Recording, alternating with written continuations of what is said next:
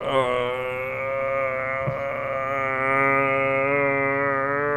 once we get to there, Lawrence is going to go hard on the ride skill and become an extreme surfer. I mean, you got to do something when you retire from the account. That was being a merchant. Yes, that's when he retires as a merchant. Oh, right. It's gonna be real weird because he's like he's not like surfing on a surfboard. He's surfing on like a dolphin. No, it was actually Mira. Mira's surfing on a dolphin? No, Mira's the dolphin. Mira. Mira's surfing on the dolphin while Lawrence is surfing on Mira. Mm-hmm. Yeah. It's just surfing all the way down. Yeah, dolphin's on top of Samar. And Samar's on top of Lawrence. Whoa! It's like a weird like circle that just rolls in the water. Well, actually, it's a second Lawrence on that one. It's Twink Lawrence, who is on top of Frey, who is on top of Garrett, who's on top of actual Lawrence. That's making the circle. And Streak is just watching all this, I guess. No, Streak is in the middle, in the gravitational force of the circle, stuck there, spinning endlessly. Ah, I see. Like the peg of a wheel. So is Streak like the gyroscope that keeps everything like centered, the middle of the gyroscope? No, well, no, Streak got unfortunately trapped there in the gravitational pull while watching. It's endless torture. For everyone, really. If he's caught in the gravitational pull, is he getting spaghettified? No, he just looks bored. You forget about that. You say spaghetti about that? Yeah. I wanna die! Hey, Robert, does spaghetti exist in this setting? Why do you guys wait until after the session, like after session time, to ask me these incredibly load-bearing questions? I ask you these questions all the time. Yes. Nice. Yeah, pasta exists. So since it's not Badass. Italian, But they wouldn't call where's it spaghetti. Oh, they don't call it spaghetti? The word spaghetti didn't exist before 1845. I feel like you're pulling that out of your ass right now. Apparently, yeah, like, the word spaghetti, meaning little string, was first documented in 1845. Are you just Robert's Googling right. this right now? Yeah. They call it shoestring pasta. Robert's right, they call it sketty.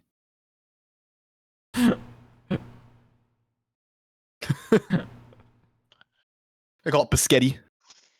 Biscotti. It's so fucking stupid. Yeah, because you'd have a basket. A very small basket. Called a spoon. Challenge mode. Now.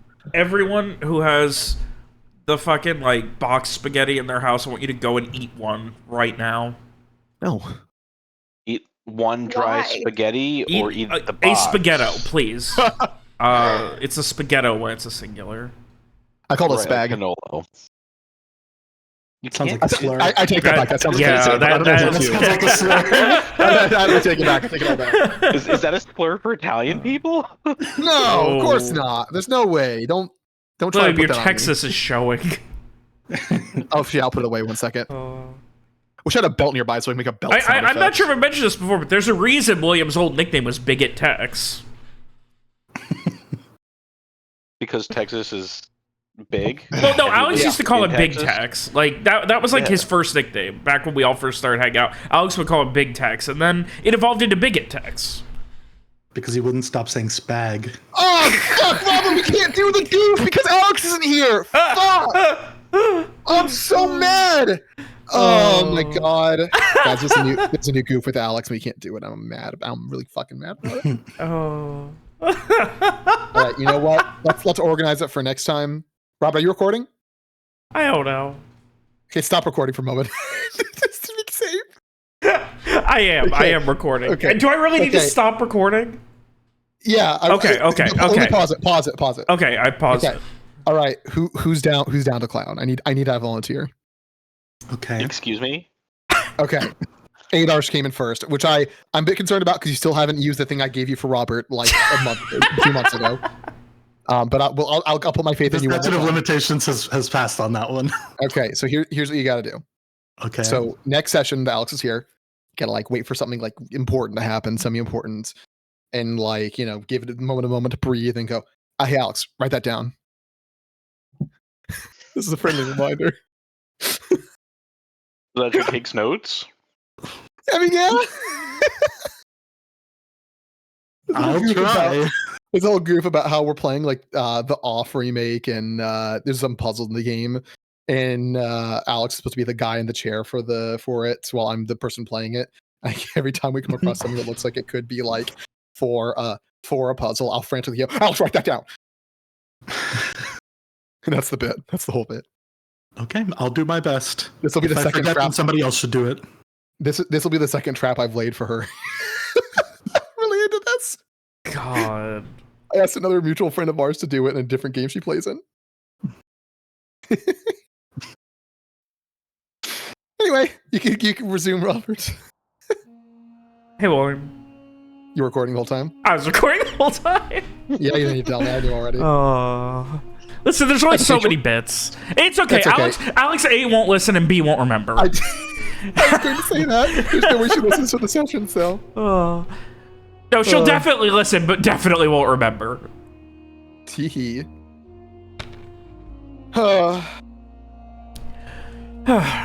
After finding the Tome of Erudition and learning the extent to which your problems with Captain Wallace seem to have grown and solidified into something that required true dedication to deal with, you set your sights on the Vassal Barrier Islands, and it is here that you were eventually able to strike up a deal with Captain Strike, the fort commander of Fort Halen.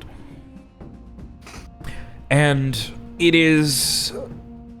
was a questionable deal, but one that you didn't see a way out of, hoping that, well, while there's no immediate answers, there's one person who has to have some kind of answers, some kind of connection, and that was Captain Rayburn.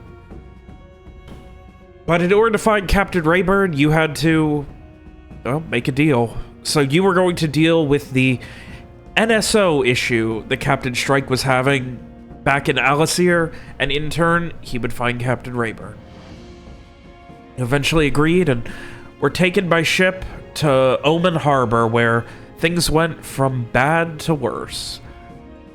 The uncomfortability and general hostility to just about everything immediately made itself known, both to your senses through the existence of things and also the people who at best were giving you a cold shoulder, and unfortunately you were forced to cut yet another deal in order to keep things smooth in this place you would probably need to use again in the future. A man known as Charles Raid, known colloquially as the mayor of Oamon Harbor, asked that you deal with a crew of pirates who had been holed up there for far too long, known as the Iron Wolves. Eventually, you were able to put a plan into action to blow the fuck up their hideout with a mostly empty, but full enough to get it done, keg of spark powder. The end result was a lot of death and destruction, but you guys able to get out and with, well, at least a neutral level of understanding with the mayor. As you headed out, unfortunately, you ended up meeting with a possible ally, though I personally have no idea how you would define it, in Maymay, an old woman and member of the Lantern Guild of Oamon Harbor who wanted nothing more than to escape and go to a real city. Through the power of guilt-tripping and manipulation, she was able to convince you to at least take care of her for one night and hopefully get her to Alacyr. So, as the night turned to day and a new morning began, outside of Oamon Harbor, I ask unto you all, as I have what feels like a billion times before, Samar, Strieg, Frey, Garrett, and Lawrence. The morning grows into afternoon far too quickly, even as the sun just rises. You're set up at camp maybe half an hour outside of Oamon Harbor. The smells of hot, stagnant, brackish, and fresh water, and the activity of the mosquitoes, gnats, and other horrid bugs already beginning to force you awake. What are you guys doing? I believe that we are making our way south down the path. Whatever path there is. All right. Yeah. Also fetid. That's what the area is like, right? Yes. It is all flooded out, and while there is something, like, there is technically still a main, like, thoroughfare that doesn't have as much flooding or as much destruction, it is still going to be a lot slower going than it otherwise would. As such, you got about 3 days just to get to Rakiri Town. Fun. That's in the worst of it. Right. Well, best we get moving. The quicker we can move, the quicker we're out of this mess. And Garrett just kind of gestures around at the swamp. And what of May? Mira's going to be carrying her then, I take it? Cartwheeling. Yeah, yes. Yeah. All right. Does it seem like it's going to be like tiring or difficult, or is she like light enough that it's not a big deal? Mira will be fine carrying her. Okay, then yeah. It will not slow you guys down. She points at her head and says infinite energy. Though Mira being able to do cartwheels without using her hands, very impressive. Yeah. But we're just tying Mima to her, so she doesn't need to hold her. We weren't using super glue? Well, I don't have super glue. Do you have super glue? Always. Oh. Anyway, we continue, Robert. So, anything specific you guys need to do? Breaking camp, anything like that? Lawrence will have something for, I think, for Garrett during the day's travel. But nothing as far as breaking camp goes. I would also like to just ask, is there anything specific anyone's doing during the travel? Any specific roles or anything?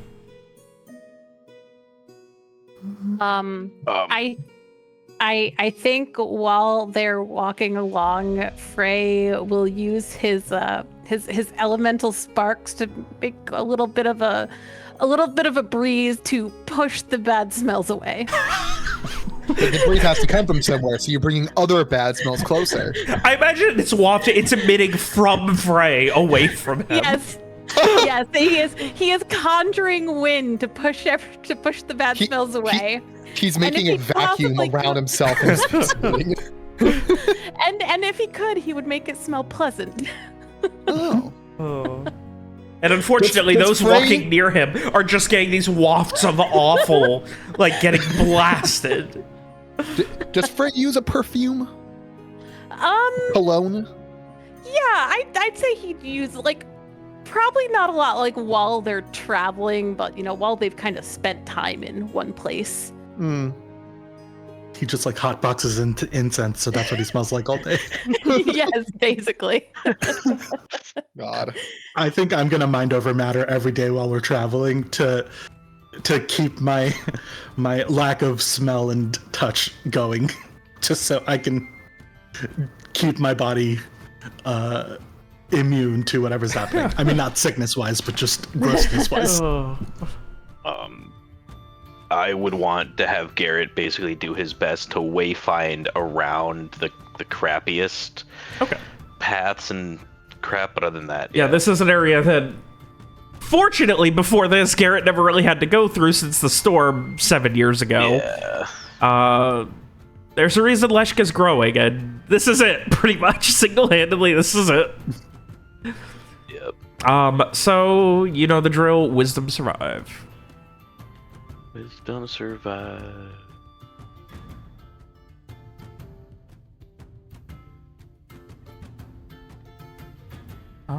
Nice.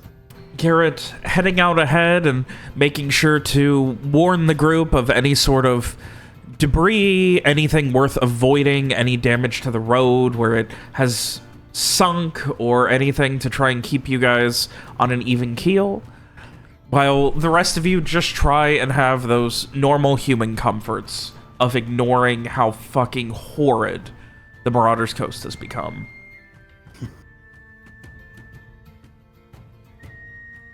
And unfortunately, you got about 3 days of this. Fun. I think Summer's probably traveling in silence. Like, they clearly have... They're thinking about some stuff, but... Is it about getting shot? No. Okay, just checking. Yeah. They are ruminating. On getting shot. That's a good word. Yes. Speaking of, as we're like beginning to go off for the start of the day, as Garrett's like heading forward, Lawrence will we'll clap Frey on the shoulder and say, "You know, Mr. Rock, I do believe yesterday is the first time I've seen you take down an enemy crewman on your own." Frey looks at Lawrence, kind of a crooked smile on his face.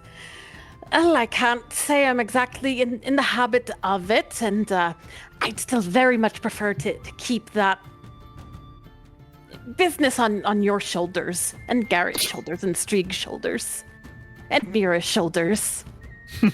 Literally anyone else's shoulders, hey, Mr. Rock? You know, yes, I think that would be very much preferable.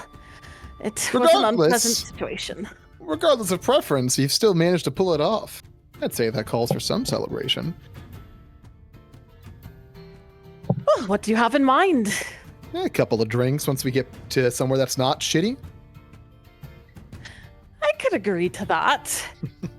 Now, if you could only perhaps magic up a cart or a wagon so we could get there a little faster. And so we can lose it in the muck here? I'm sure we could make it work. Well, maybe if you ask Miss Tyrell, she'll carry 2 people. I think Mira has her hands rather full at the moment. But don't tempt me. Lawrence laughs, imagining the fact that Frey might actually try to do that at some point.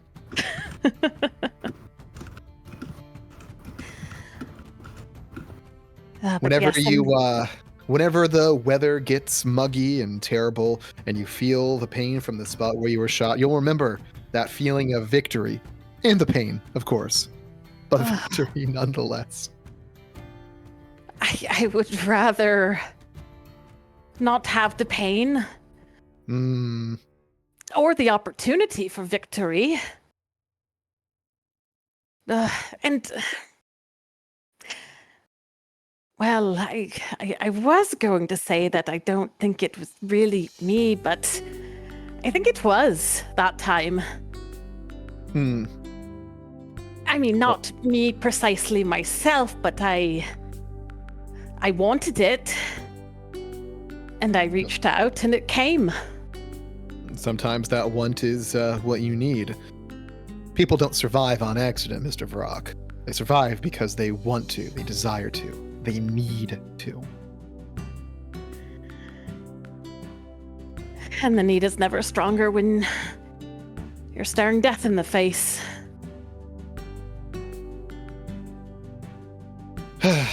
As much as you may prefer it not be the case, you're going to be in that situation again. I imagine at least a good few more times before the end of all this. Remember that feeling, that need to survive. I will, and I don't think I'll soon forget it. Lawrence nods approvingly. Yeah, Frey will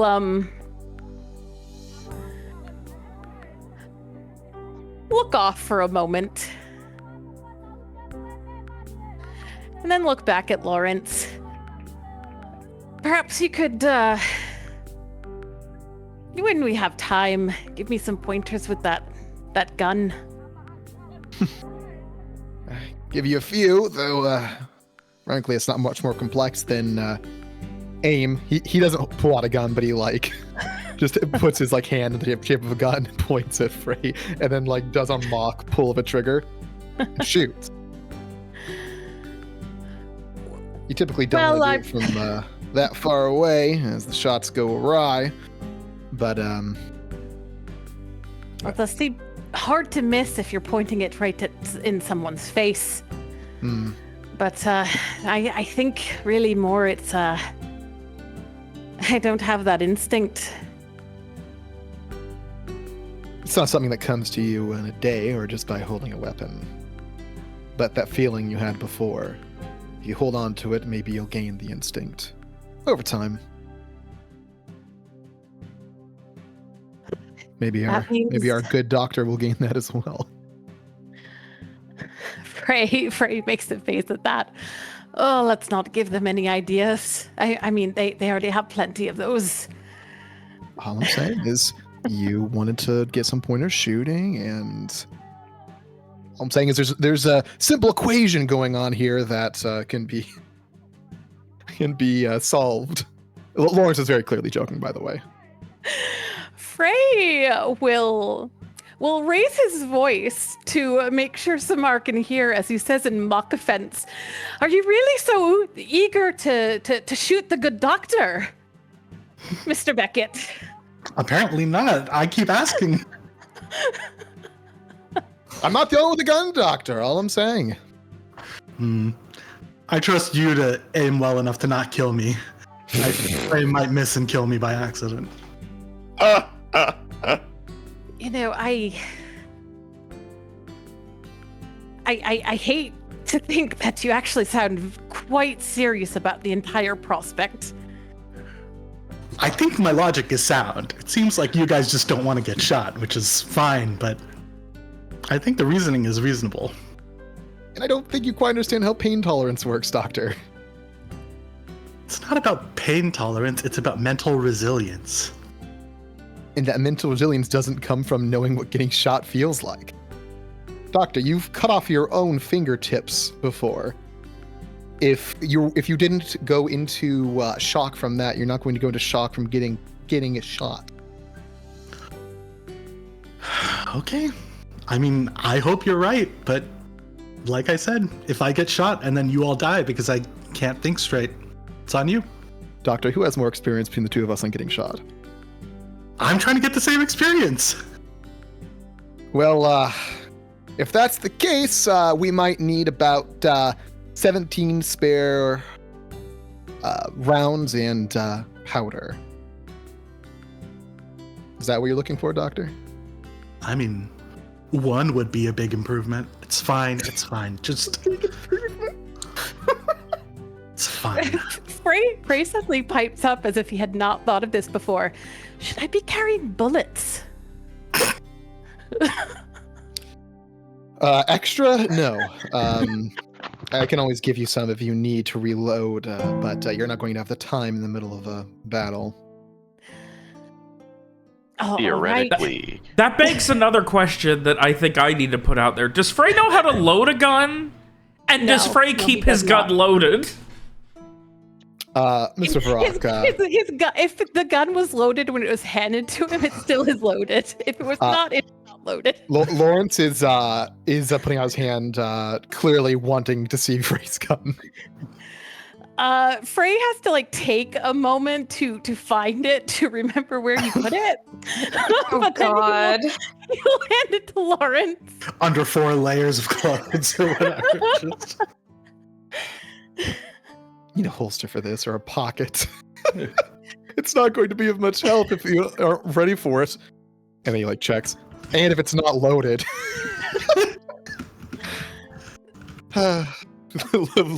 Larry sighs and hands it back. Frey looks at it and, oh, you'll have to. I don't think I know how to load it. Oh, Lawrence laughs a little grimly. And he'll give it till camp tonight. All right, I'll expect a very thorough lesson. No detail left out, because I might need it.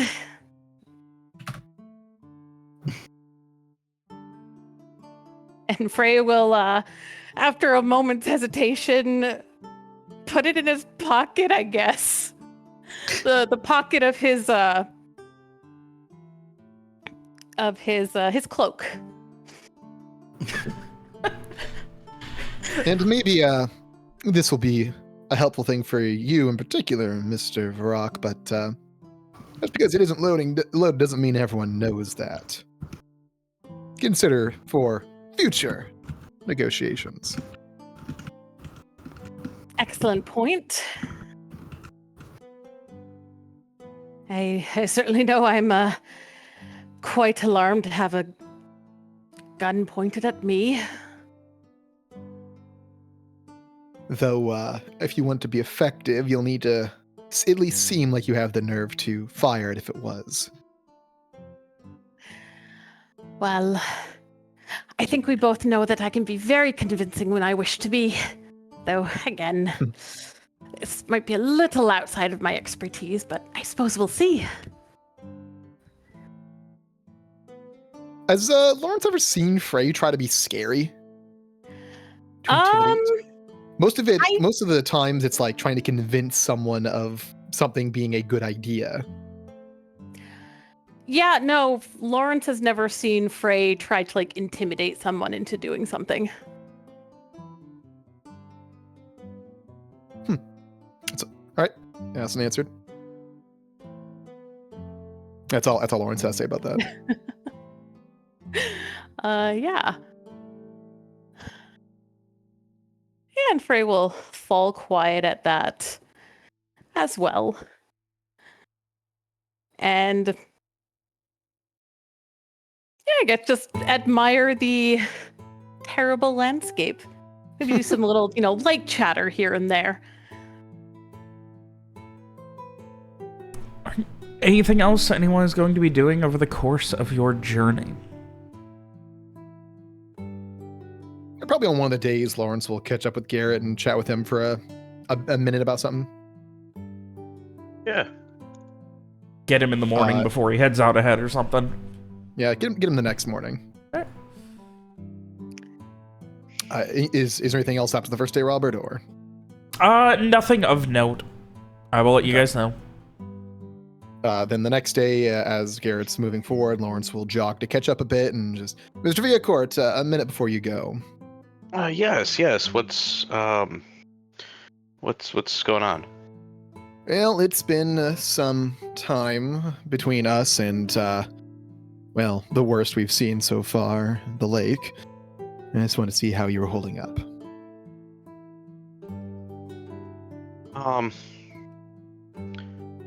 Stuff's...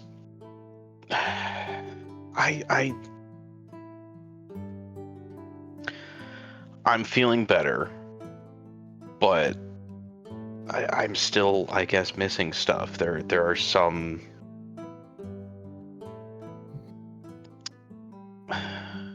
Like, I still don't remember Zane.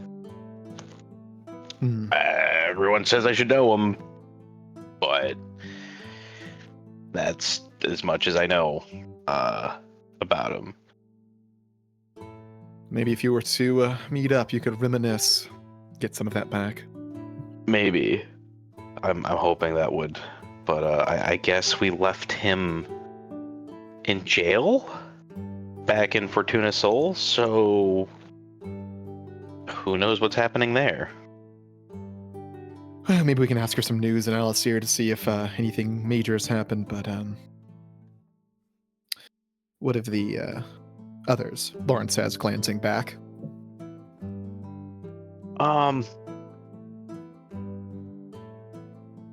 Well, I don't think it's some weird global conspiracy where, I mean, he wouldn't know global conspiracies. I don't think it's some weird conspiracy where, Streak, Frey, and Mira are out to get me anymore. If that's your particular question, I'd say it goes a bit deeper than that, but I suppose that's good. but yeah, I mean, that thing really messed with my head. But it's what it is. Checking.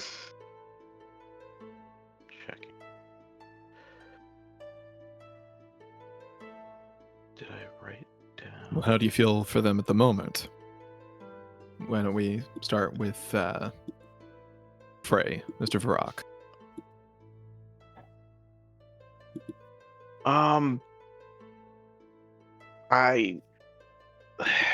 I don't know what's going on with them. In general? Yeah, they got that whole weird relation to death thing that's going on, and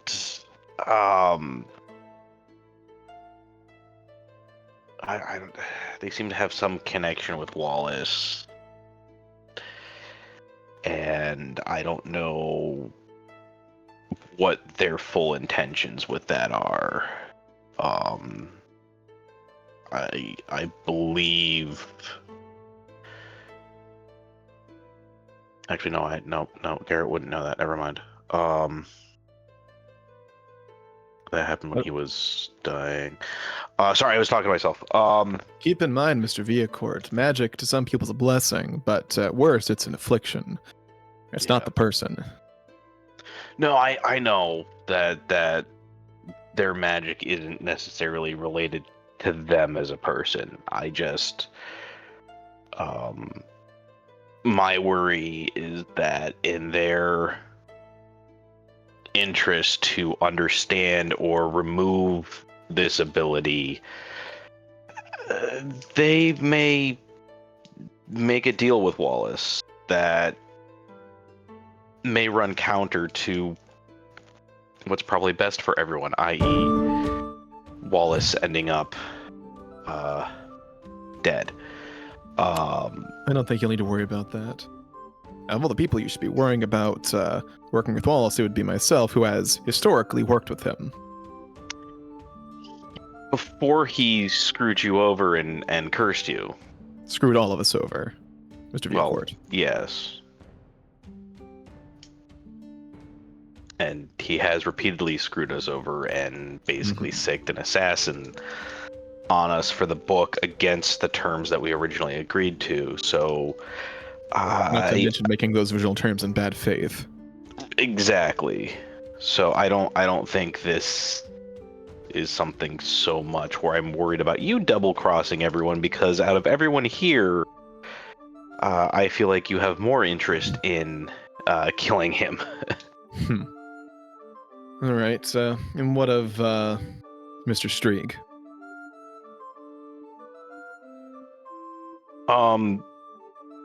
I find it very interesting that he said he used to work at the prison where Captain Rayburn is apparently at. Captain Drake was also there, supposedly. And Drake, yeah.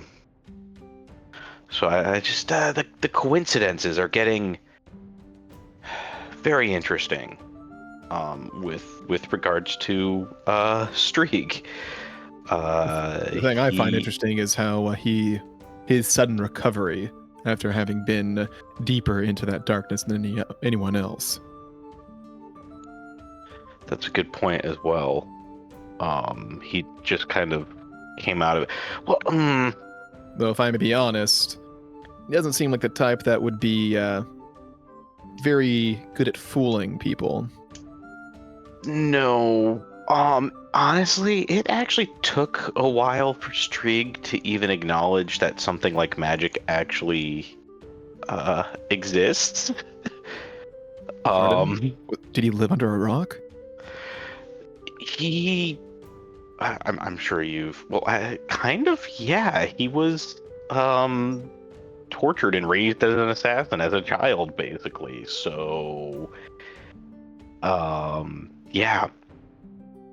But also, when we first met him, we were traveling with Rohan, and Who is a mage, to my understanding. right. So there were all sorts of times where Rohan would do magic, and Strieg would just kind of, what the hell is going on here? He couldn't. He either ignored it because this isn't happening, it's like this. I'm not seeing this. This doesn't exist. Or I don't this think is really weird. Is going to be fooling anyone, to be honest. Yeah. I don't think he's fooling anyone. I think that his lack of belief in magic originally may have insulated him from some of the darker effects. Or maybe miracles do happen. Or even maybe Mr. Strieg simply has the willpower to return from such a thing. Those kinds of people do exist. Yeah. If anyone has willpower, it's certainly Strieg. What of Miss Tyrell, Mira? I am more concerned of her father than I am about her. Understandable. I'm also very concerned about that. I think that her personality that she's displayed is genuine, and that if it was up to her, she wouldn't intentionally hurt anyone. Unfortunately, we've been in situations where it has not been up to her to choose the path of non-violence. At least mostly it's been against monsters. So. What do you think would happen if her father told her to hurt someone? I think that she would not want to. She was, and if I remember correctly, she was opposed to blowing up the laboratory where her father was working that killed all the Reclarian soldiers, and Rohan, essentially she was out. She went along with everyone else because we said we were going to, but she didn't want to have that happen. So I don't think she would willingly hurt us, even if her father told her to. I think she would try to talk the situation out. And bearing in mind I'm no mage, I cannot imagine a sufficiently skilled one able to create a being such as Mira would do so without a way to directly control said being. I don't know if that is even something that's doable. Putting in some kind of fail-safe, I guess. I don't know what else you would call it. Suppose it's just food for thought, unless we meet someone who is sufficiently skilled to fully comment on that. It seems Mr. Vrock is only so knowledgeable in those matters, and while it seems that Dr. Samar knows a good bit more, it seems not about those particular things. Right, their training was more in healing than it was in making magical items and what is it for Carnum? Maybe something worth looking into at a later date. But anyway, for now, I'll thank you for sharing your thoughts with me. And I'm glad to hear you're doing better in general. As long as you keep wanting to improve, I'm sure you will continue to do so. Yeah, I think just being back around everyone and just being out and away from that lake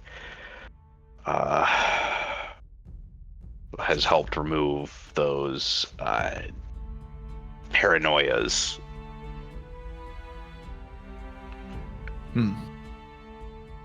Further from the traumatic event, it's understandable. But anyway, for now, Mr. Vicourt, I will let you get back to your scouting. Of course. Besides, what's a little trauma if you can't, shove it down deep inside? Then drown it with alcohol. Ale and whiskey. Was partial to a good whiskey. Well, we do have something to celebrate once we're in town, so look forward to it. Indeed. Lawrence will do a little wave to Gare and head back to the others.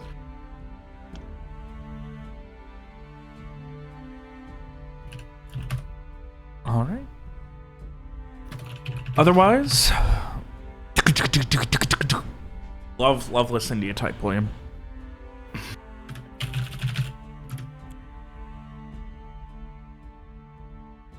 Otherwise, your journeys continue. Mira listening and nodding along to the semi-insane ramblings of Maymay that she quite literally cannot escape from. And otherwise, you guys have time to relax as much as you can, given the stresses since you initially left Alacyr and, well, the tensions of everything that happened out in the Ophirian. I think Samar might talk to Strieg at some point and be like, so listen, do you feel bad when you kill people?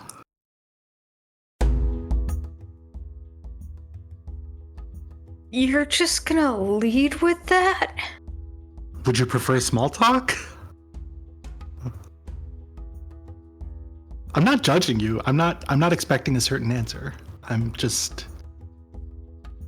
Yes.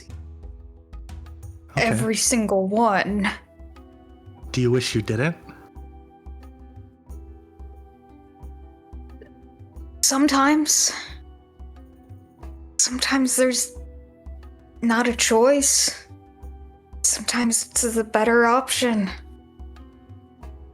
I'd much rather kill someone else than have someone else kill one of you. I'm, in Fort Halid, when people said I was being, stubborn and reckless, I kind of brushed it off, but, when we were in Oamon Harbor, I think it would be tough to deny that I definitely got all of us, trapped in mind prison, by the mayor. And so I'm trying not to be stubborn and reckless anymore. But, in any other circumstance, if somebody said I had to kill 27 people, I would have said no. And if they said, do it or I'm going to kill you, I would have said no, because as indicated in Fort Halid, I'm kind of a person who stands on principle. I kind of think that's important. But in this case, I didn't really think I could, and I didn't want to, I guess, stop us from doing whatever we had to get out of a mess that I got you all into. But I don't know, it feels... Now you feel those 27 deaths. Yeah, it's... If me not being stubborn means I'm gonna be killing 27 people. Isn't it better if I'm stubborn?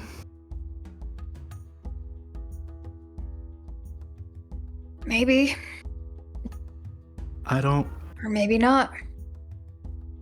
really Can't- know how to tell the difference between the times where I'm wrong and everyone else is right, and the times when I'm right and everyone else is wrong. Because I always think I'm right, obviously. Because why would I believe something that I didn't think was right? But I think Street kind of considers that for a moment. But clearly sometimes I am wrong, but I don't know how to tell the difference. And, you know, I want to think that you guys are all smart and thoughtful people, and maybe one way to tell is when all of you guys agree on something and I don't. Maybe that's, you know, maybe that's an indication that I'm wrong. But I can't shake the feeling that you guys all were happy to kill 27 people, and I didn't really, you know, on the inside didn't really want to. And I can't shake the feeling that I was probably right, but I don't know, maybe we didn't have a choice. I don't know. I don't really know what to do about that.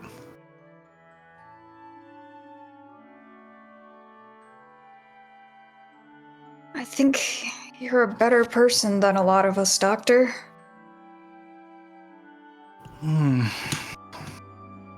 I doubt it, but more stubborn, definitely. Sure, more stubborn. But you're the one here thinking about this kind of stuff. Me, I take what just happened and it gets shoved down and goes away, and I try not to think about it. Yeah. And that sure isn't the right thing to do. Doesn't make me feel good. If I could stop thinking about it, maybe I would, but I think a lot. I'm not sure it's good for me either, so, you know. Probably not good for you, but I do think it makes you a good person. You care a lot about people, and you're stubborn because you care so much. I think what you do makes you a good person. I don't think the 27 people who we killed care if I feel bad about it or not.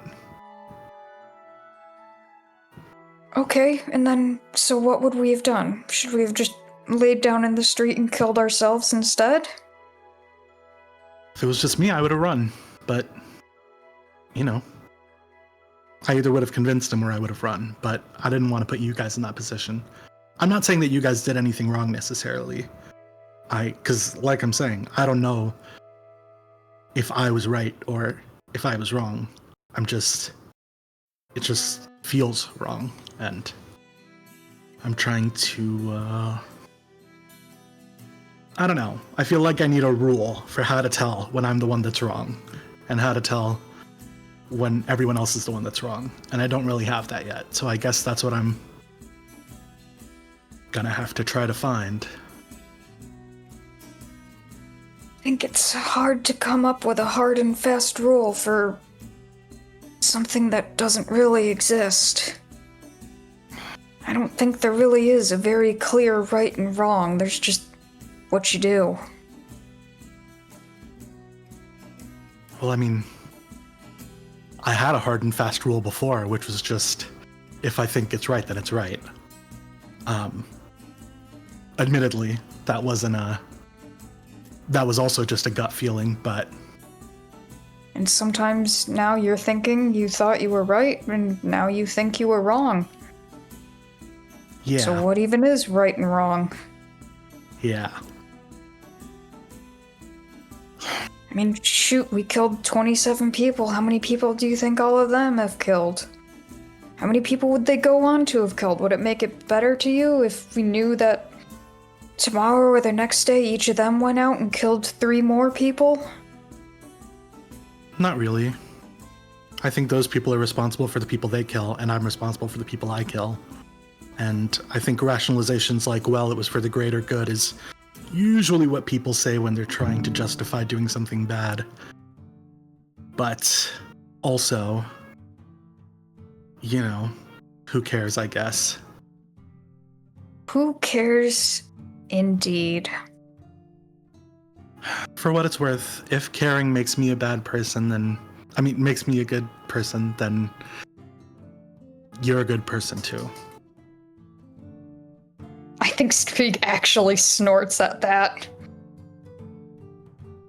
I mean, maybe we're both bad people, but if the fact that I care is what matters, then we started off this conversation with you saying that you feel bad for every person you kill. Yeah, but Doctor, I'm probably gonna keep doing it. Well, okay. I feel like if it makes you feel bad, you shouldn't, but you're in control of yourself. There's only so much I seem to be able to do in this world. And most of it is revolved right around this crossbow. Have you ever thought what you'd want to be good at if it wasn't this? I tried a lot of things.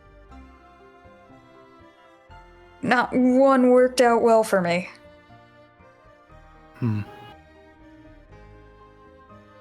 Well, maybe there's a way to use it for good. Yeah, well... when you figure that out, let me know. Alright. Maybe that's something I can think about instead of all this.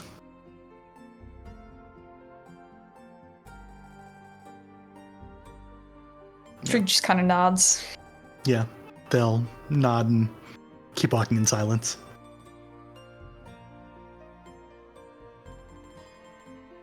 As the conversation finishes and the day starts to grow longer and longer, the heat getting heavier and heavier and more dominant, and unfortunately waking up all manner of horrid bugs in the sitting water.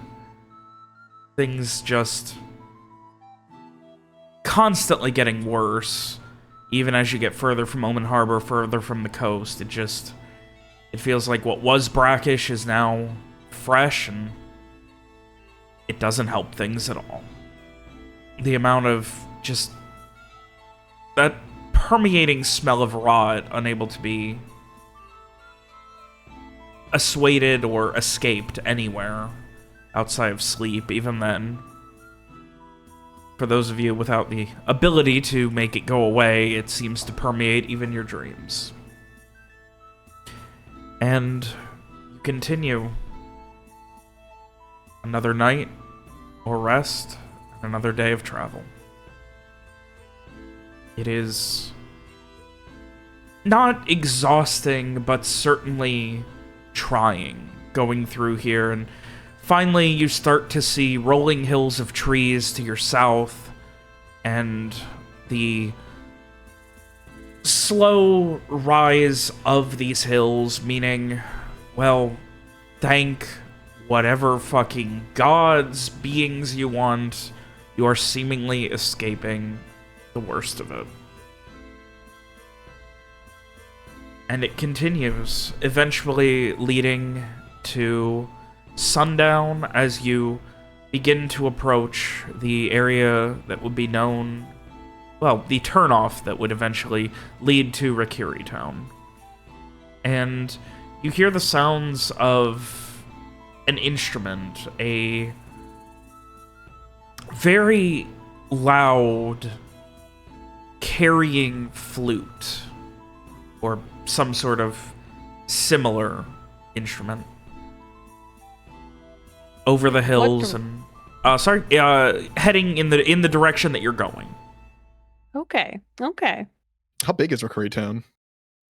Rickery Town is no more than maybe a couple hundred people. It was built in the wake of the storm of 1650.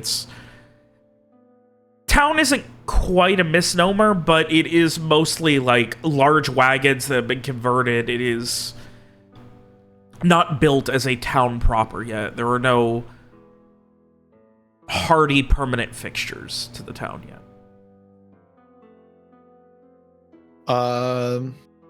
So is there any hotel, would it be a hotel or No. a stop? No, there were not. But, as you are, again, Rickery Town is also a couple miles off of the road. So whatever this is, it is definitely on the road. Lawrence will probably bring up Rickery Town and mention that since it's a little ways off and also there's no hotels to begin with, we probably have no reason to stop.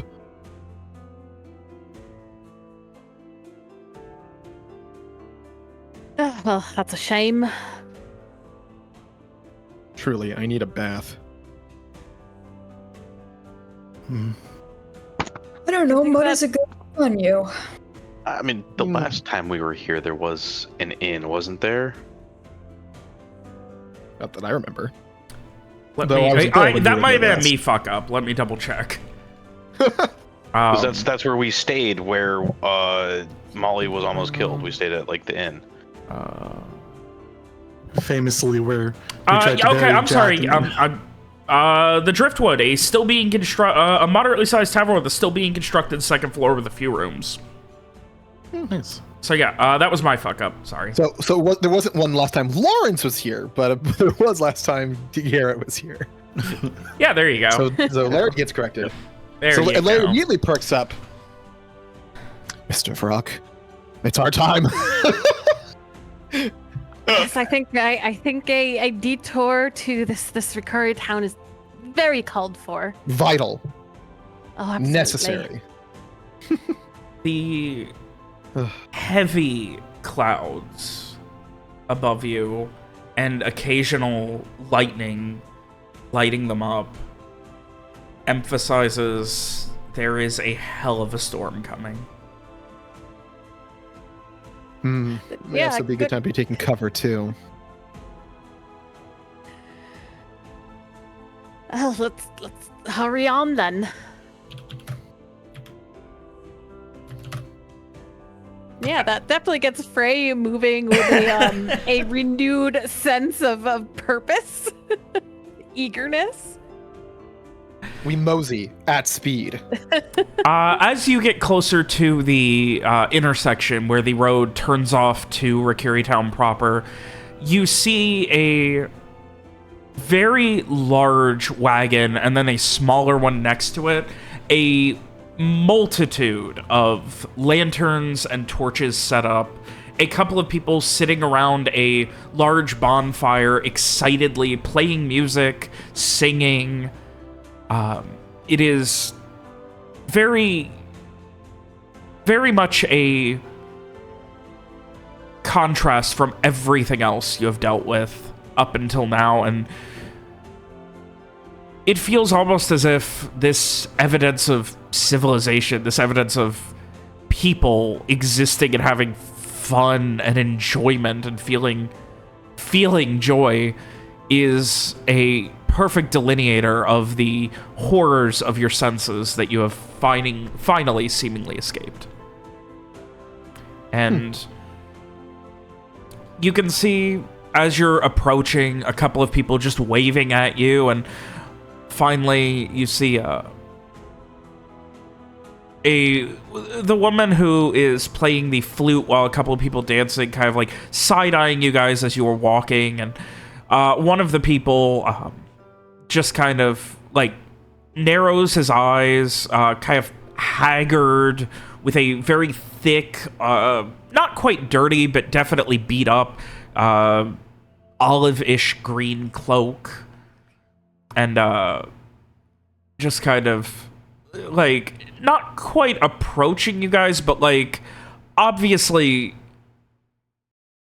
between the whole caravan and you guys. So that when you, like, would have to pass them in order to get to the road that leads to Rakuri Town, you would have to pass this man first. Suppose Lawrence will wave in a friendly manner.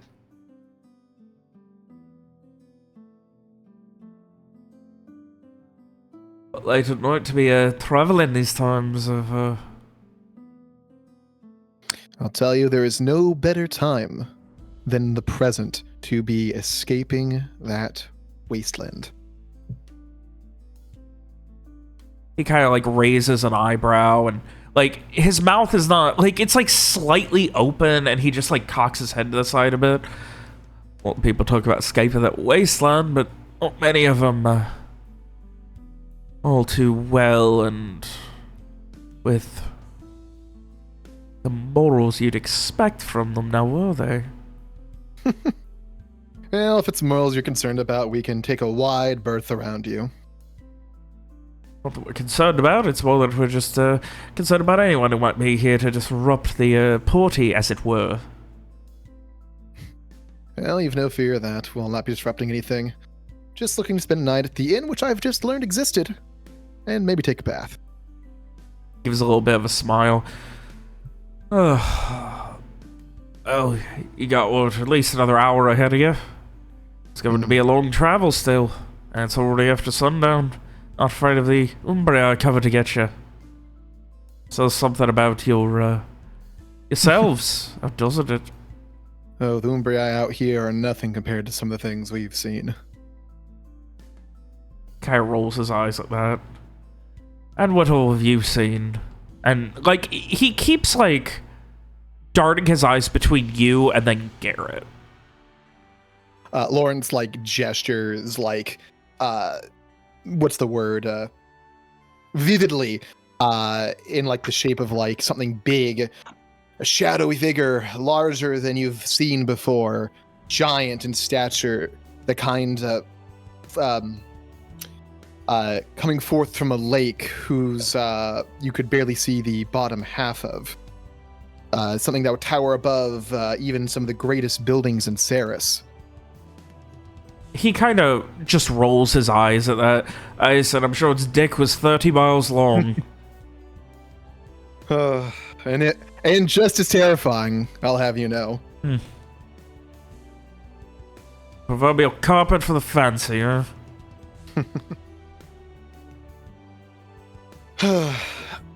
But suffice to say, not that worried.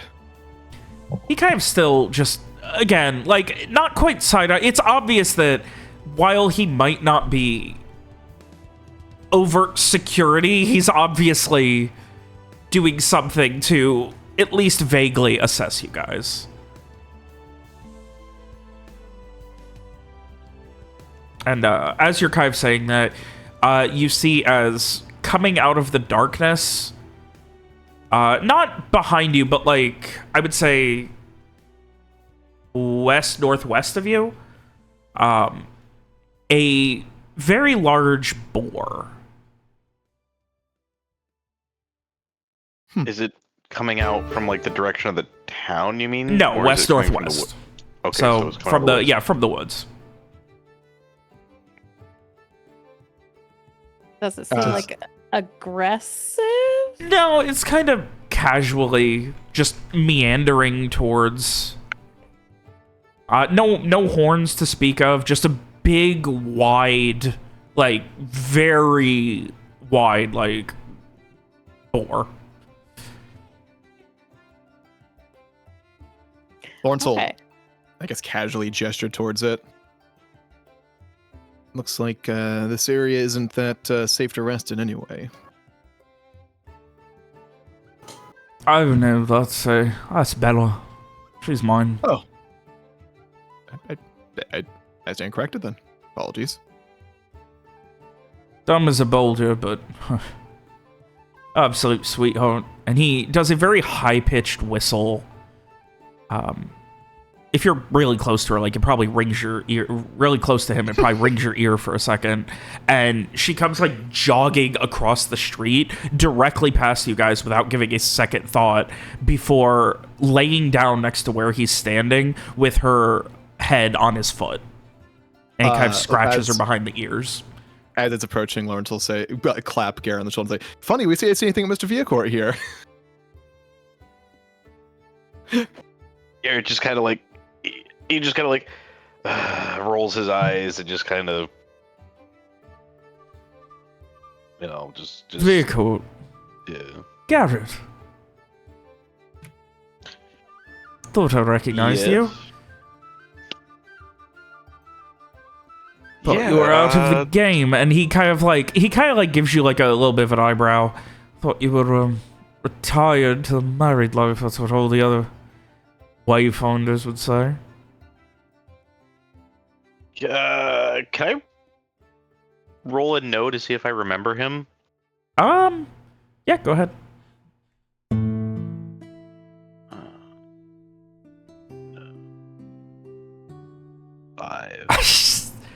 You've I met. don't remember There him. are a lot of wayfinders in the world.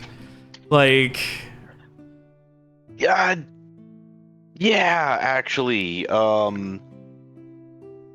unfortunately, had to go back out into the wilds here.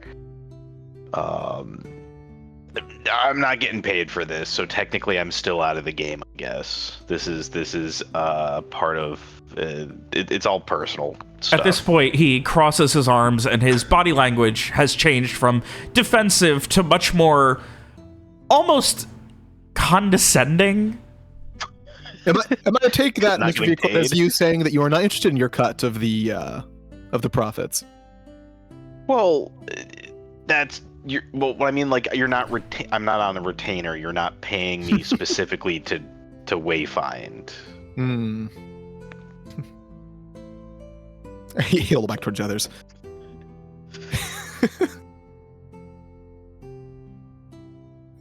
Just, you know, I don't have a goof in there. Sorry. I thought I did. Sorry. Move on. He continues to just, like, seemingly dumbfounded by this. So, you're getting paid, but not to wayfind, but not to wayfind. Is that true? Did you hear about what happened up in Ardavishte with the bombings and everything? Yes, it was... He kind of rolls his eyes. Fucked business out there. Quite a bit. Yeah, they hurt my wife. Oh, shit. So we're resolving that. It's been kind of a long, extended resolution. Aye. And he, still arms crossed. If he was, like, he is standing in such a way that, like, it looks like he's leaning against a wall almost in amusement at this conversation, even though there is nothing for him to lean against. And what's got you out here in Recurry Town? I mean, are you making your way through to Leska, or don't tell me you're going up to Oamon Harbor. He thumbs back at the two wagons. Oh, hold on permanently. Wayfinder for the hearth.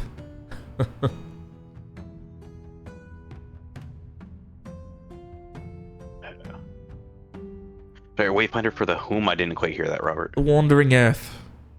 The Wandering Earth. I think Hearth is what he said. The Wandering Hearth. Yeah. Okay. See, that's why I asked, because... Yeah, no, it's fine. Wandering Hearth. Does that name ring a bell at all? Yeah, you've heard of them. They are, they're essentially a caravan that's constantly, like, traveling Madara. They have what amounts to, like, they're not, if you pay them a fuck ton, they can essentially be a taxi service. But, you know, they're just a group of people who work together. Like, you pay and you can join them on their travels. If you pay a fuck ton, they might take you somewhere specific. But generally, they're more laissez-faire in how they travel. They have a blacksmith with them. Like, they are a fully, like, self-sufficient group. They're, you know, always doing something. They take jobs as they can. Respectable enough. Okay. Well, that's good to hear. I haven't worked with them before, but I've heard they're good people. Good How enough. long have you? Yeah, how long have you been traveling with them? Just from Alacyr, or? I've been working with them for about 4 years now. Oh, really? Okay. Wow. So I'm permanent wayfinder for them. Mr. Viacord, aren't you going to introduce us to your friend? Oh, has he learned manners now? Is that it? Supposedly someone's trying to teach him, but jury's out on how that's going. This is we met a couple of times, fellow Wayfinder, and then Garrett looks at him with eyes like, I am so sorry, I do not remember your name. Like he's making that eye contact, but he doesn't actually. He kind of leans his head forward and raises his eyebrows, like waiting for you to say his name. Lawrence is stifling a laugh.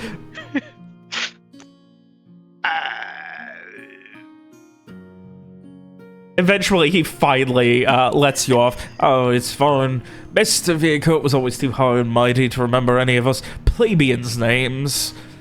Valerie Heathcote. And he comes up to shake your hand, Lawrence. Spelling. Already on it. Valerie Heathcote.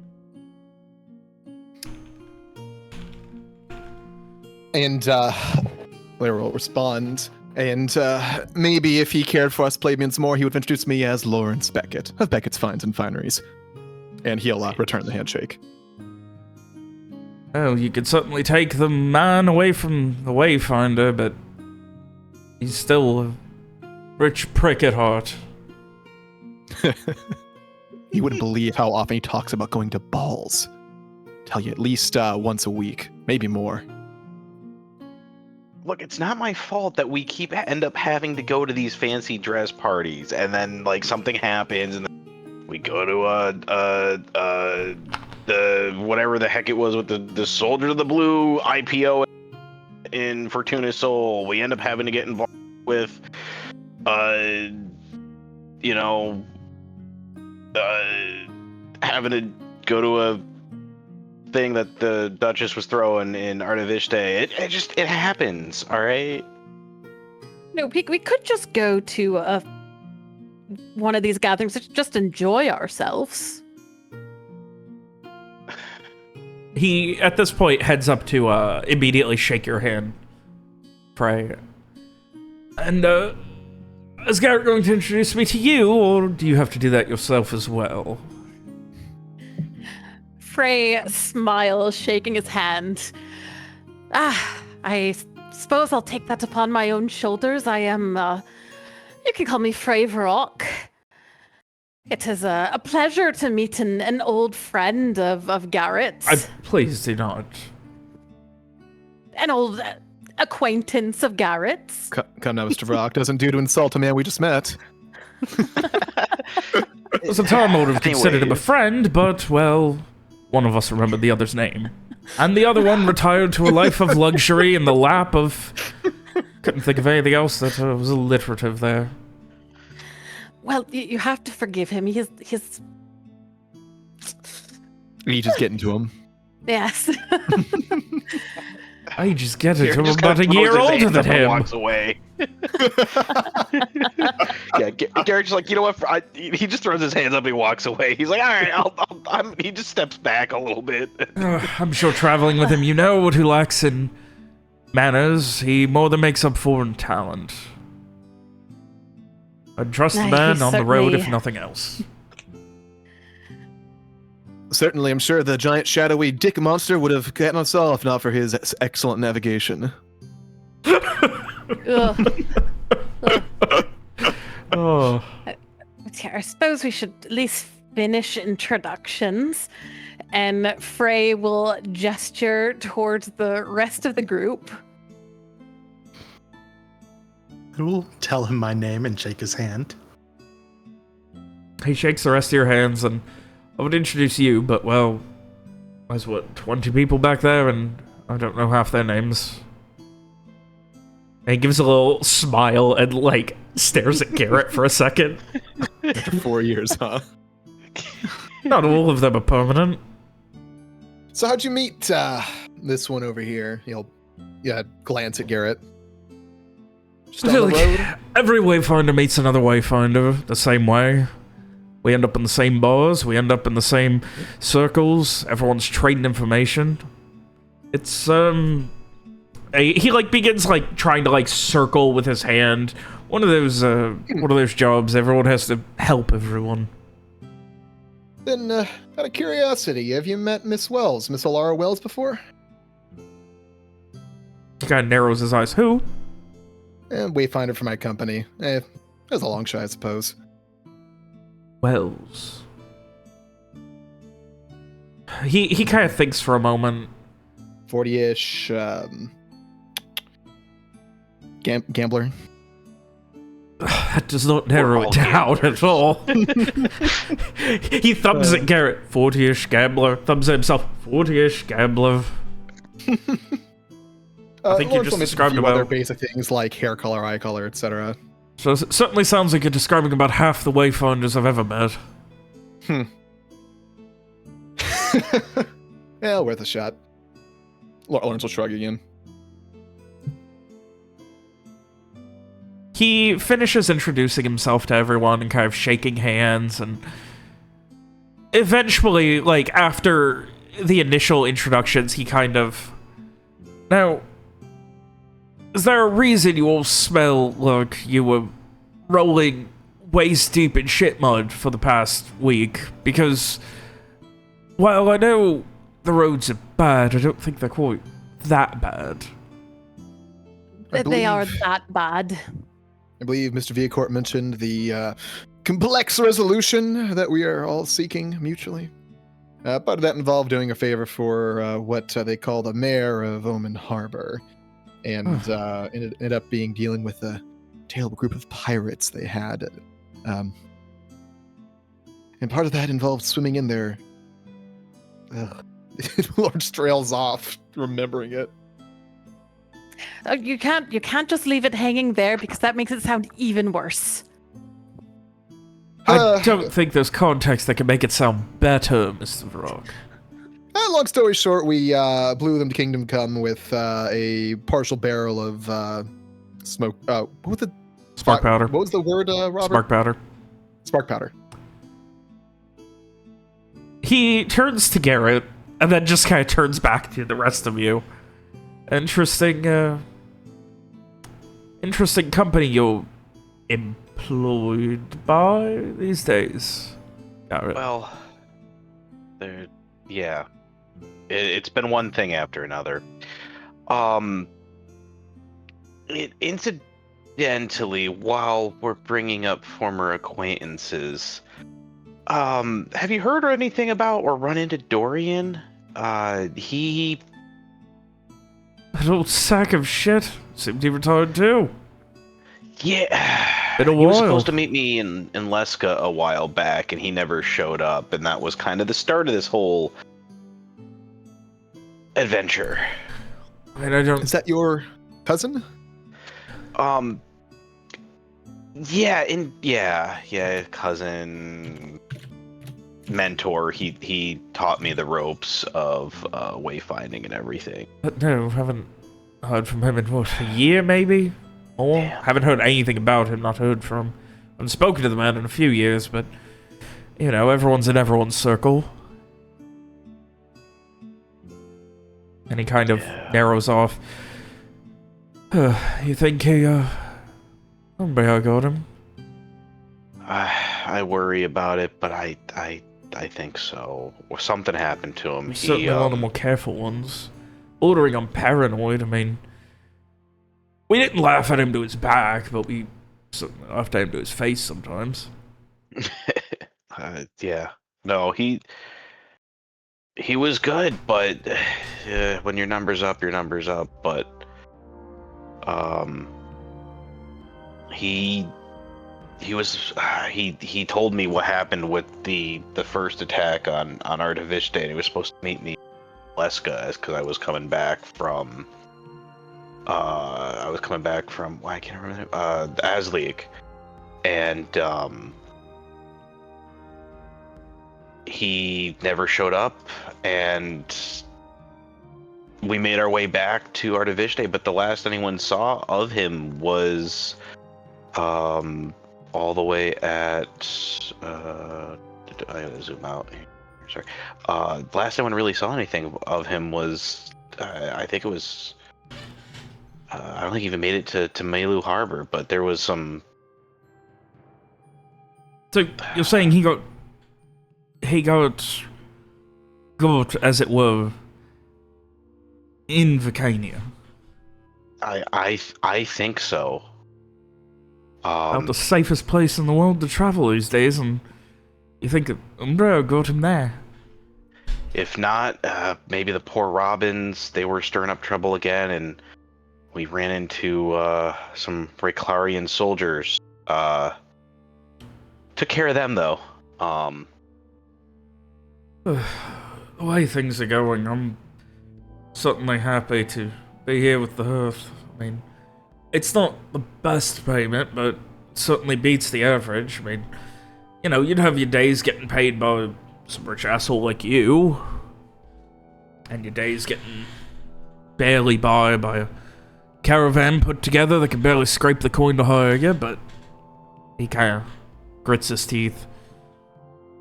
He's usually better with the caravan than with the rich asshole, though, in my experience. Yes, well, fortunately that experience doesn't pay, and some of us need the coin. Mr. Vehicle. He gives a little bit of a smile at that. Garrett rolls his eyes a little bit. He's like, you know what? We've all heard the stories. Don't give me that. You married into it. It happens. Oh, yeah. You hit the fucking... To the best of us, really, you know, every now and then just marry into wealth, you know, just as you do. Yeah. Bombs your trip and fall into a life of luxury, and, well, what anyone would see in this unshaven sack of shit, I could never understand. Who knows, maybe he'll trip again next week. And he gives a little smile at that. And, Samar, given your native intuition as a sixth sense, the needling and harassing is... I'm not gonna make you roll for the obvious jealousy that you can get from that. Yeah, of course. Yeah, that's funny. So, all things considered, I mean, I assume you're heading back to Alacyr. Yeah, essentially that's our main goal. We have a couple of prospects that we're juggling there that we check back up on after coming up north a ways. So we're gonna be turning around either tomorrow or the next day, depending on when our the rest of our group returns. If you all are looking. Well, if you're leaving tomorrow, you said. I mean, that's probably roughly when we would be leaving. It would certainly be good to pitch in, as you know. Numbers equal safety out here. That, and he thumbs back at the larger of the two wagons. I mean, the barge has room, so you can at least sleep on the road, too. When I say bigger, true. I mean, Garrett, you would know this, but, like, for the rest of you, it is literally, like, bunk beds, like, for sleeping, relaxing on the road on a covered wagon that is completely protected and pulled by, like, 8 mules. Like, it's fucking huge. Like, there would be room for all of us? Easily. Like, it would be... like, you don't get much more than... you know, room for your belongings and a bed, but you can obviously still walk alongside it if you need to stretch your legs or anything, but yeah. What's the smell like inside? I'm sure it gets a little ripe on the road though. Were you asking in or out of character? That was out of character. I mean, they do, you know, have the option of baths on the road. They carry soap and things. Like, they are the best way I can describe it is like a mobile inn with some extra amenities, is what the Wandering Hearth is. Hostel on wheels. What's that? Hostel on wheels. Yeah, yeah. Well, I, for one, would welcome the idea. And more company. And we would welcome the payment. And more company. And how much payment are we referring to here? Oh, that certainly is going to depend on... And he kind of, like, counts you all out. There are 7 of you. You're all, assume, going to be wanting beds for the trip? Or just travel alongside us? Appreciate our safety and... He, again, stares directly at Garrett. My expertise to get us safely back to Alacyr. Of course, I would never think to step on your toes and try to wayfind you know, for everyone when there's such a qualified wayfinder. And Garrett means it. He you know. Alternatively, we could do maybe an exchange of sorts where we share the safety and a incredible wayfinder in Mr. Villacourt to ease your own troubles. He gives a very slow blink at that. And just kind of stares for a second. It's I think it's clear in the tone that Lawrence is telling a joke. Yes, and he is Also, he is deadpanning it making a point to the group that we... completely. Also, the joke, that's also like making a point to others that we don't need that. Speak for yourself. Yeah. Oh. Yeah, I was gonna say Frey is absolutely taking. Like as soon as I heard that there's like a traveling in-room thing, I knew Frey would want to be hopping on that. We have hot bath. We've got soap, which, well, while I'm sure Garrett here has never quite seen it, I'm sure the rest of you would be more than interested. So that's that thing that comes in a brick that you eat while you march, right? No, it's that thing that you don't use to keep everyone away and say you're wayfinding. Oh, okay, yes, yeah. It does help space around so you don't have people. Yes, the Umbra won't come within, what, 50 miles of where you are after you've been out on the road for a couple of days. Sounds like a service you would pay for. And I think it would be well worth it. At least poor May needs a bed. We'll certainly discuss it while we spend the night in I've lost the point. In Recurry Town. I feel like we still haven't heard a cost.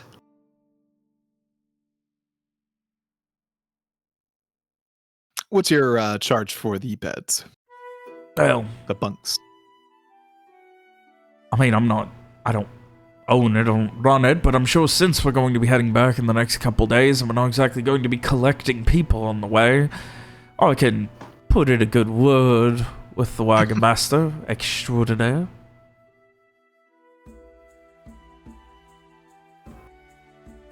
Perhaps we should say hello to this extraordinary wagon master.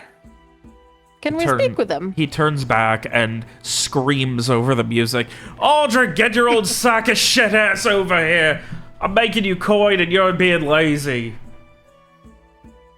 And a couple of minutes later, this man in maybe late 50s, early 60s, this heavy salt and peppered hair that's like just starting to thin, and a little bit of like a very toothy smile, and kind of, you know, very tall, not muscular, but still large. Hair kind of brushed back and short, and he just kind of Fancy meeting all of a whole group out here. He kind of like very carefully like examines you all, and Mallory turns back to him. These people are, well, looking for a deal, and I said I would get them one, and at this point, Aldrich cuts him off. And I'm assuming that it's going to come with a complimentary demand that they bathe. They smell like Oamon Harbor looks. Well, that's where we came from, so... Yeah, we Trust smell like me, Oamon Harbor we smells. know. At that, you'd Shriek, find, Aldrich gives a bit of a laugh. I think you'd find few who smell better than us after having crawled through the literal shit and garbage of Oamon Harbor. I think most people would be less interested in crawling through the literal shit of Oamon Harbor. But alas, the cards did not turn up that way for us, as there was something we had to do while we were there. Lauren turns up his palms.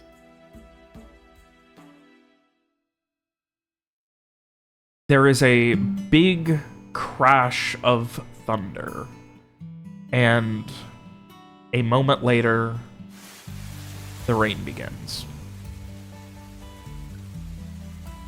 And you see, as everyone begins putting up their cloaks, they set up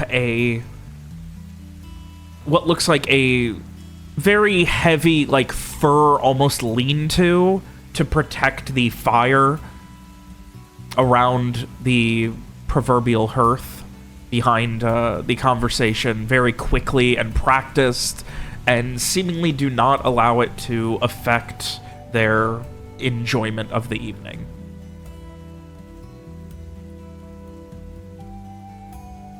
Well, Freya hurriedly pulls up his own hood. Yeah, Lawrence will throw on a cloak, adjust his hat. you're all wanting a thumbs back at the larger wagon. Gonna be wanting beds at the barge then. Yes, how much for the trip from here to Alacyr? We were told that's where you were heading.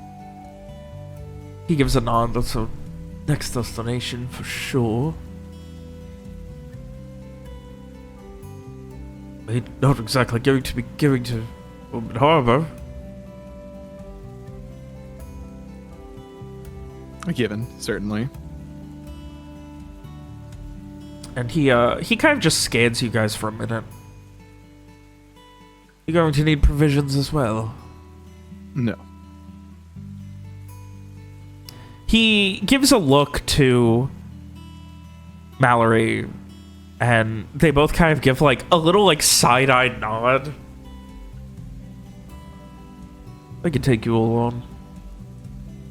Even give you the 7 beds. Get your things in pro. He narrows his eyes. 7 silver. All told. 1 each. For the whole trip? The whole trip. Assuming we don't end up getting 30 more people coming from Rakiri Town. Then demand goes up, price might go up. Are there even 30 people in Rakiri Town who are planning on leaving? I'd wager not, but we'll see. He turns back. Matauk, prepare some more beds. And you see a younger man who immediately just nods and runs off away from the fire. Didn't even tell him how many. So are you recommending we pay now to lock in the price, or is this a matter where the price may raise later on? You struck me as the merchant type, Mr. Beckett. Lawrence Beckett of Beckett's Finds and Fineries. He Lawrence will narrows put his out a handshake. eyes. I bought a rug from you once. I imagine only the finest. I wouldn't know. He turns back. Alicia spilled wine on it about a month after I bought it. Oh, Threw it out immediately. Well, it's probably still in pro somewhere. Lawrence, not sure how to feel about that. Lawrence offer a warranty on the rugs. Nope. I feel like Lawrence's heart just shattered a little bit when he heard one of his rugs Well, if was you're thrown out. needing a replacement, I can certainly see about finding one and offering you a good price. Yeah, so you're going to... At this point, Mallory cuts in.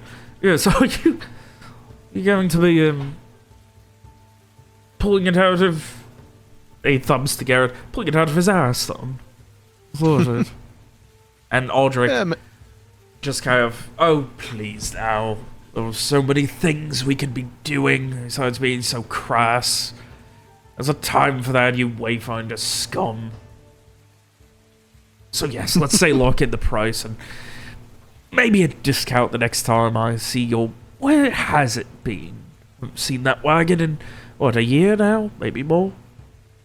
Oh, they've been busy on the primary route from Ceres to Prelude, but Prelude! it's consistent, it's safe, until it wasn't. Things are in a state of recovery at the moment. From behind him, you can see Mallory snickering. Sounds like they needed a Wayfinder.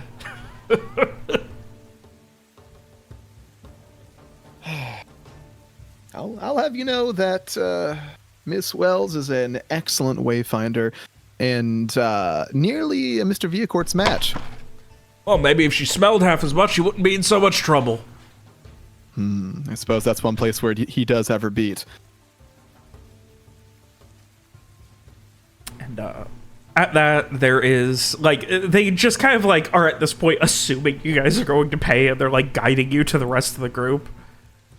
I mean, if Florence looks at the others, it's clear that they are all wanting this instead of going to fucking whatever the name of the town is. Rikuri Town? Rikuri. Yeah.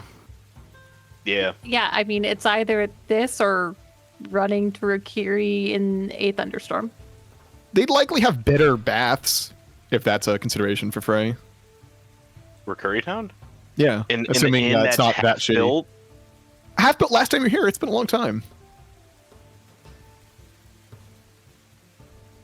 But yeah, no, Lawrence will be counting out the silver and I'll cover. No, Garrett will specifically cover it with his own funds while looking at Mallory, just to rub it in that he landed on his. So I will hand over. I'll pull out my pouch and count out 9 silver and tip, huh? that's little put 2 more back in and here you go. Here's the just kind of Accidentally drops a gold coin. right. Actually, yeah.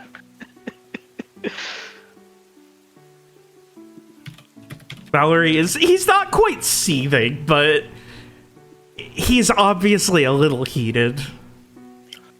Lawrence will be immediately adding it to the ledger once he is in a dry spot. Gary just kind of gives Mallory a little bit of a wink as he does all that. You're trying to bribe me, Mr. Vehicle. Is that it? You want the first bath? Because, let me tell you, we only have 2 tubs, and, well... He turns back to Aldrich, who has already walked away.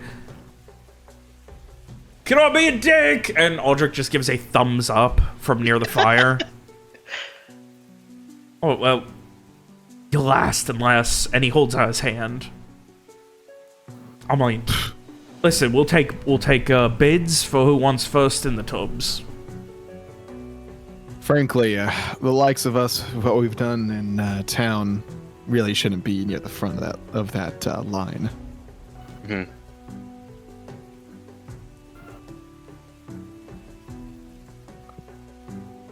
He keeps his hand held open. Lawrence is happy to let Garrett deal with this, however he chooses. All right. Garrett will he'll take one of the extra silvers that he had accidentally in his hand, and he'll give it to him. Big spender. Guess you're at the front of the line. And he puts it in his pocket. And you know what? Yeah, Garrett will take advantage of being first in line at the for the tubs. Yeah. If he paid for it, he'll take advantage of it. Now, as you guys start heading, if anyone would like to jump him in line, he holds his hand out again.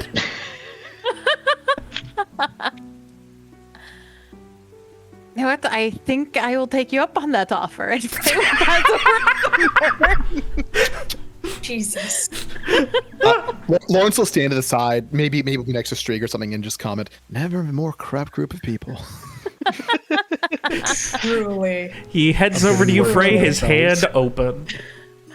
Yeah, and Frey will pass over the silver. Oh, how much? 1 silver. Right, well, you're both tied, so I suppose you'll both be getting the tubs at the same time, but I'm not sure who's going to get the hot water first. After all, we can only boil one pot at a time. Ray can have the hot water. Ah, thank you. He's very generous. Under his breath, he just barked, "Piece of shit."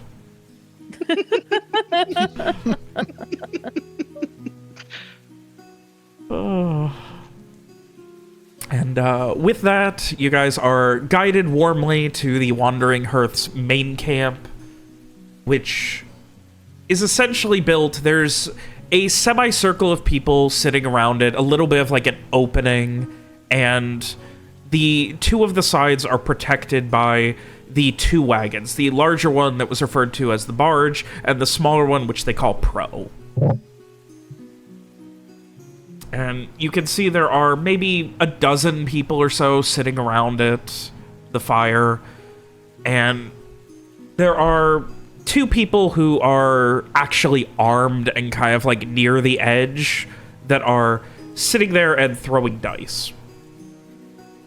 As you walk by, there's a quiet moment where Mallory bends down and drops the 2 silver that he got and just mutters, "Evens on rolls 2, 3, and 5.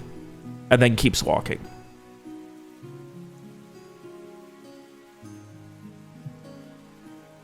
Wait. As in the dice is loaded?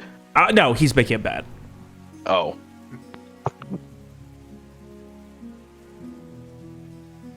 And, yeah. There is a large cauldron that is currently being heated with water. And there's a apologetic moment as, well, unfortunately, we can certainly get some protection from the rain for your bath, but you're still going to be walking it when it's time to get over here from one of the caravans. Seemingly, like, it's not obvious, like a younger man, maybe early 20s, like big wide biceps, but otherwise not really, kind of nondescript. Very much kind of like a bit of a Strieg vibe to him.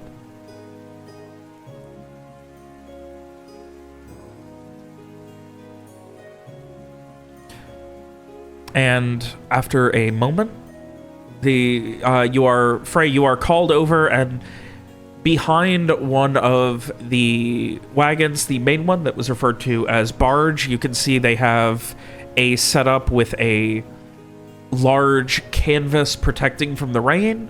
They have set up the tub, and they are currently dumping hot water in it. There are 2 lanterns, one on each side.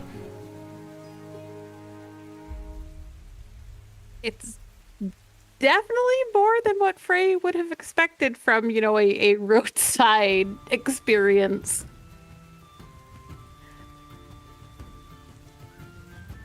Yeah, and But yeah, he'd like to go and get his bath. yeah. one of the guards who was gambling before does head over as you're kind of like starting to get set up, and he just kind of, are you going to be needing someone to guard you out here? Are you going to be okay? Obviously, privacy all withstanding, just some people are a little more paranoid about the umbral scourge, if you will.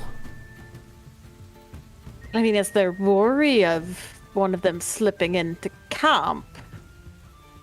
No, but you know, some people are paranoid, so I'm just being nice and honest, like, you know, like the wagon master says, all drinks says, gotta be nice. I mean, I can stand a few feet away, leave you to your privacy, all that.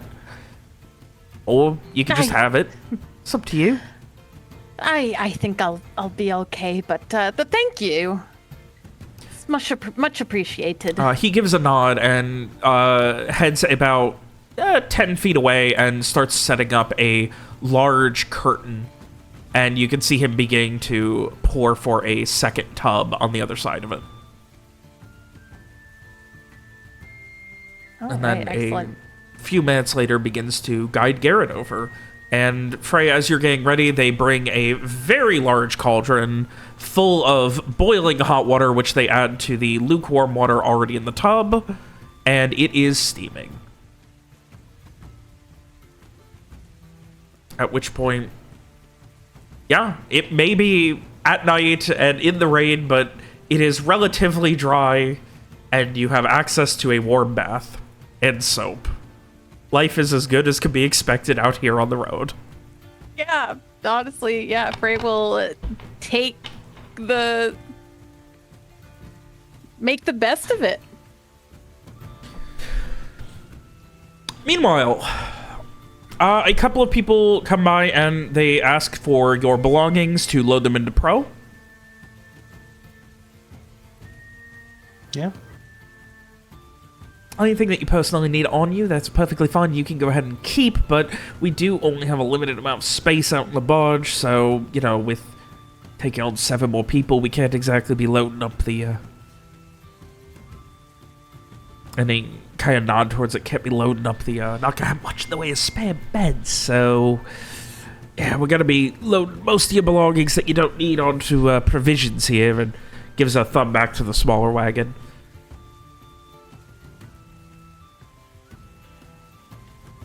Sure, makes sense. Yeah, Lawrence will hand over the stuff. And, yep, your stuff is loaded into the second wagon, referred to as provisions, and you are eventually... There's, like, some excitement, and a woman who has been sitting around a separate fire near the bonfire that she has been working on cooking something, finally just, oh, it's fucking ready then. And she's got like this heavily stained tan apron. Even just now, like it looks like it's got fresh stains on it. And she begins like doling out bowls. All right, so unfortunately, the only fucking thing that shit Heathcote could get today was a rabbit, so we're going to be using some of the stew from yesterday. I had some rabbit, a little bit of pepper, but not a lot because we're a little short on shit because we've been here so fucking long, so hopefully we're getting out tomorrow, but rabbit stew, that's what we got. Wait. Pardon this, if you don't mind a moment. If you are short on provisions, we happen to have some spices on me I'd be willing to part with for a fair amount. For a fair price. She kind of just stares at you. No, we're traveling companions, and traveling companions don't ask things of each other, especially when it comes to something as important as food. So how about you just share a little bit? Unfortunately, we didn't pay for the provisions on the journey, so unfortunately, it doesn't seem like we'll be enjoying that food. She kind of like gets like close to the point where she's like nearly breathing in your ear. All right, we'll take whatever fucking spices you got, and you can have your goddamn stew. How about that?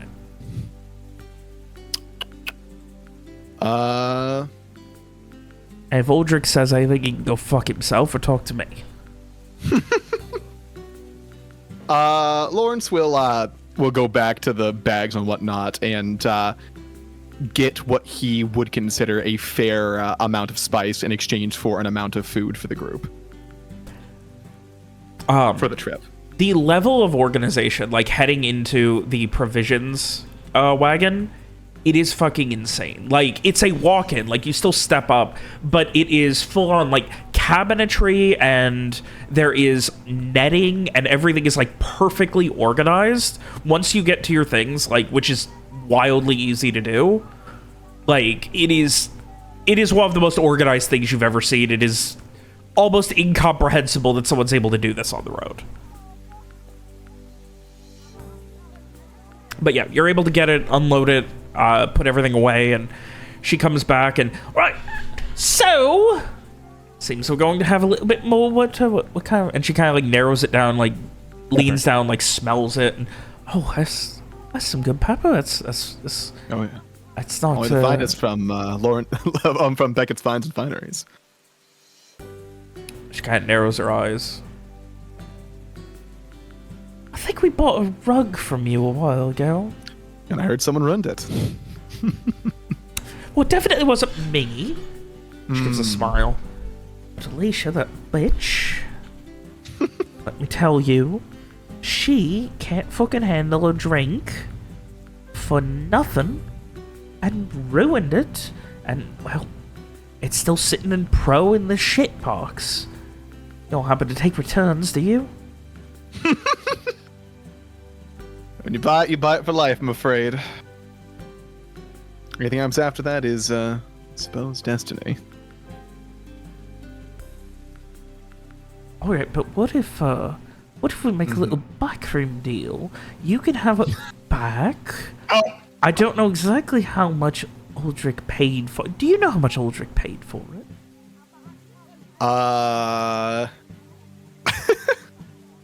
This had to have happened recently-ish, so... Within the last couple of years, you mean? Yeah. What was that pattern exactly? I mean, it wasn't really a...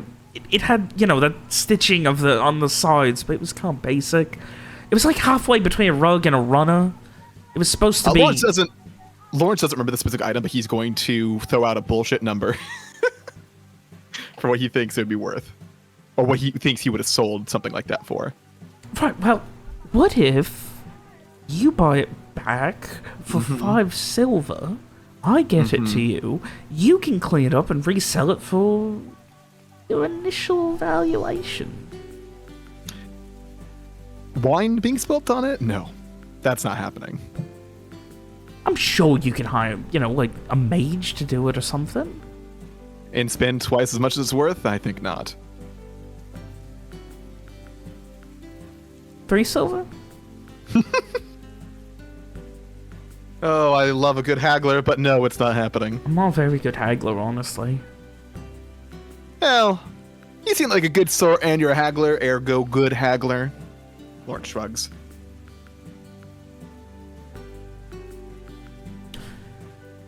She gives a little half nod and finishes scooping out a bowl of the rabbit stew. And the rabbit's a little small, you're not getting a lot of meat after all. Well, Heathcote's kind of a shit hunter. Hope yours is better. Oh, he's very skilled. Maybe we'll work out something tomorrow once he brings back something bigger. Maybe we can work out you buying that rug from me. Doubtful.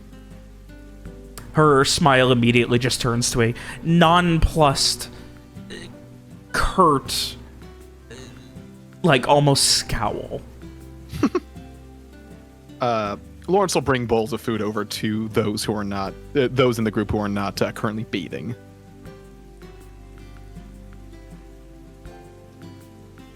Drake will very happily take the not hardtack food. Absolutely, same.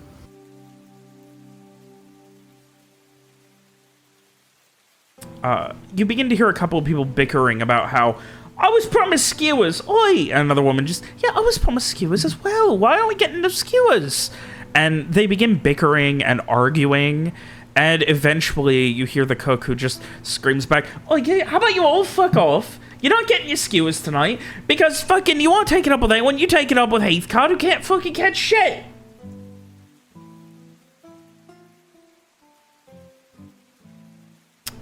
Nearby, at the edge of the camp, kind of like doing paces while holding a bowl in one hand and a spoon in the other, Heathcott pauses to throw a middle finger at the cook.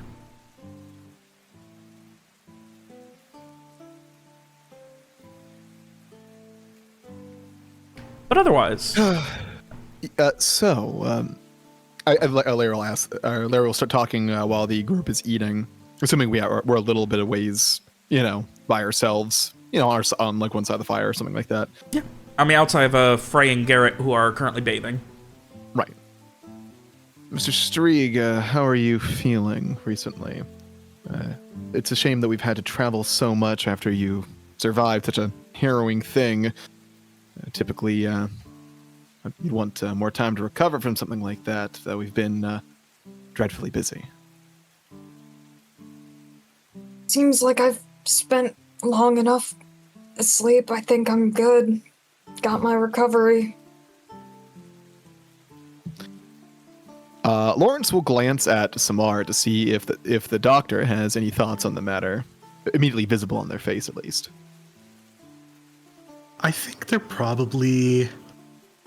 When we were thinking about what was happening to Strieg, our understanding was that, he would heal based on his own willpower. So I think they're probably yeah, seems reasonable. He seems like he's back up to 100%, and magical stuff can come as easily as it goes. So.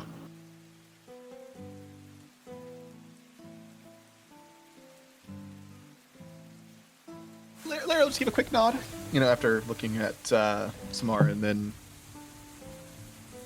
So, what do you have any thoughts on everything that's been going on?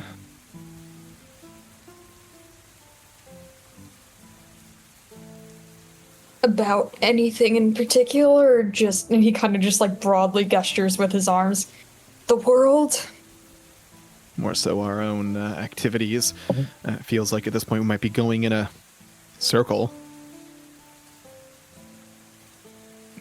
Yeah, it seems like somebody always has a job for us to do, and then we go do that job, and then to get that job done, we have to go do another job, and it's kind of fucking tiring,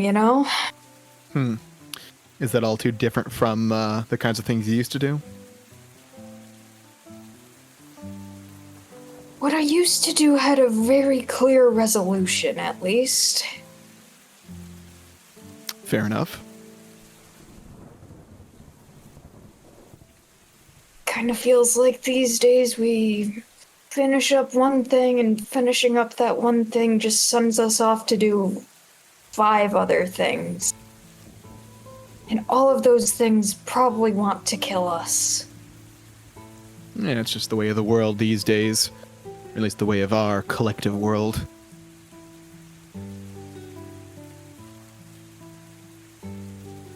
Yeah, seems like we went into the wrong business, Well, it wasn't a business I was personally looking to get back into, but sometimes things happen, whether you intend them or not.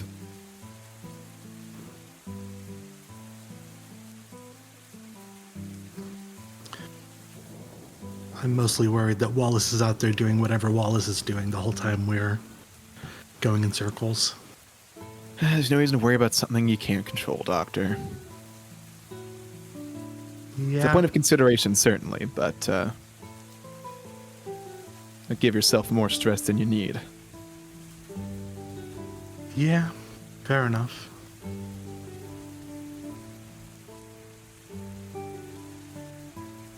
Just wish we knew if we were going in the right direction, at least.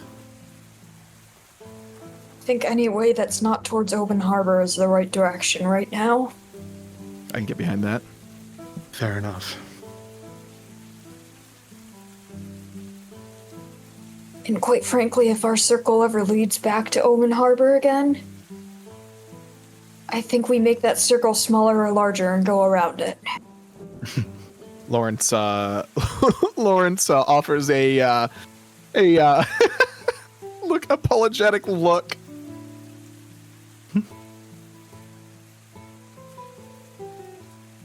I definitely Just don't because see I will that. swim in shit doesn't mean I like it. Yeah, hopefully next time we'll be doing no swimming and instead doing more leaving immediately.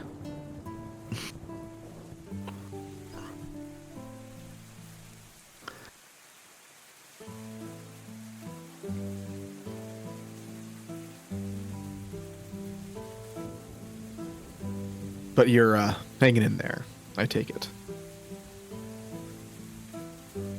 Seem to be Mr. doing Street. just fine. Yeah, I suppose it's better than the alternative.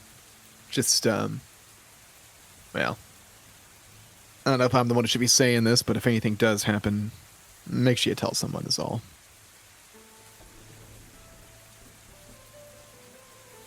Oh yeah, don't worry. Garrett and I have had a death pact for a while now. Could you elaborate on that? There's just a No. moment of pause from Lawrence. No, I don't think so. So they can shoot each other. Unbelievable.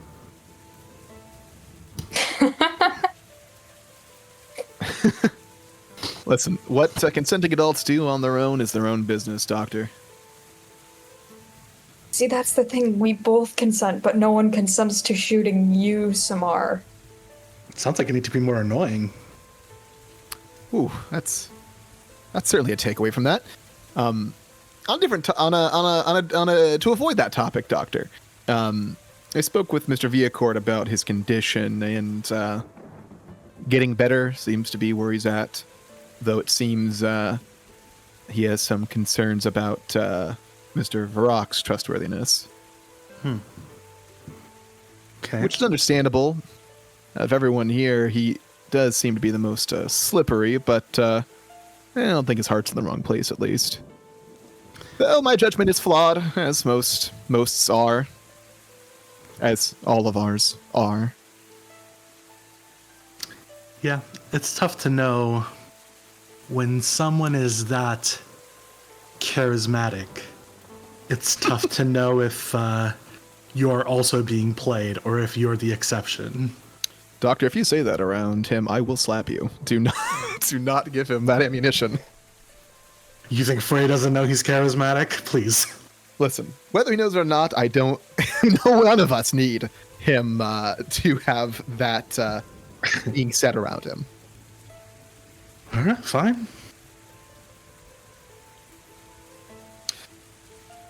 But yes, it does seem like he has a history of lying first.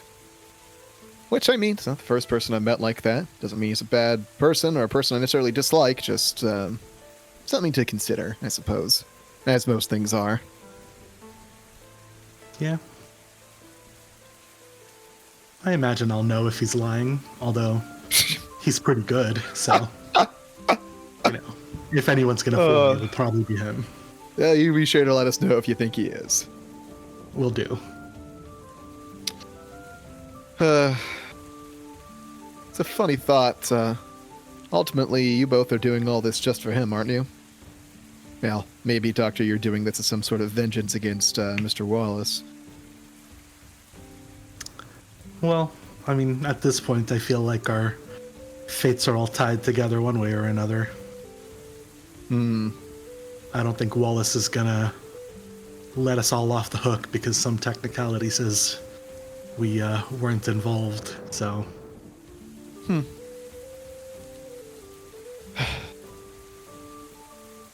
It really is bad business, the way he operates. Yeah. It's what was that?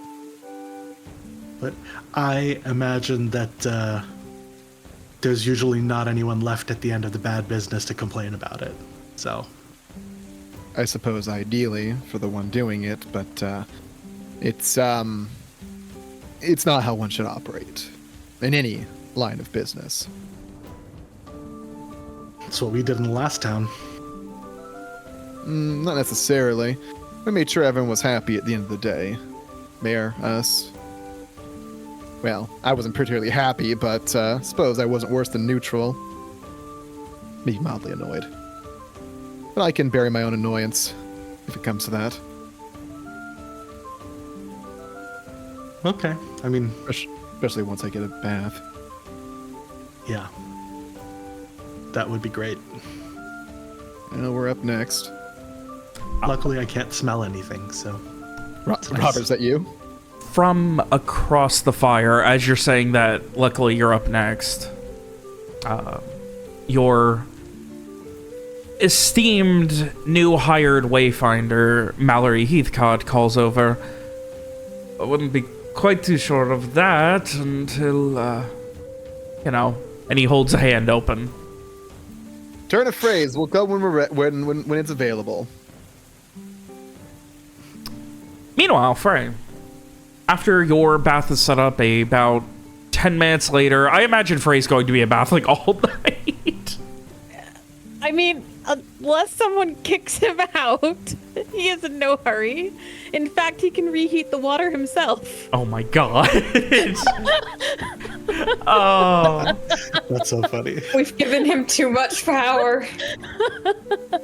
About 10 minutes after you're all set up, next to you about, you know, there's like a sheet of a divider and everything, but Garrett is set up nearby on the other side of a divider on another, like, covered portion as the storm continues to pick up and thunder and lightning, especially thunder, begins to kind of dominate. But it's still fairly cozy and comfortable here. The Wandering Hearth has certainly done their due diligence to make their guests as comfortable as possible, even in these horrid times. But yeah, Garrett, you eventually, shortly after Frey gets set up, you are then set up with your own bath.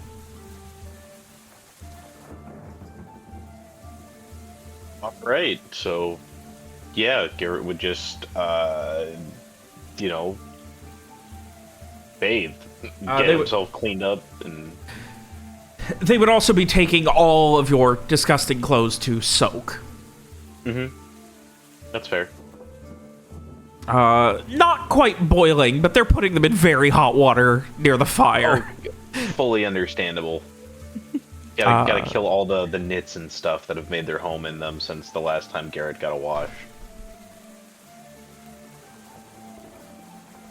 But yeah. So otherwise, if Frey and Garrett had anything to talk about, otherwise, we will continue. Yeah, no, Frey would, like, it's kind of like idle conversation as he's just kind of soaking at the moment. It hasn't really started on, like, you know, scrubbing himself or anything yet. Just, oh, this is nice. I have to say, I never imagined myself bathing in a thunderstorm on the side of the road, but you know what, this is a decent setup. Yeah, it's certainly something. It's not too often you get to bathe in the rain without getting wet from the rain. This is covered, is my understanding, right? That's how the character is. Yes, yeah. There's they have like Yeah. a big canvas cover set up across like the entire side, and then a canvas divider between you two. Yep. Okay. No. Yeah. It's not often that you get to bathe out in the rain. It's actually soothing with the rain on the beating on the tarp. Aye, it is a bit of a way to really, I suppose, appreciate the wildness of it all without being thrown around in the middle of it. Ugh, I could stay here all night, though. I have a feeling they won't want that. No, best. Yeah. Definitely gonna have to.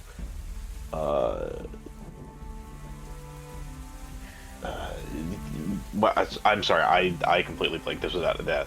David completely blanked there what I was trying to say. Yeah, no, I just gonna have to be careful with this. If this keeps up, I am going to fall asleep in the bath. So, don't think they'd like that.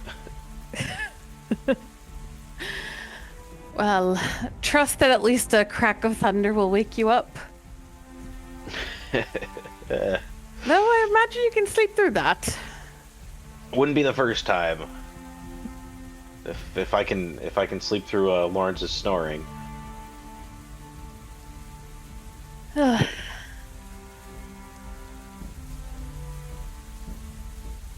So, oh, go ahead. Oh, no, I didn't really have anything else to add. We can move on. Eventually, obviously it's up to you guys. Someone would come and check on you probably, 20 minutes later to reheat the bath, essentially. For both of you, if you want that. Phrase is still steaming like it was when you first got in. Otherwise, they would mention something about preferential treatment, and the baths are yours for as long as you want them. Really, is there nobody else waiting? Well, I don't, listen, Heathcote said you have the baths as long as you need them. Well, I hope he knows that I will absolutely take him up on that offer.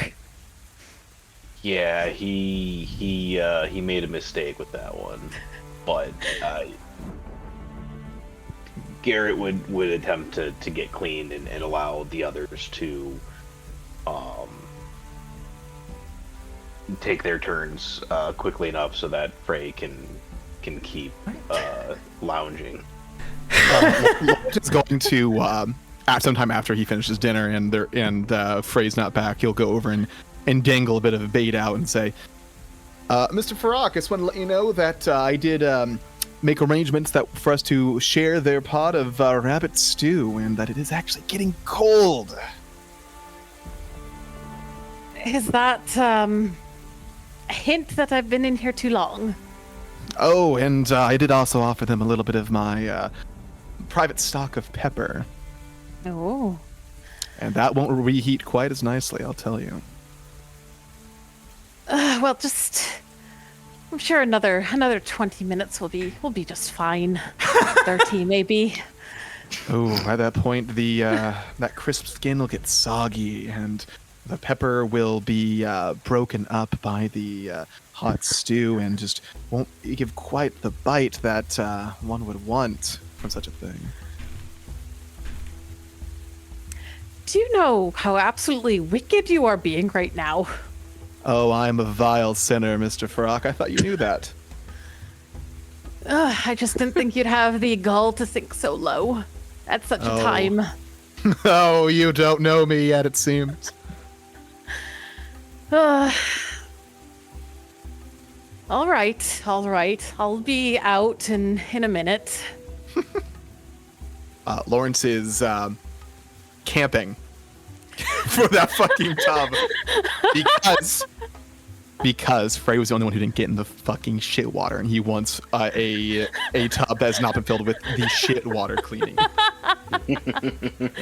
Okay, so Frey said a minute, but actually in about 10 minutes, he does finally get out. He will, before he goes, he'll make it nice and hot again. Oh wow, what a fella. Yeah. And Frey will get his towel, his whatever, and it's all yours, Mr. Beckett. Thank you very much, Mr. Farrak.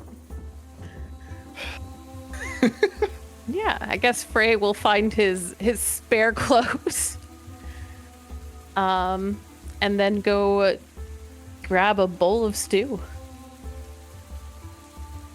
It's not nearly as nice as Lawrence made it sound. The rabbit sparse is mentioned. Oh my god. Oh. It's gonna be so disappointed. Oh.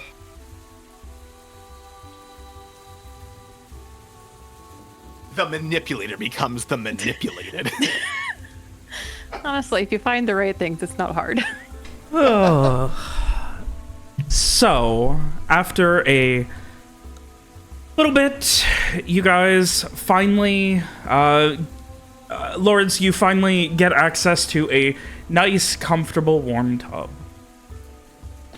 It is certainly something being in the middle of a thunderstorm in a tub, but hey. Meanwhile, the other one is rotating in and out people who are washing and getting out very quickly. But, Lawrence, you'll have all the time in the world to be comfortable and enjoy. Lawrence is looking for enjoyment. He's looking to get rid of the fucking oil on himself from that stupid fucking murk water. He's scrubbing like hell. He is scrubbing like hell. Oh my god. Meanwhile, anyone who didn't have like extra changes of clothes that were clean would have essentially been given like cloth cloaks and been like, just sleep in these tonight. You know, yeah, if Frey was offered one of those, like, when he was getting out, he probably would just stuck with that. Yeah, like, they're not, they're by no means high quality or anything, but it's something they have to put you guys in since all of your clothes are being essentially boiled. Yeah. They're being treated for bed bugs. Yeah. Samar would take that as well. Larry's got some extra clothes for himself. What's that stuff called? The something Earth. I don't remember what it's called. I'm sure Lee knows. The group is called the Wandering Hearth. Bed bugs Earth thing. But I digress. The diatomaceous earth? Okay, Dave knows. Because it's sharp and like you put it around the stuff and the bugs crawl over it and they die because their insides get exposed to the outside. Yeah. But anyway, so as the storm continues to ebb and flow from a chaotic, like heavily raining mess to occasionally fading with just constant thunder, the one thing is at least there's not a ton of wind. Like, the wind is not aggressive, and while things are getting wet, at least they're not getting destroyed, or anything that you don't want getting wet isn't getting wet.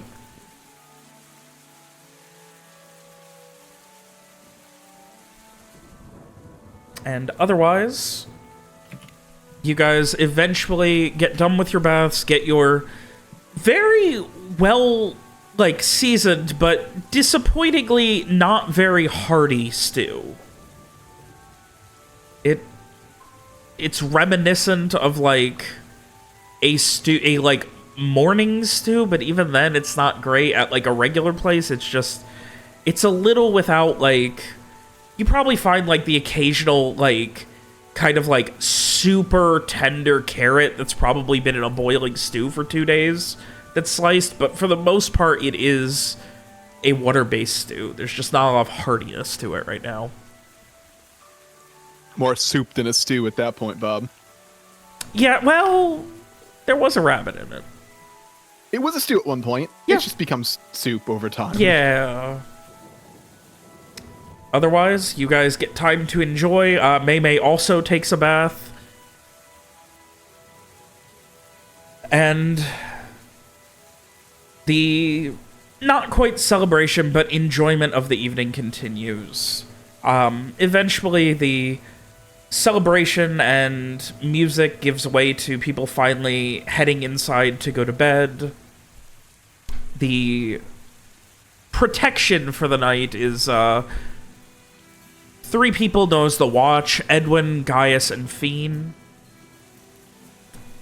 They are in chainmail armor. They carry blades. 2 of them have shields on their back. But otherwise, like, you can't make out specifics because they've been wearing cloaks on account of the rain pretty much since you met them. What were their names? Edwin, Gaius, and Fiend. Okay. I will type that out.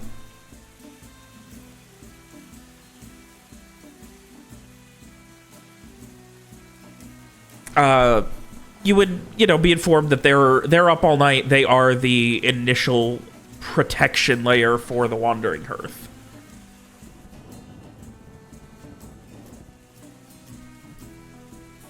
And otherwise, if there's anything else you guys wish to do for the evening, feel free. Not really. Sleep. Yeah, seeing as how Garrett almost fell asleep in the tub, he's gonna go right to sleep. Lawrence will probably review the ledgers before heading to bed. That's about it. Add the fucking 7 silver that was for the place. And there are, all told, 24 beds in the barge. 12 on each side. It is 4 by 3, so 4 long by 3 tall, almost like bunk bed style. In the larger of the 2 wagons, it is completely covered. It's not like a canvas tarp or anything over the top either. Like, it is a fully wooden structure. Yeah, and a lot of people start heading in, and there are a couple of tents also set up outside where some people sleep. Otherwise, the night eventually gives way. You all are able to get a comfortable night's sleep, wearing clean, if not the most comfortable or fitting clothes, and sleeping in small, if not at least, it's a bed, alright? Like, it's a bed. It's probably a little cramped, but hey, it's a bed on the road, and you have access to it. As usual, if you guys need any of your things, someone can get it from Pro or guide you into it. The provisions caravan. But the provisions caravan is also locked at night. So, for security reasons, in case anyone sneaks up, they keep provisions locked. All the important stuff is there. And eventually, you all get to bed, and night gives way to morning. When you awaken, the rain has mostly stopped. It is little more than a drizzle. I'm gonna redo my sound effects at some point. William, you've got a job for me this week. I'm finally gonna overhaul the audio for this campaign. I've been needing to. I have so many notes on things I want to change. I need to actually go through it. Okay. So you've got a job now. What, to remind you? Yeah. No, to keep me on task for it. Okay. Oh, I do have a light rain. Sweet.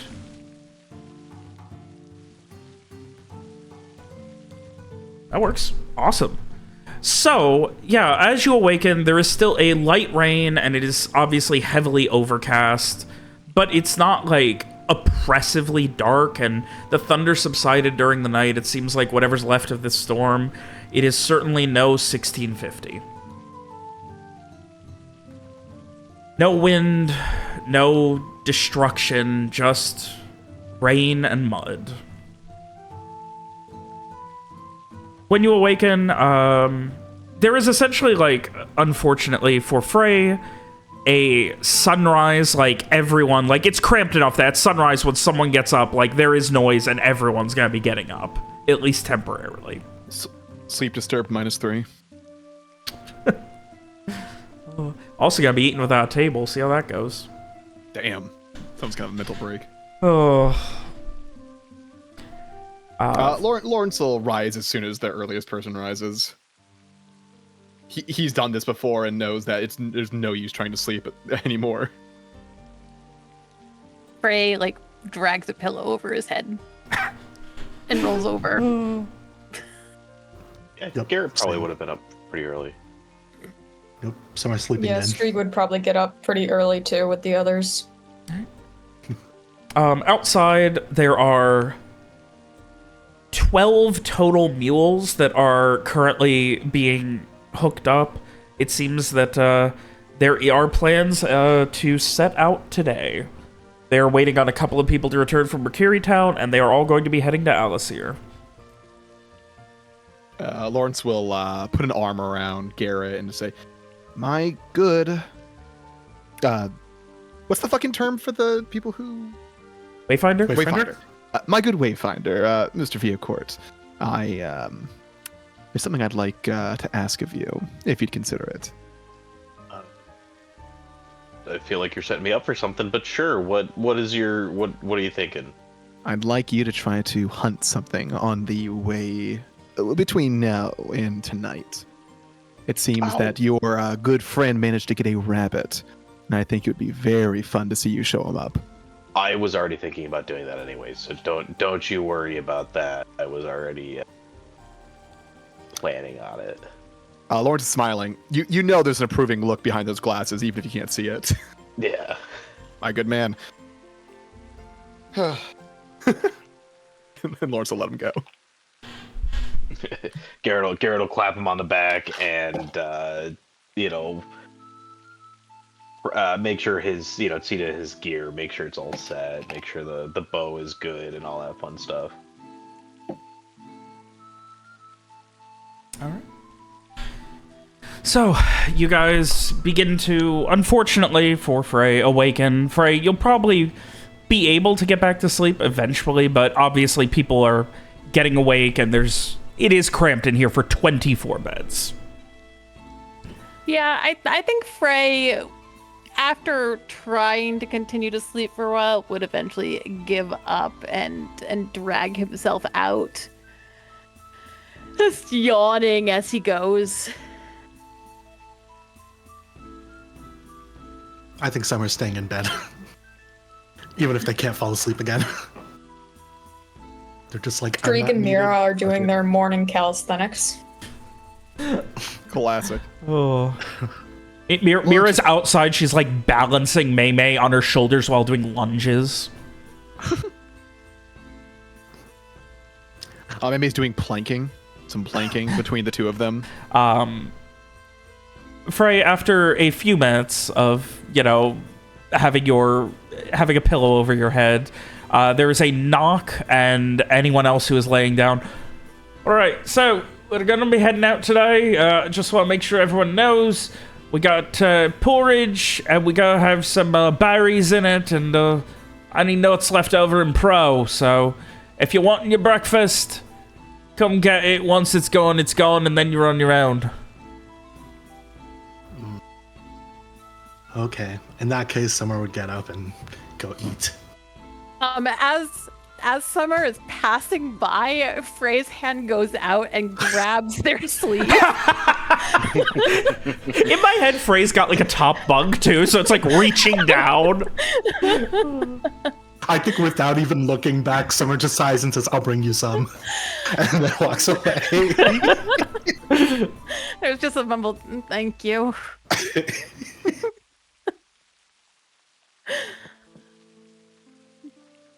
So yeah, And, okay, so Frey is now staying in bed while Summer's the one going out.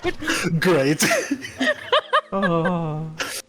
I will bring Faye some, but after I eat.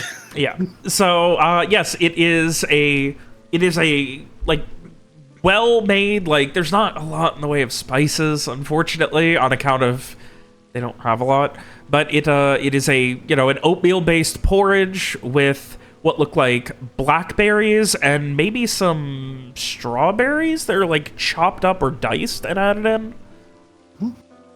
Sounds pretty good. And you can see that the like as you're heading out, the wagon master has 2 eggs cooked and put on top of it.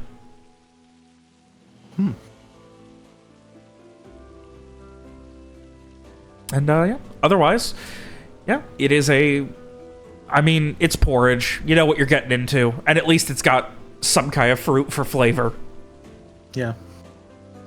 I think Summer's gonna have their mind light on and just kind of like, I don't know, just as people are milling around and stuff, they're just kind of not like looking for anything in particular, just kind of, I don't know, people watching basically, mentally. Okay. Do they get Lawrence thinking I could do better? Any strong emotional states, so how heated is Lawrence about it? Face completely neutral. A little smile, actually. Like, like looking a little appreciative internally. I could do so much fucking better than this. That's hilarious. Yeah, there's nothing that really sticks out. Yeah. There's no one who's particularly heated about anything, nothing like that. The guards are all heading into the barge. You can see that, so one other thing to note is specific beds are not reserved. So it's essentially just you get one and you've got it till you get up. So Fair. yeah, like after you eventually, you bring Frey his food, and it's a little cold. Like it's been a little bit. It's not like fresh porridge. It's been sitting for a few minutes. Yeah. But, Frey heats it up. oh my god. Wow, we really have given him too much power. Somebody needs to knock him down a few pegs. I mean, someone else. But yeah, Frey will sit cross-legged in bed and just, oh, there's actually, are these strawberries? Yeah. Ugh, Pretty good. honestly, a little surprised. Yeah. Is the oatmeal like decent? I mean, yeah, it's oatmeal. You can't really screw that up too much. The strawberries are a little mushy. Like they're obviously not super fresh, but I mean, seemingly freshly picked blackberries of some sort and strawberries and oatmeal. Like that's a sweet, fruity breakfast. One of the better ones you've probably had on the road of late. Well, I do believe that I think I would enjoy this quality of travel quite a lot. We should do this more often when we travel. Yeah. I mean, it's not bad. Love a bath, love some food. And it's always nice to have some new company. New faces. I'm not sure these are necessarily my kind of people, but they seem alright. Can't complain. Oh, pray tell, what are your sort of people? I don't know, they don't seem fun necessarily. They seem a little cranky. And I have nothing against them, just, I'm not sure there's going to be a lot of lively conversation happening or gossip or anything. It's fine. They were playing music around a fire last night. I thought they looked like they were having a great time. I guess that's fair. I don't know, just... You know what, Samar? If you want to find some gossip, let's go out and make some gossip. Okay. You don't have to tell me twice. With these sorts, traveling from place to place, I'm sure they'll have plenty that they would like to share, whether it's about where they came from or where they're going, who they came from, who they're going to. Good argument. All right, yes, I'm in. I'm going to just enjoy my mushy berry oatmeal. Absolutely. But yeah, so that I think is going to be Frey's plan for the day, to just, socialize. Yeah, I think Summer will try not to mess up your socialization, but will be eavesdropping.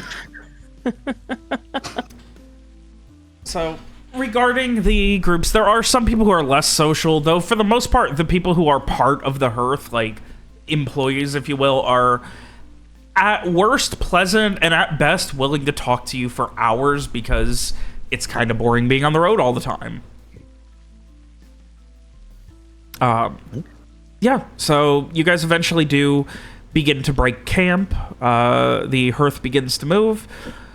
You are notified that your clothes are hanging inside of Pro to dry right now.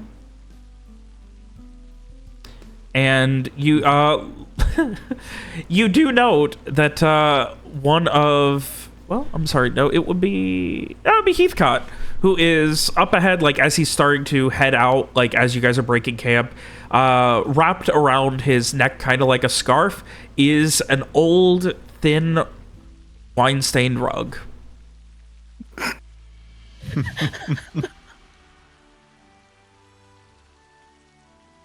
That's hilarious. Not wrapped all the way around, but like dangling over his neck. Yeah. And yeah, the camp breaks. You guys begin to travel. Hearing the sounds of 12 mules pulling 2 wagons as some people lay back down inside. You're essentially free to come and go from the barge as you see fit, though obviously you do have to grab onto like a handle and hop up onto the stairs as they are like a foot off the ground, and make sure to shut and latch the door when you are in. Don't leave anything you don't want to lose. It apparently gets a little bumpy in there. And you are also warned that anything that is left in the barge when you leave, you reserve the right to give up to the Wandering Hearth. Okay. The same is not true of Pro. The provisions wagon is always like it's well organized, it's careful, but also you can't access it when it's on the move. You have to wait. There are 2 breaks during the day where they will stop for a lunch, and then later in the evening at some point. Otherwise, yeah, the travel begins. Is there anything you guys have about? Let me double check. Time. You are looking at about another 2 days and change to Alacyr. It is much quicker, much more comfortable. Well, I would like to try my luck at hunting today. All right. Let's see what you can find. Give me a wisdom survive. You know what you got to do, Dave. Come on. Holy shit. Hell yeah. Man. It is very easy to track things in the fresh mud and muck, especially in the morning going into the afternoon. Like, obviously the tracks are going to get covered quickly, but those tracks are left quickly. And on top of that, just being out. The hardest thing is remembering, like, you can't just meander off all day. You do have to still, like, keep up with the wagon. So you're on a consistent southerly pace, disappearing and reappearing occasionally, and eventually it is around lunchtime that you find immediate evidence. And after a moment later, like, the sun's high in the sky. Like, you know that, like, you've got time. Like, if you're willing to forego lunch to follow this track, this is like I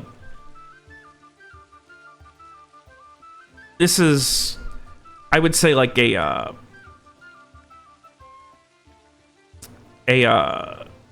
nice sized buck at least that you're hunting, and it is oh boy, $150. Like, it is based on your knowledge, like, this is gonna be a good one if you get it. So your choice is essentially like forego whatever they're having for lunch and continue this hunt, or hope that it continues at a southerly pace later. Oh, I will absolutely skip lunch. Garrett always has some kind of snack or something on him because, you know, he is the proverbial He's got dad. He's got oats and hardtack in order to be right and make someone look bad. Oh, good old trail mix. Forget pocket sand, he has pocket oats. Oh. Yeah, He's so eating a full raw oat.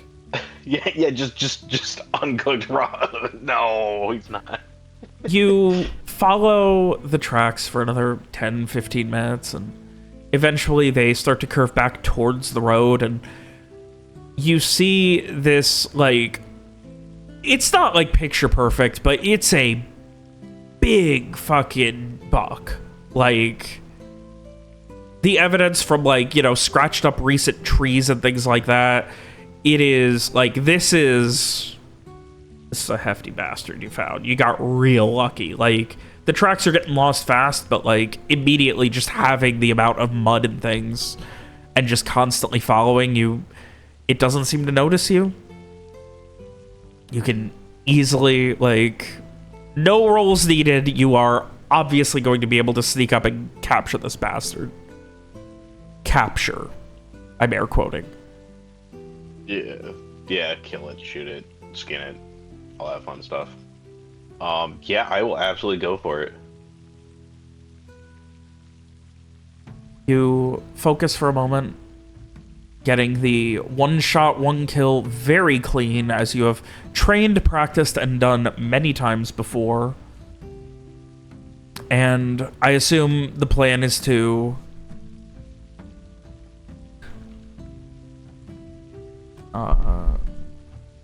the plan is going to be to bring it back to the road. Yeah. All right. This thing's like probably like as big as you, like well over probably 150 pounds. This is a big bastard. Yeah. Well, I mean, I'm gonna clean it. You know, get all the organs and stuff out first. Okay, before moving it. Yeah. Okay. That'll reduce some of the weight because So it's you gonna don't take want more that time. stuck in there. So That's fine. all right. As long as I'm back in time for dinner. Call him whatever you want, just not late for dinner. Mm-hmm.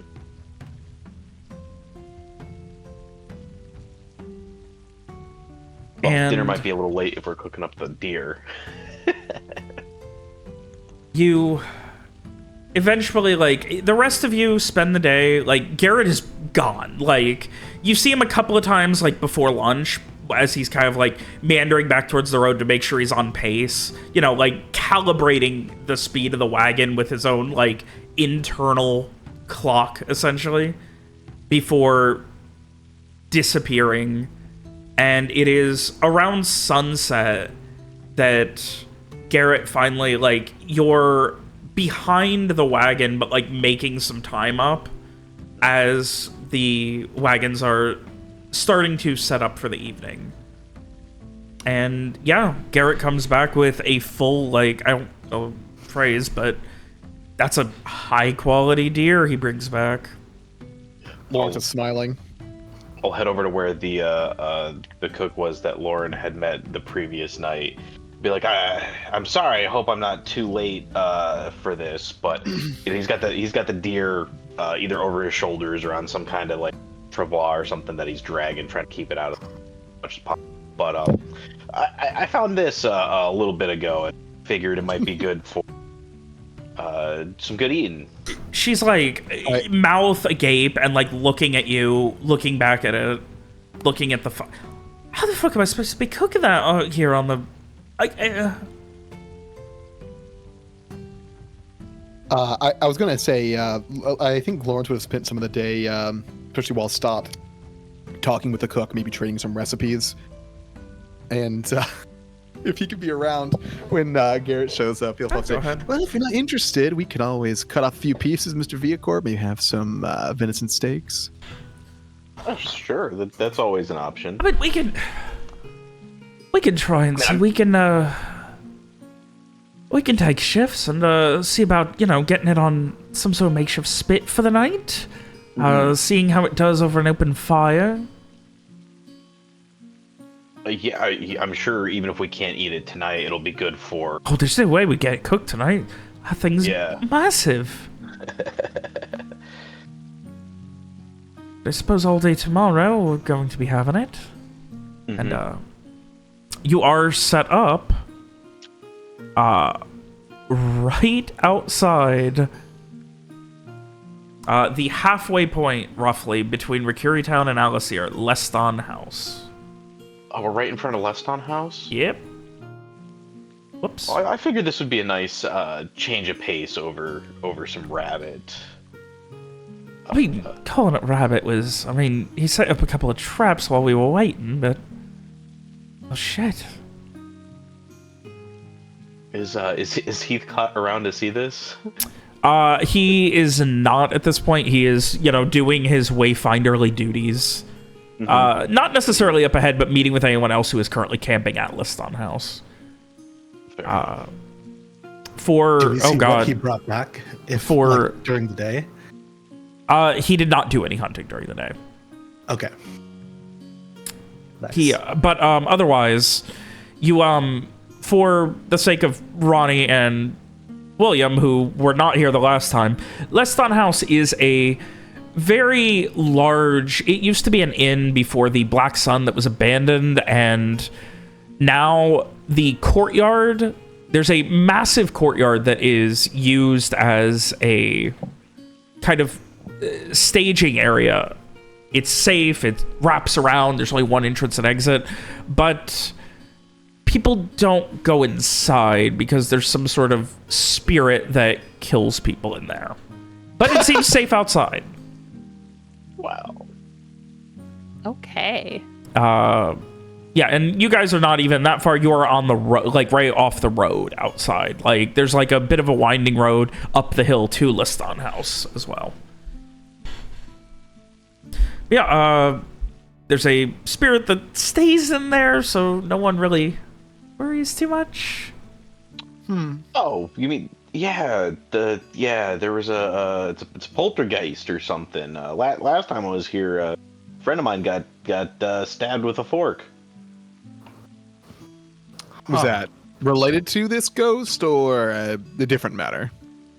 No, it came flying across the room, propelled invisibly by the poltergeist. I did not stab them. I should have recognized it for what it was, but we ended up going inside. And, you run into a few things and all that. I've heard people say, "Stick a fork in me, I'm done," but this is ridiculous. Sorry. I think there's an outside chance that Mr. Vicort's making things up and just stabbed his friend with a fork. It was Rohan. I wouldn't stab Rohan with a fork. Is there someone you would stab with a fork? Amongst the current company. Oh. Current company? Garrett's gonna sit there and think like he's look like he's thinking for a bit. About the only thing in current company that only person I'd stab in current company that I'd stab with a fork would be... Looks around. No. Just that deer I brought back earlier. Does it look like Garrett is lying? No, he's just... Okay. He's just being, he's just fucking around. Okay, good. From the other side of one of the wagons, you hear the inimitable, condescending voice of Heathcott. Oh, so were you looking for me then? Was that it? You stabbed me with a fork? Because... And he kind of comes around. There's one thing I'd say, it's that, well, I could imagine you being hungry, you just crawled up to a rat and eating it whole with one. Does that count? Yeah. Well, never tried rat hole, but I think we're gonna have deer tomorrow. I think that's gonna some venison. I imagine we're like around the spit that was Yeah. set up while The spit that's this being conversation. set up.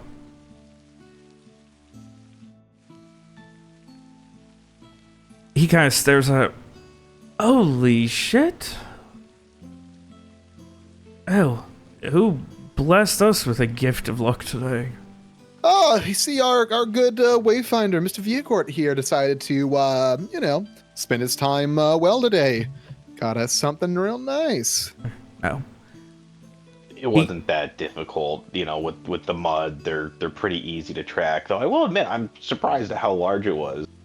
Ah, well, you have to be good at something to make up for the wayfinding part, right? Well, made it through the Eindard Brigade through the Scouts, so fair hand with a bow and arrow. Don't forget the Sabine Highlands. Oh, well, yeah. He genuinely does, like, cross his arms and, like, look impressed and just, like, oh, we're gonna be eating fucking venison for a week at this rate. Yeah, you know what? It's good shit, you know. Some of it's a little tougher, you know. You gotta slow cook it for a bit, but you know what? You got stews, you got steaks, you got roasts. It's all. He gives a nod and, like, starts, like, just staring at the cook and just, oh, hey, Lois are here. I mean, surprised she even knows how to cook something like this. And, I mean, didn't know she knew how to cut or prep it, but, oh, yeah, I suppose she has to learn. And she just, go fuck yourself, Heathcut. Don't you have a ghost to go fuck up in Leston House or something? And he kind of, like, just, like, turns away looking defeated, like, with, like, his proverbial tail between his legs. Was he trying to flirt with the cook? He just... Give me a wisdom into it. Can I? Go ahead. I have a -2 into it, and I already used my reroll. You will tell. I wasn't expecting to get that. Yeah, no, sorry, Garrett. You fucking... This dude's just, like... He has one face. Yeah, Samar, like... Technically... Great. He's got that, like, blue-collar mentality of ball busting is the only way he can talk to anyone. Damn. Poor bastard. You're not gonna get a girlfriend by negging. That's hilarious. Otherwise, the rain has led up to little more than the occasional drizzle and overcast. There is mention that the plan is to push through, break camp, pretty much, like, be ready to go at sun up tomorrow, and reach Alacyr, hopefully, at night. That's the full day stretch, so they're gonna push it as long as they can to make it to Alacyr tomorrow. Otherwise, the night is yours, guys.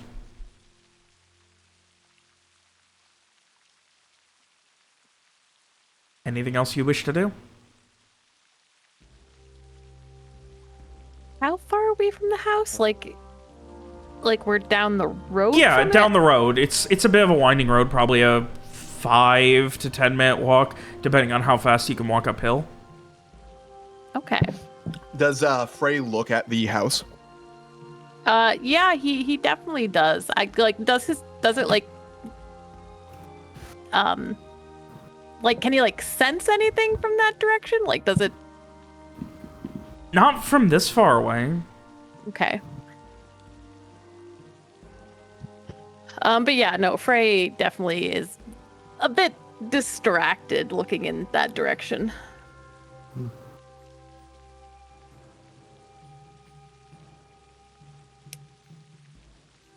I'm assuming Frey is with the others. Yeah. Mr. Vrock, out of curiosity, how many times have you been stabbed in your life? How many times? Yeah, a number. And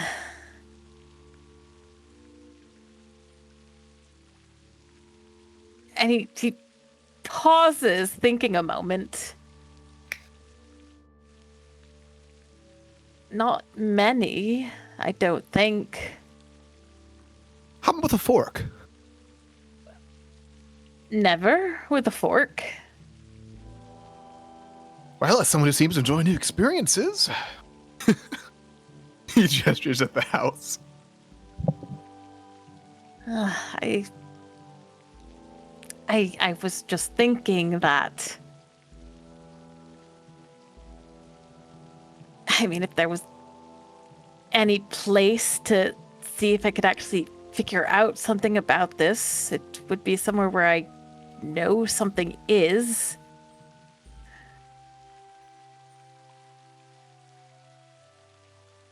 And you'd risk the fork stabbing. Out of curiosity. Well, I'd really rather not, though, I found that spilling my own blood is not exactly, uncommon in how I've been handling this. Lawrence makes a face.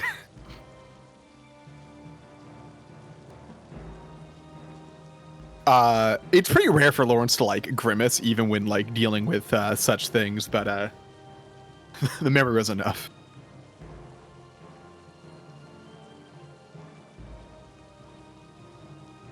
No, you're right. It's probably a foolish idea. Mr. Farrak, you are a free man. Don't let me stop you from doing something you wish to do. If you want to go in there and fuck the ghost, I won't stop you. Frey just gives him a look. I'm sorry, you're doing what now? Don't listen to him. I was gonna offer to come along for healing services, but it sounds like you might need privacy instead.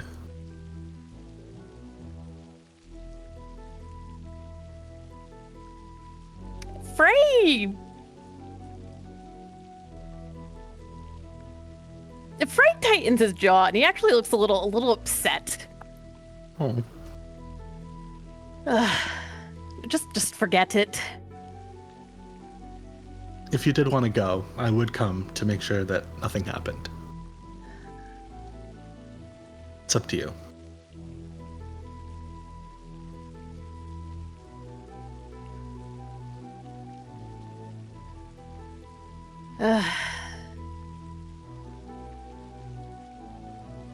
Yes, I do think I want to go.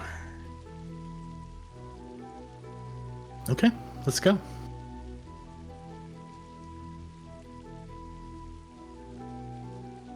And yeah, having been in the ruins last time we were here, I do recommend caution, you two. It does not play nice. what happened exactly? So Rohan and I went inside. I don't believe Streak did Streak go. Streak, did you go in with us or did you hang out outside? I forget what. I think I went in. Okay, yeah, regardless, we went inside, we were looking around, and it just started throwing stuff at hard. Like,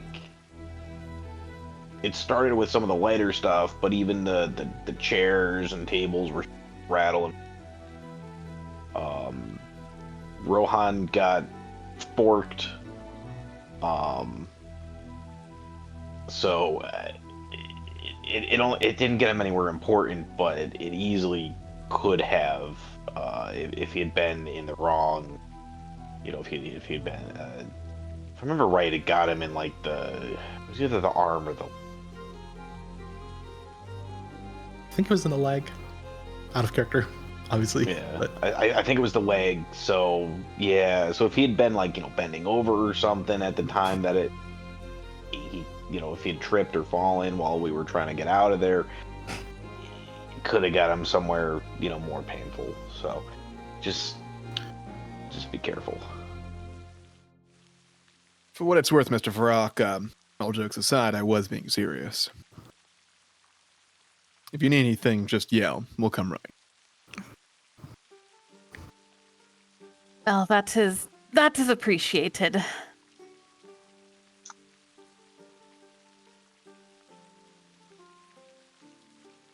Well, all right then. I suppose it's you and me, Samar. let's do it. And yeah, Frey would like to go up to the Leston house. You head back up the road a couple of minutes, up the hill, and take the a little, 100, 150 foot off-road to where there is a moderately sized inn with a large courtyard that is heavily wooded in, and you can see there are 3 people sitting around a fire on some old benches in the courtyard. And they just kind of, one of them just,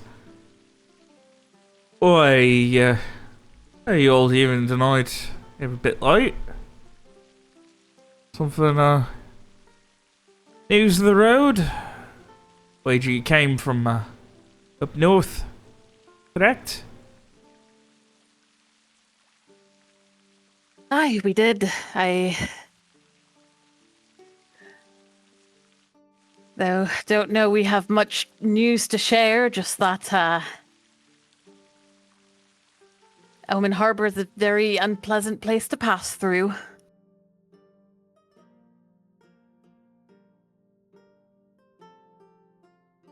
There's a nod at that. It is, but it's still got to be getting there, and so do the rest of us, so...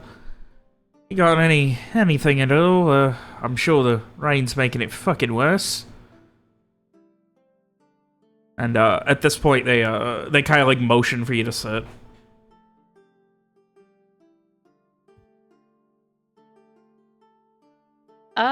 Frey looks at Samara a moment, and then back over towards the house. Have you heard the stories of this place? Oh, yeah, some sort of ghost spirit thing. You just don't go in there, it only fucks with people in there.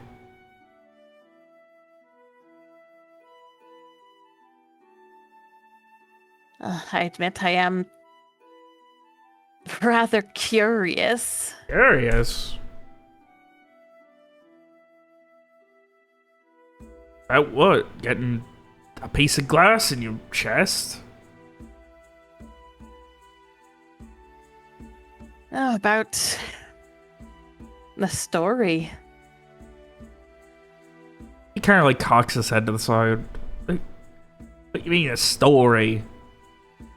Used to be a nice place, then Black Sun happened, now there's some sort of fucking past thing or other here.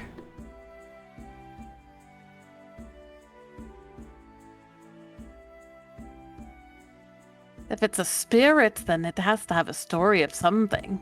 It must have come from somewhere. Everything comes from somewhere, but look, you don't go in, it doesn't come out. I mean, about a day away from Alacyr, I mean, this is about as ideal as possible. Sure, the gates don't close, but otherwise, I mean, there's one way in, one way out. Things are nice and safe. One of my favorite places while I'm traveling, really. So, what you mean about the story? Who fucking cares?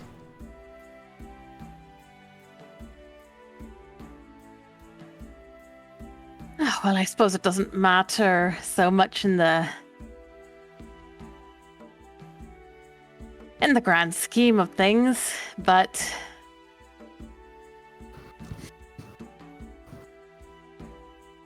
I don't know. I think it'd be nice to not be forgotten when it's all done and over with. Plus, even if the spirit doesn't have a story, I'm sure it'll make a good story to say you saw a ghost and lived. The 3 of them kind of exchange confused glances. Gimbo, we got some tack. Got holds up a large glass bottle that's about half full. I got some goat milk. I got some tack. You can dip it if you want. It helps.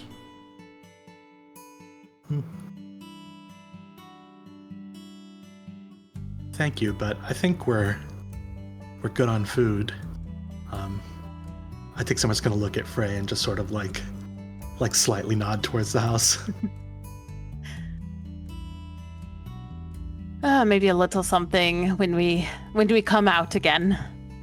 You going in there? Maybe. You're Don't know, I fucking haven't crazy. quite decided yet. Maybe I am. I definitely am. Listen, I mean, you seem nice and all, but me and Mom, we're not going to be going in there to risky or nothing like that, so please be a little on the careful side. I'd feel bad meeting someone and offering them food just to have them kill themselves. I mean, trust me, the tax bad, but it's not that bad. Ah, well. When you put it like that, You sure, can, let's share a drink.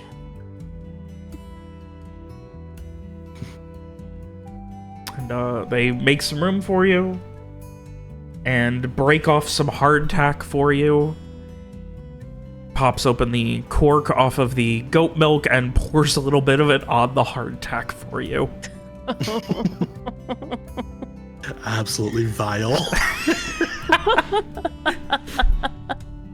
And yet still probably not as bad as just eating hardtack. I mean, yeah, but wild. Yeah, I guess Frey will gnaw on it a little bit. Boy. That's a hell of a does not- description. I hate it, Ronnie. Thanks. Someone does not take any. They look thankful, but politely decline. So being this close to the house, does Frey like sense anything at this point? It's like this vaguely just like somberness around here. Like just everything feels a little dour. Like the emotional equivalent of like a puppy that's been yelled at and has its ears down.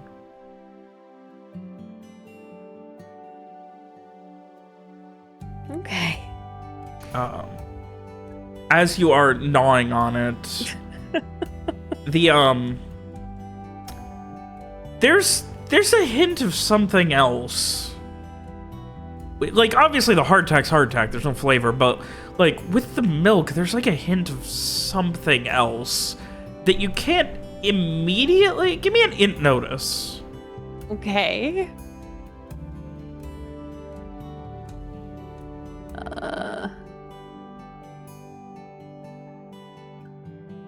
4. You cannot make it out. Like, you cannot make it out at all. You said this was goat milk? Yeah, I mean... He gives another nod.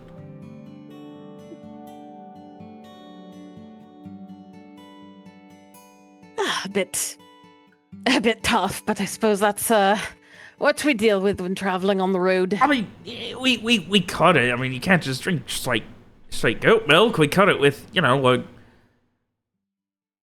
a few cups of vodka.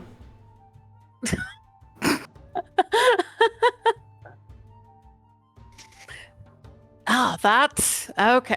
I thought there was something a little unusual about it. I suppose it's the vodka. I mean, yeah, probably. You don't like it?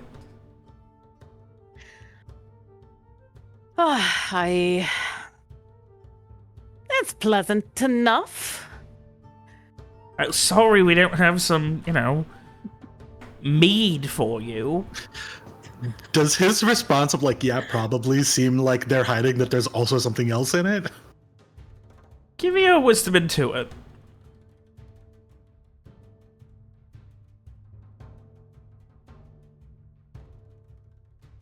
It seems like they're not completely cognizant of their words because they're so shit-faced on vodka milk. Okay, fair enough. No, you're right. I'm being terribly ungrateful. It's always a kindness to share a drink, to share a meal. At this point, he like leans over and just offers you the bottle of milk. Frey wait, no, I couldn't possibly have any more. Besides, if I'm going to go in there, I need to keep my wits about me. He gives a little half shrug and takes a big swig. Some of it kind of like coming down onto his mouth and beard a little bit, and then offers it to Samar. I'm good, thank you.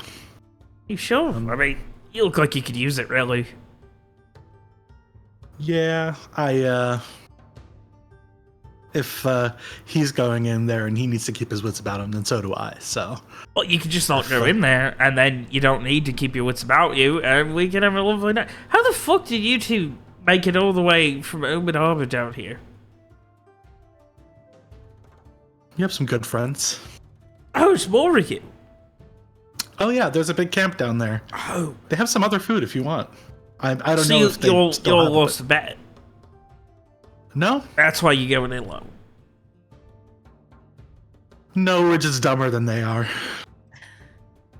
They all almost in unison give like in perfect understanding and agreement at that point. Good shit. Good shit. And they do not question you anymore about it. Sure, you'll swing just in case, just to, remember. I'll take one. You take a swing. That's goat milk and vodka. Great. Oh boy. That's gross. Boy. Spicy goat milk. Great. I don't know if spicy is the best word to describe it, but compared to normal goat milk, that's it's angry goat milk. That's a good one. Hard. It's Samar's hard goat milk. Gross. Are they about to head in? Yeah, Frey would say, well, thank you, gentlemen. He kind of gives a nod. I'll take a swing in your honor if you don't make it out in the morning. How's that? You'll have to tell our friends below of what happened to us. They all kind of consider for a moment. If you're going in, I mean, maybe you could, just leave your valuables here for now, just in case. We're not trying to steal them from you. Just, if you die in there, they're just gonna be abandoned. But if you leave them here, we can give them back to you if you don't die. But if you do, they go to use. Wasn't that worth it? A kind offer, but I think, well, most of our valuables are already down at camp, and what I have on me is. Yeah, what about that ring? You need that ring? Frey looks down at his hand, and I like my ring. Well, so do I. What if you die with it, though? I mean, then nobody gets to like your ring.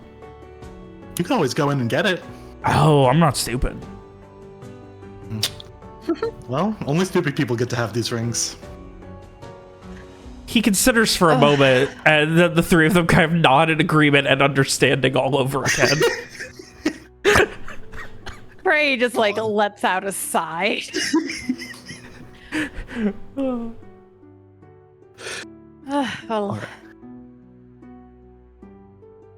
it was a pleasure. You'll have a good night.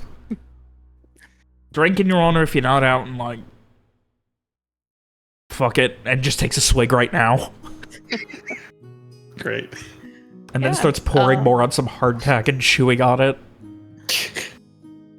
Yep, I'm following Frey in. So Frey actually does not want to go in right away. Okay. Frey actually, because he was planning to do this, and then he found out the courtyard was occupied. So Frey would actually like to circle around the building. Okay, you head outside, and they're kind of just like you have to walk out through the courtyard, back past them, and they're like, the entrance is over there. Fuck it. And you hear one of the other ones say, well, they did say they were stupid. That's a good bit right there, I'll tell you what. Yeah. And yeah, you start to circle around the outside. Most of the windows are broken. A couple of them are boarded up from the outside. Otherwise, it is 2 floors. The bottom floor, like I said, most of the windows are broken. A few of them are boarded up from the outside. You can see like a lot of destroyed furniture that looks like it's just been thrown, slammed, busted up, things like that. The bottom floor, there are a few rooms, but also a full like bar tavern area. Okay. And there is a set of like shutter doors leading to what seems to be a basement of some sort. Okay. Okay. So, like the basement door's like outside the building? Yes. Okay. So I think while Frey is circling around, he has his hand on like the wall, the windowsill, any like remains of like window panes, if there's anything like that there. And he'll be using his emotional resonance just to see if he picks up anything in particular. Oh, it is something that Frey has probably felt a lot, but not in a while, because it's something he has to focus on. But it is a familiar feeling of absolute terror.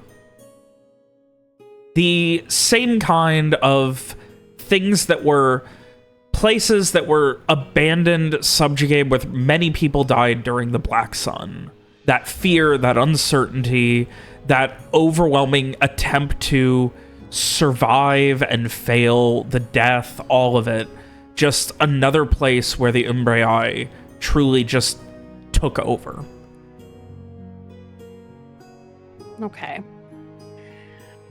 Frey, I think,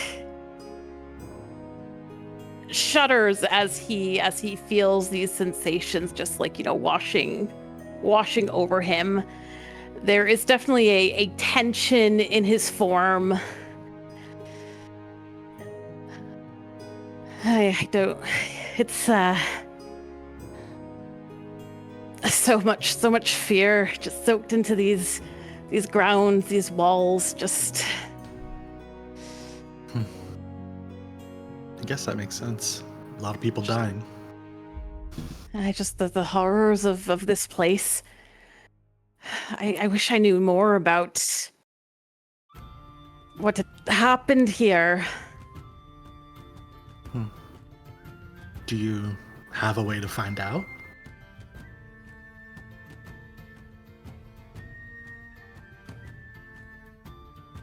I could.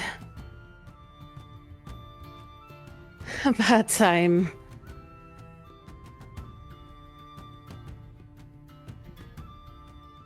it's a frightening thing to dive into those moments, those emotions, those memories. Sometimes it becomes so potent that it's hard to separate yourself from it. And it's in a way like I'm reliving it. Not just watching, not just witnessing. Like you're the one dying. Aye. That's... Yeah, I wouldn't want to do that either.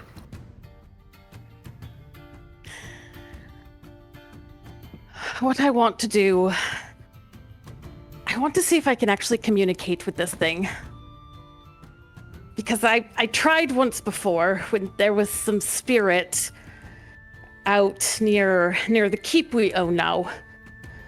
And I tried communicating with it. I tried talking to it, but it didn't comprehend, and I don't know if there was something I could have done. I don't know if it's a fool's errand. I mean, we're the stupid ones, right? Let's go. Let's do it. What else are you gonna get to try?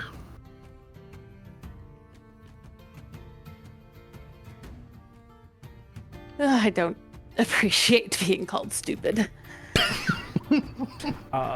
And as if perfectly contrasting in the most frustrating way the sound of laughter coming from the courtyard as someone has told a very good joke, and then just full-on, like, belly laughter in this serious moment. my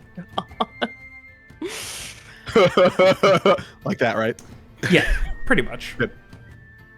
I like being stupid when I need to be brave.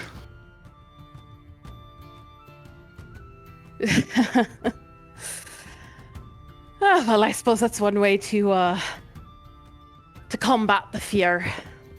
Yeah. If you don't know any better, then it's really easy to do anything.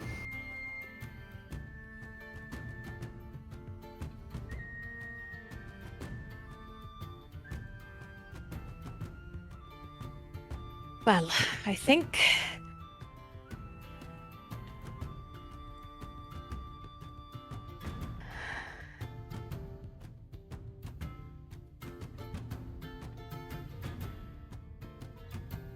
and Frey is definitely very visibly hesitating. It's completely up to you. We can go back or we can go in.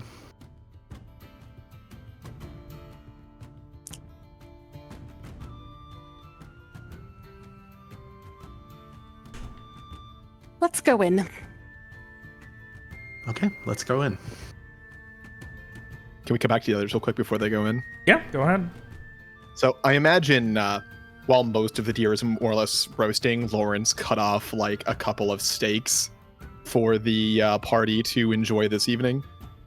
Something that you can cook a little bit quicker than an all-night smoke roast on a spit.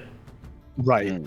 And so he'll be doing that and then just like looking over to whoever's with them. I'm assuming the group's hanging out. Just say, should we stop them? Well, I don't think there's any stopping Samar and Frey if they want to do something. I mean, we're not their parents, but and ultimately it's only endangering themselves. But I don't want them to die or get stabbed with forks or worse. we were able to escape relatively easily, so I think they have a pretty good chance. I do kind of wish they took Mira with them, though. I mean, what's She Mira seems gonna pretty busy. do against a ghost? Bust a punch hole a through the ghost? wall so they can get out quicker. Can you Yeah. punch a ghost? True. No. In when we tried, we couldn't hurt it. We tried like shooting it or whatever, and that's not the first time I ran into a thing. When I got ran through with that large glass shard, that was against a ghost thing, and I don't even know how we defeated it. I think we just kind of ran away from it to where it couldn't get to us anymore, and then I died. Well, I didn't die. I almost died. I'm sorry, you died? I didn't die. I almost died. Ah, Does I it was, count as defeating if we ran away?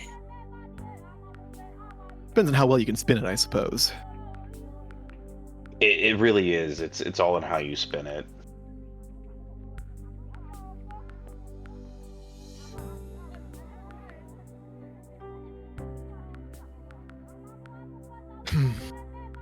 I mean, probably the worst that'll happen is they get stabbed in the leg with a fork. The reason I didn't protest further is because it seemed very important to Mr. Varrock.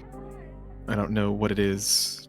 Well, I don't know exactly what's going on with him.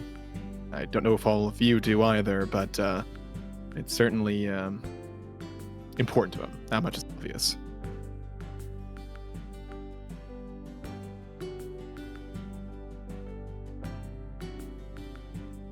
I think they should be okay. Samara's keeping us appraised with what's going on. They haven't even gone.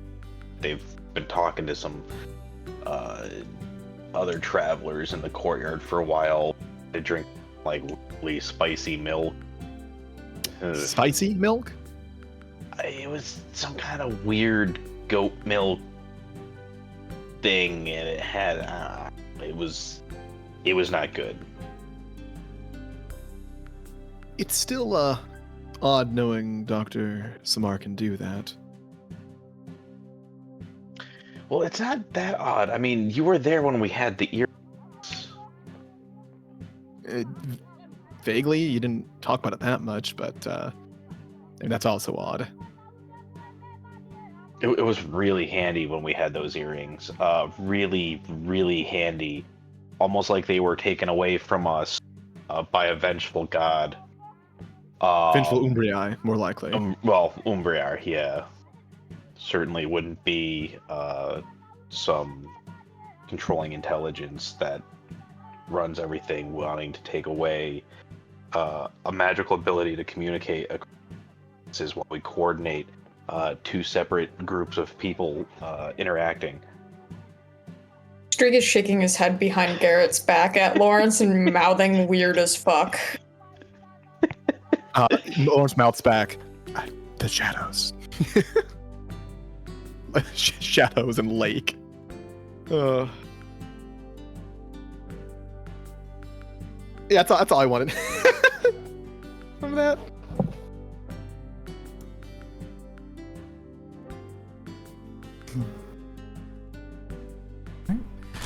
So that brings us back to the great, brave Samar and Frey. I am gonna have my mind light on. I don't think it'll do anything, but just in case this isn't a ghost or whatever, you know, on the off chance I can sense it, then I'll have it on. It's a guy in a sheet. Maybe. Who knows?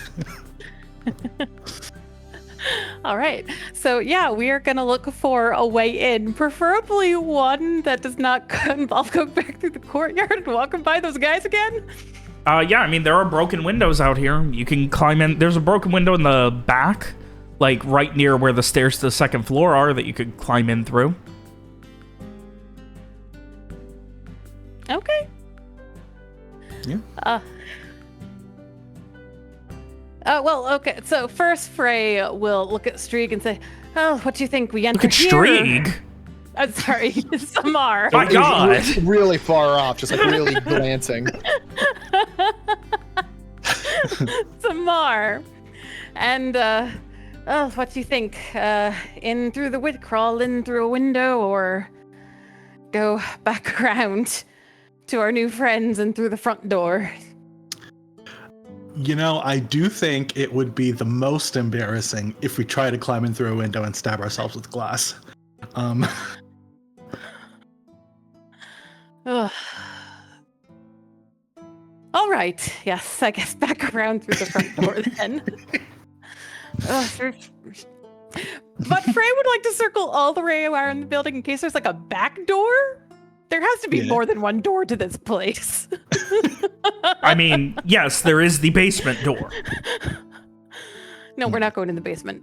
It's a haunted house. We are not going in the basement. I love being genre savvy. All right. So with that,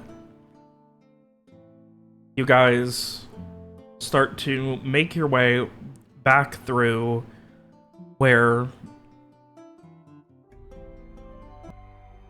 you walk back past them, and they, the gentleman who offered you the spicy goat milk earlier just... So you, I do look up the carriage then. Is that it? Just scoping out exits and stuff in case we needed to make a break for it. You see as they start exchanging coin. You're sure you're going in, then? Watch us. And I can't convince you otherwise. Do you want to? Well, I'd like to. Nah.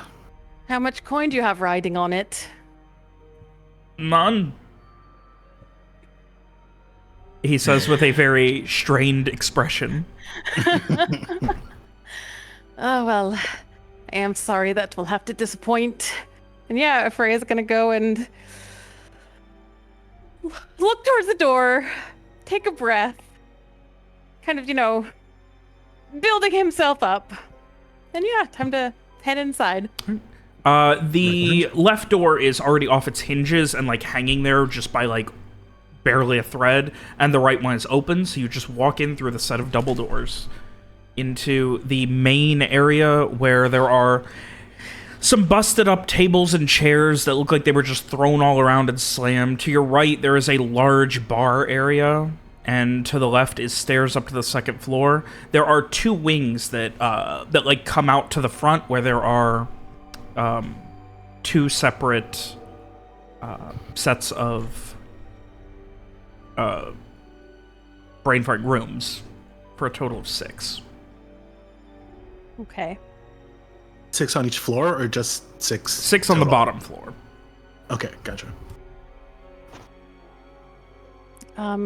So Frey is walking through this, I guess, entry bar area. Just, hand touching, like countertops, tables, debris. Just in case he gets anything else other than the terror. Just this mixture of frustration, terror, loss, people giving up. Just over and over again. Just that same thing, just beating you over the head with it. That sense of loss that people, like, looking deeply, you can just see old bloodstains on the wood from nearly 20 years ago now.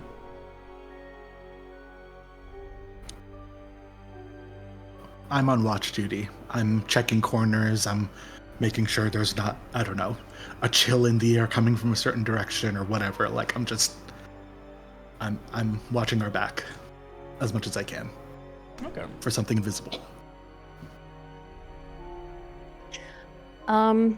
So Frey is going to find a relatively clear spot. Or he will clear a spot if he has to. All right. Like here in the bottom floor? Yeah. Okay. Oh, I assume you guys have light. You brought, because it is, pitch black in here outside of light from the windows. Yeah. So I will just activate you guys' torches for now, just see if something. Beautiful. And in fact, Frey is going to open his little travel box that he brought with him with his incense and start setting up. Oh my god. He's going to do a spiritual catalyst ritual.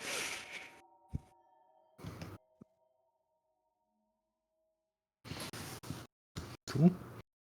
I think Samara is just watching sort of curiously. Okay, this is going to take an hour. Yep. It is at least a little hard to focus on account of the sounds of 3 drunk idiots about, let me measure, about 70 feet away, screaming and arguing, close to within your eyesight. Oh my god, they're the worst. They're sweet, but idiots.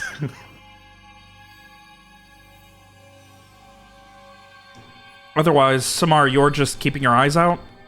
Yeah, I think I'm like pacing, like just in sort of a relatively small circle, just kind of looking in each direction, making sure there's not forks flying at us or whatever. But yeah. All right, give me a wisdom notice. Okay.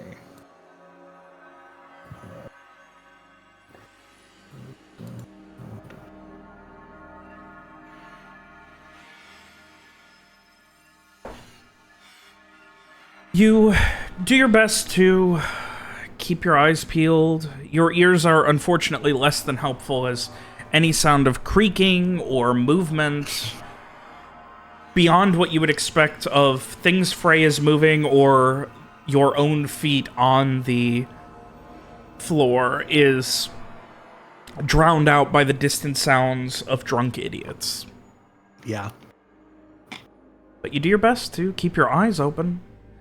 Frey, you set up for your ritual, and after maybe 45 minutes, Samar, you can see a shard of wood. It looks like a very large splinter from one of the broken chairs, beginning to, like, shudder and shake. Frey, I'm gonna grab Frey and pull.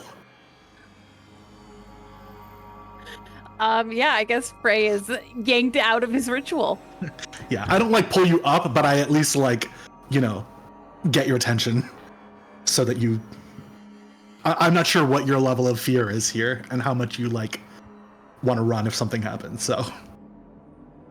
I mean, Frey definitely is very, very on edge. So if Samar is pulling him, he just kind of like jolts out of the trance. And at this point, I do think, because he would have taken out his dagger and just cut across his palm, spilling blood on the floor. But yeah, as they like grab him, he'll jolt at this as if, coming out of this trance he had been going into. It's what's happening?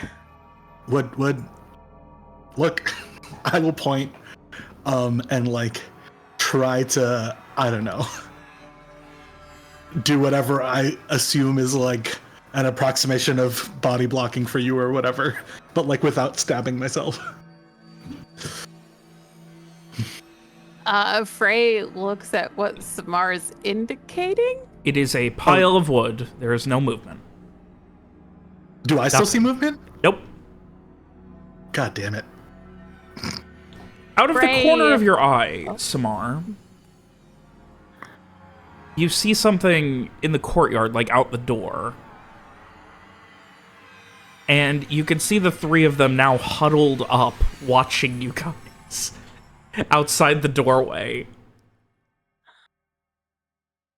Huh. There's not any mind magic happening on me, right? Not as far as you know.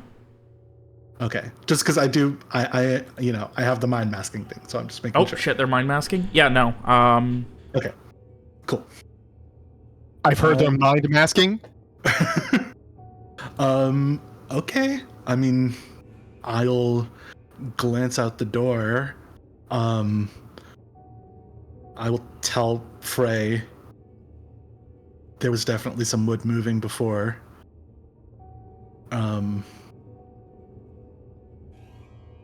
Something feels off. I don't know.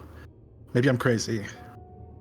As Frey is staring at you, you can see behind him another splinter beginning to shake. This one maybe 6 or 7 inches long. I'm going to step between him and the splinter. Okay. I imagine Frey's like set up here, and so you... Yeah. There. Yeah. Frey, when you look in that direction, nothing. Frey frowns. Hold on, I have a theory. Sorry. Okay. Don't look wherever I look. Just wait. Okay? Or don't look wherever I move. So just ignore me. Pretend I'm not here. I'm just gonna stand there and wait. Oh, all right then. And Frey, I guess, is going to start his ritual over. Sorry. Yeah. You So begin that'll to be start another it hour. over. And as you're getting started and everything, about 10 minutes pass. Samar, you see, this time not a splinter, but one of the legs of the chair with, like, a very gnarly, like, rusted out iron nail beginning to shake. Can I grab something to use as... Can I grab something like a, I don't know, a piece of wood or something to use as like a makeshift shield or something? Yeah, you grab like the back of a chair. Yeah. Yeah. You Like, hold it might it up. not work, but at least something. You hold it up and I would like you to give me a physical save. All right. Yep. You hold on for a second and like are holding it in that direction, and then all of a sudden you feel it yanked from your hands and launched across the room, slamming into the pile where the other thing was, breaking in half as it does. Okay. It's only been like 10 minutes since Frey started his ritual again? Yeah. Okay. I'm grabbing Frey and I'm pulling him outside. As soon as we get outside, I turn to Frey and I say, okay, we're going to go back in, but we need one more person. As soon as you get outside, the other three, the one who's been offering you just... Oh, what? I didn't see you even get caught. What happened to you? You all right, and like motioning to Frey, and then like immediately like bumbling in a pack. I'll got bandages. We can get you taken care of. Thank you. I'll be all right. You know, look at that. You're bleeding all over your hand. It looks gross and gnarly. We need to get that fixed up. Thank you. Luckily, I'm with a doctor. Yes, I'm a doctor. Don't worry about it. I'll take care of him. I like sort of ignore them and I turn back to Frey and like a little quietly, even if they can hear me, I'm like, I think it only does stuff when only one person's looking at it. So I think if we have two people here to watch each other's backs while you're not looking, we're fine. Oh, all right. Well, if you're in touch with any of the others, you could call someone up. Yeah, I will phone back to Garrett and I will say, so we have a theory. Our theory is that this poltergeist only does things when only one person is looking at it. And Frey's ritual requires him to not be looking at it, to have his eyes closed. So if we could have one more person to stand here and stare at whatever I stare at, that would be great. You can see the poltergeist specifically? Not the poltergeist, but I can see when I've been able to see so far whenever it's about to throw something at me. Okay, and I'm not against what you're saying. I'm just saying that, like, you're assuming that the poltergeist is specifically lifting up the item to throw it. It could be across the room, you know what I'm saying? In a different spot. And mentally, I don't know how poltergeists work. So. That's true, but every time Frey turned around and looked at whatever was moving, it stopped. So, and it only... Maybe he just likes Frey. I mean, that's possible. I'll come take a look with you, But yeah. maybe he just likes Frey. Yeah, I mean, if it doesn't work, then, we can go from there. But I already interrupted Frey twice, and I feel bad, so... Okie dokie. Let's try this. So it's been... Larry's gonna load up Garrett with a couple of softened hardtack and venison sandwiches to give to the others. Perfect. Thank you. Yeah, that way they have a little dinner. Yeah, a little snack for their ghost adventure, I guess. Well over an hour after Samar and Frey initially departed, Garrett, you make your way up to Liston House, a place I doubt you ever thought you would be, and I certainly never thought you guys would be again. No, I did not. And you... What'd you expect when you dangled a ghost thing in front of Frey? I know. It was a thing from a year and a half ago! From Not before me. he was in the I experienced it.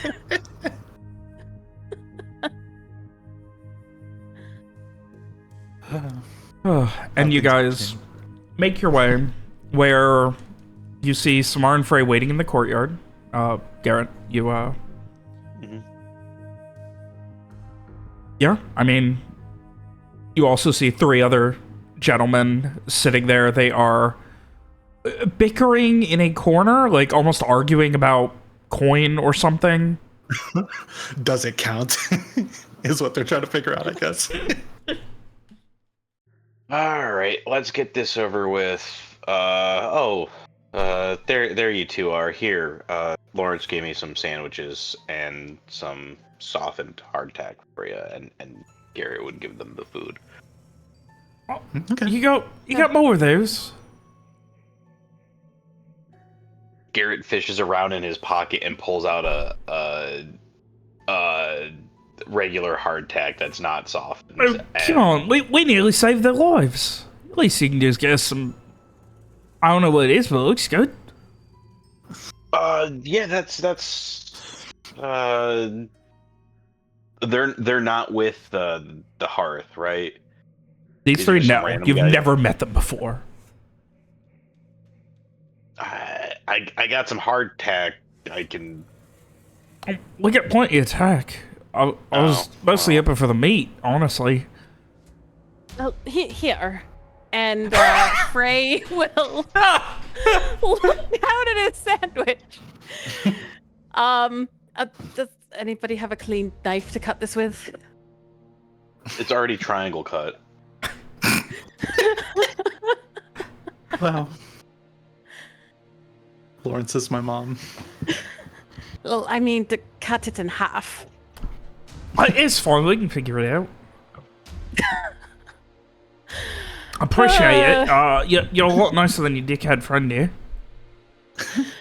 I like rip my sandwich in half and hand Frey half. And I guess Frey will hand his whole sandwich over to them for them to figure out. And thanks for the goat milk. Oh, and kind of like turns to Garrett and offers the goat milk. No thanks, I'm all set. I don't drink goat. I don't drink milk after 5 p.m. Seat yourself and takes a big chug. A little bit of it getting in his beard and on his chest and shirt. Garrett tries to avoid gagging. All right, we're gonna try this again then. Yes. All right, and Frey, still with his bloodied hand, is gonna head back inside. All right. Before you go back in, can you tell us what is your level of you want us to pull you out? Frey, You want us to pull you out? No. You guys can go sit over there and wait for us to come out so you can decide who gets the money. All right, just we're good. Thanks. Guy turns to Garrett. Your friends are calling themselves stupid for going in, and I mean, we don't disagree, but now you're going in too. Shouldn't you be trying to talk them out of it? It's not the first time I've been in here. Alright, so you know how dangerous it is. So in that case, I mean, in the event that you all die, shouldn't you leave your valuables out here? That way, We've someone got some can more use them? friends that if we die, we'll be able to let know. They know to come looking for us in a bit. and But they'll collect. shouldn't you still just leave your just in case so they don't go to waste? Like that ring on your friend's finger. No. Frey has rings on every finger. Or that one.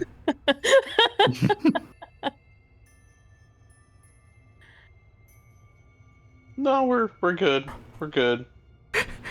It's 5 p.m. somewhere between milk. Here's that might be the funniest thing you've ever said. Are we adding that to the pinned comment list?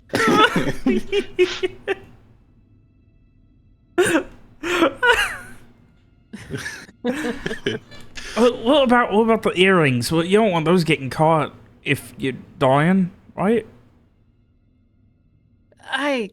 I think we'll be okay.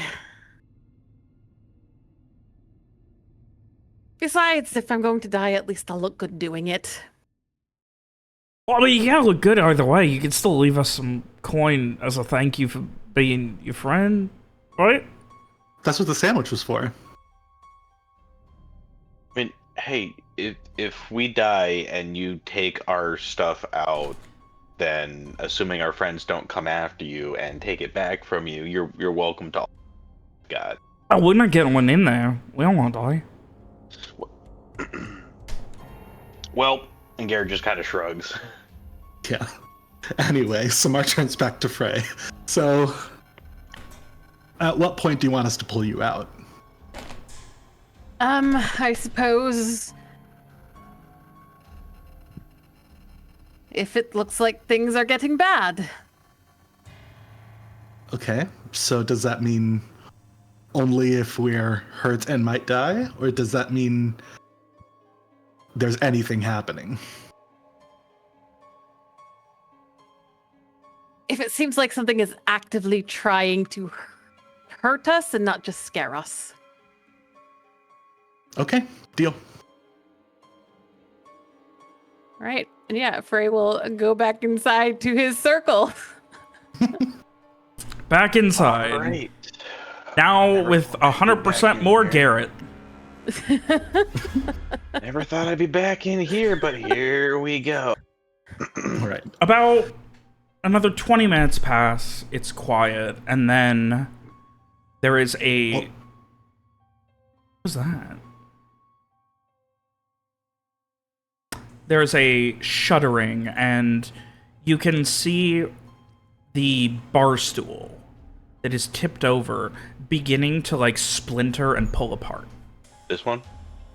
Yeah, one of them. Okay. If we both look at it, does it still continue to splinter and pull apart? Yes. And what was your idea again, Samar? That was my idea. Right. It worked before. It is. Maybe It is pulling apart, and is it making splinters to throw at us? you hear as the wood begins to bend and then crack. Garrett, I need an evasion save. I can absolutely give you an evasion save. And as it does, it just immediately, just the splinters and a large chunk about 9 inches long come flying at you. You fall to the ground, and they impale themselves in the ground behind you. I think that's it. I think it's time to, I think that counts as trying to kill us, Garrett says as he brushes himself off and stands back up. Samar just gestures at Frey, like, for you to pull him out because they feel bad for already having done it twice.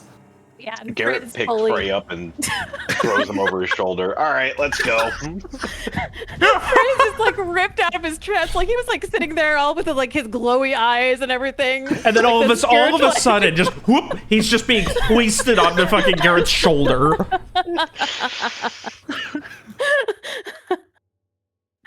Yeah, we're just. Samar, I need I need an evasion save. All right.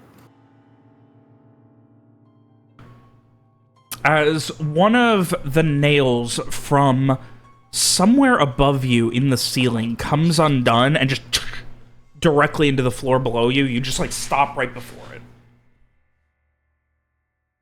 Does Frey see this? Is this after Frey is pulled out? It's about the same time, so Okay. it depends on how much attention Frey was paying on whether or not he'll get a roll for it. I'll let Ryan decide. Yeah, no, I don't think he's too disoriented right now. Fair.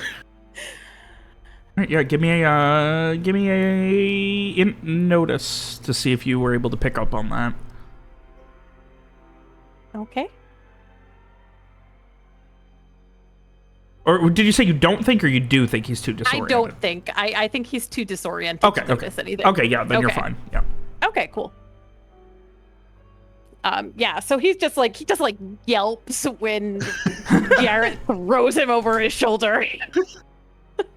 All right, Yeah. Experimentation time's done. Time to go. We're done with this. I follow him out. Wait, what was happening? I just got a shotgun blast. Well, actually, I wouldn't know what a shotgun blast is. A blunderbuss blast of wooden spears chucked at me from the remains of a stool, and Samar. Something happened to them too. I don't know. The nail came out of the ceiling. Nail came up out of the. We're having this conversation as we leave, by the way, just to be clear, just because our tokens are Yeah, we're still not there. standing here waiting for the poltergeist to keep. Okay. Yeah. So you guys get back outside. The other three, one of them is now passed out next to the fire. The other two are leaning on each other, and the goat milk is about 3/4 empty now. Wait. If it was... All right, if I can't go in there and actually try to reach out and you can put me down now, Garrett. Garrett will set Frey to their feet. Maybe. I mean, if it's throwing things around at you, can you get me one of those? Those being One of the things it threw? Yes. I'll duck in and grab the wood splinter that was shot at Garrett. All right, you grab the large wood splinter. Give me a strength exert. Okay. You got to get it out of the ground where it got stuck in. Fair enough. You almost like stumble, yanking it back, and almost lose your footing, but don't. And are able to get back out. It is, about like all told 8 or 9 inch long, pretty thick. One side of it's like very splintered and would obviously break apart if it hit something that really, like, this would do some fucking damage. I will hand it to Frey.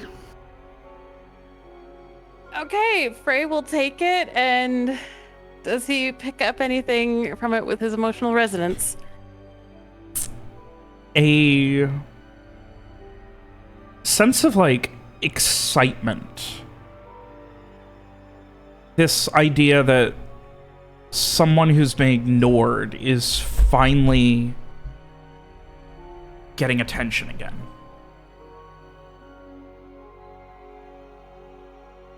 Motherfucker. Interesting.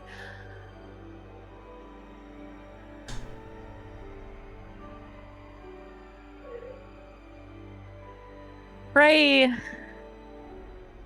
looks over at the others. Did you ever see anything coming for me?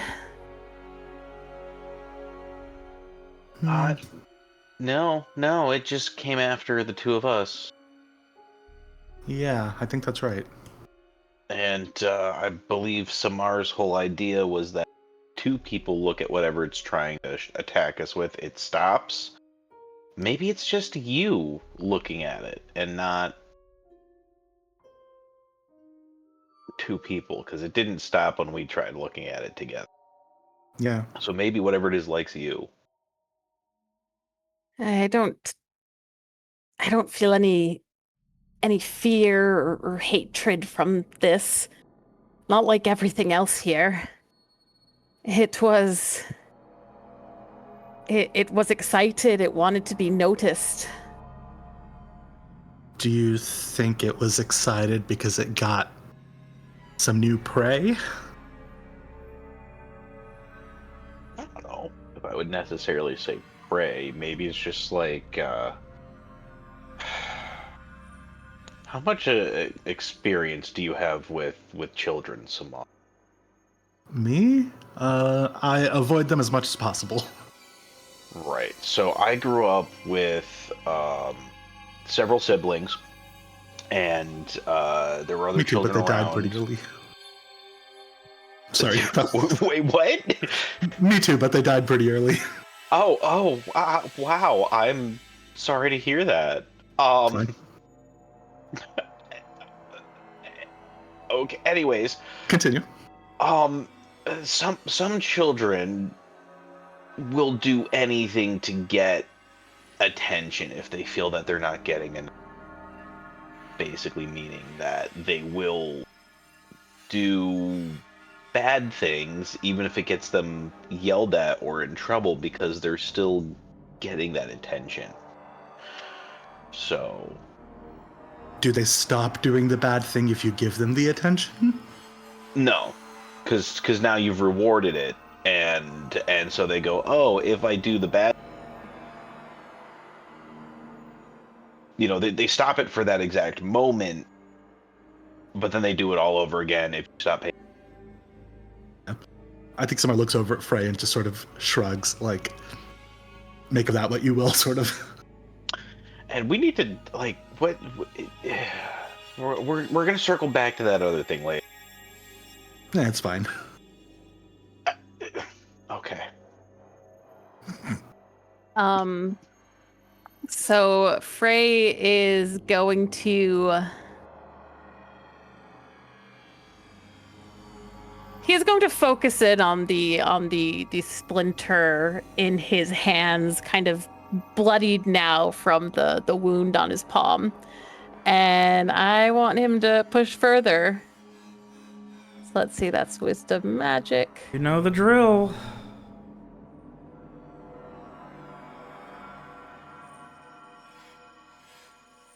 Eight. You get one.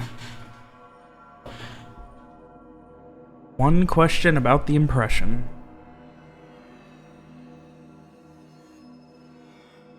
All right. My question is...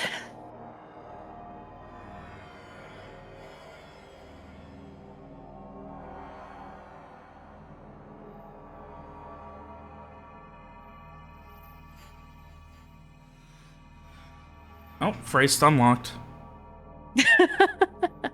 Oh no, Ronnie's stun locked. Yes.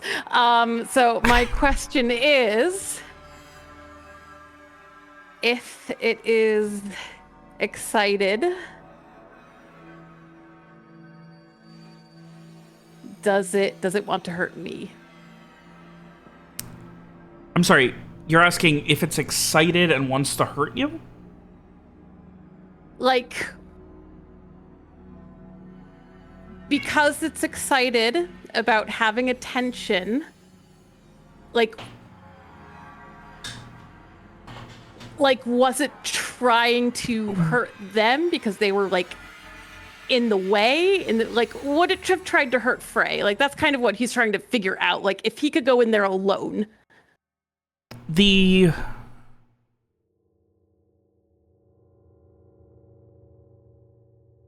source of the excitement is coming from a possessiveness directed towards Frey. Okay. Is the best way I can describe it. Okay. Okay.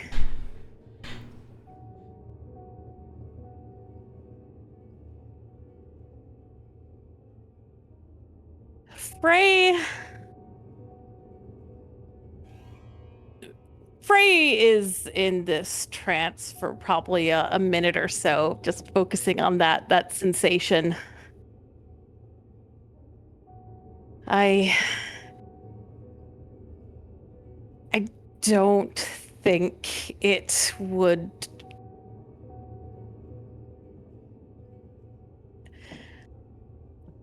I think it was the two of you. I think it was targeting the two of you because it didn't want you interfering.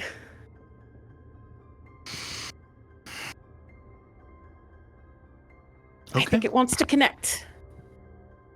Oh, if you're sure. That's what your gut says. You gotta trust your gut. I'll be right out here to heal you if you need it. Okay. Let me try this one more time then. And...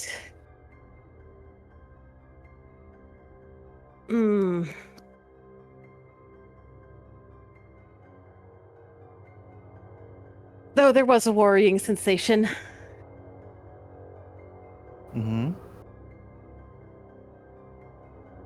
It felt possessive of me. Okay. Well, I mean, it didn't do anything to you for the first 45 minutes.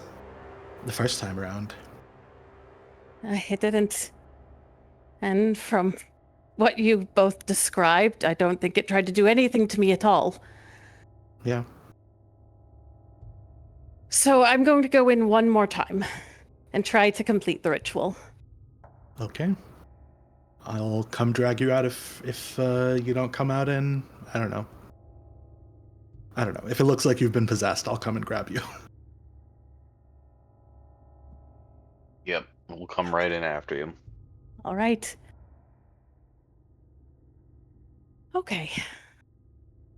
And I'll just be right there where you can see me. Okay. So it's another hour-long ritual. Yes. We're already It's 10 over an minutes into hour that- in and we're just getting started. And it's 10 minutes into that one that Larry's gonna come trudging and see what the fuck is happening. All right. So, Is Frey, that streak want to come? Lee, Lee, good talk. Anyway, you're muted. Oh, so... Fuck, sorry. No, Streak is not going anywhere near that fucking house. Oh. That is fair. Yep. Lawrence is trudging up. Where you see Samar and Garrett just watching in the courtyard, and there are two other people, and one of them, like, without even saying anything, like, at this point, I imagine all of them kind of look like they're watching, like, a horror movie, and, like, without saying anything, just offers you the bottle of milk. Fuck yeah, milk. Samar looks at Lawrence and gives them a very tiny, like, shaking of their head. Just like, It's like you don't spicy, want huh? it. It's spicy, huh, Bob? It's spicy milk. Oh boy. let that settle. Hand it back. Now I did have a couple of questions for you guys, if you have a minute. Shh. Oh, he's doing something. I think he needs quiet. No one said anything for like 15 minutes. It's gonna take a while. What he's doing is gonna take a while. Oh, he got mad when you interrupted him last time, though. Fuck him. All right. No. Doctor. Then he has to start over. And I really want to go to bed. Mr. Viacourt. You can go to bed. Oh, I don't want to miss this. I got money right on this.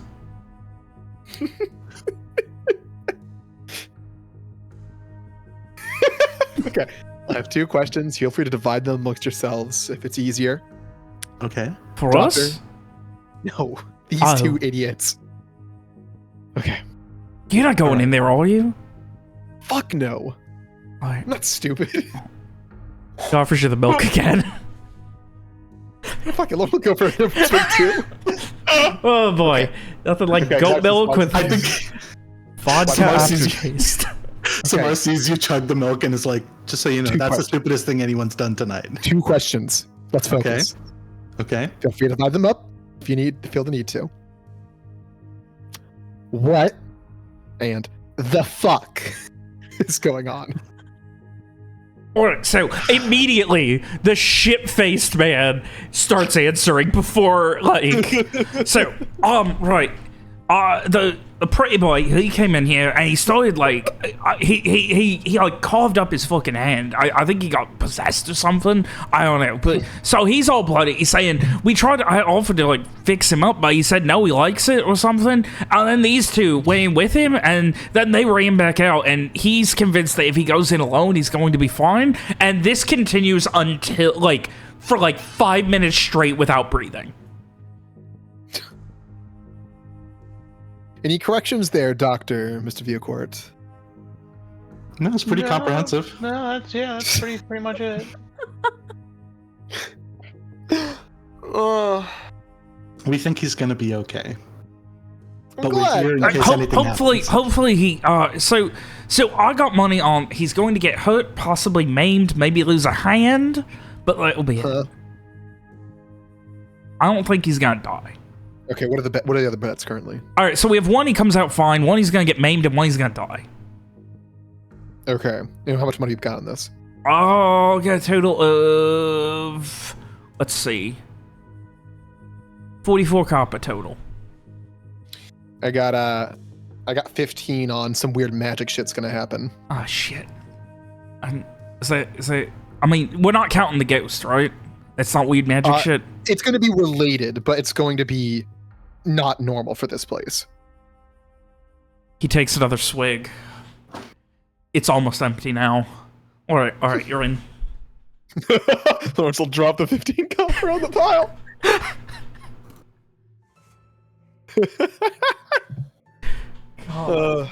Lawrence gonna find a spot to sit.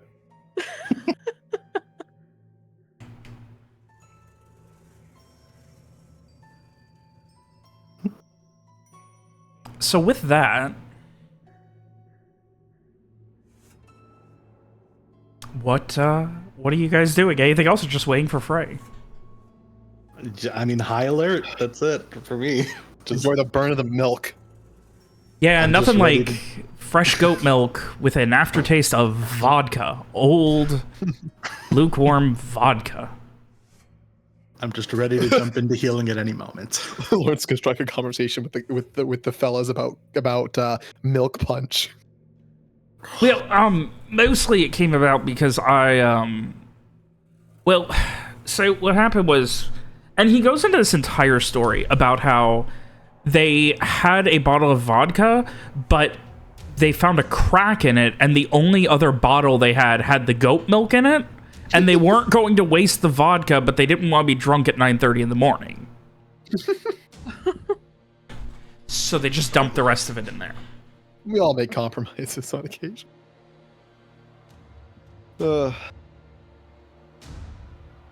Anyway. So, for the next 45 minutes, you await with bated breath. Nothing immediately happens. There's no shuddering or shaking that you can see. Then again, you guys are outside, you can't see a lot. While Frey is inside and you're just watching.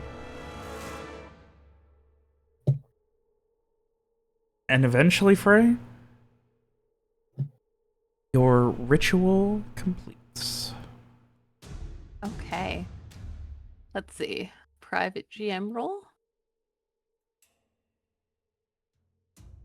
Wisdom Prey.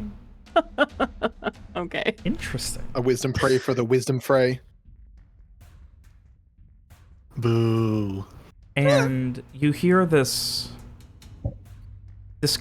quiet laughter.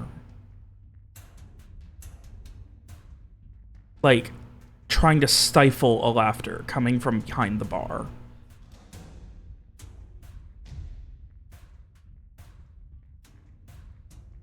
Frey looks in that direction. Definitely feeling a little out of it. His eyes still have that glow to them, and like there's like little kind of like wisps in the air around him.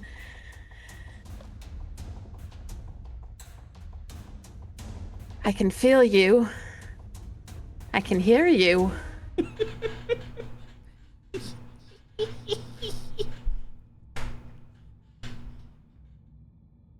I just wanted to say hello. Hi.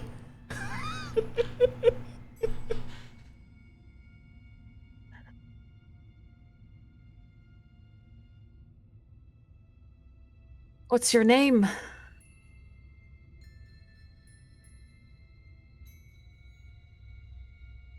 Junie.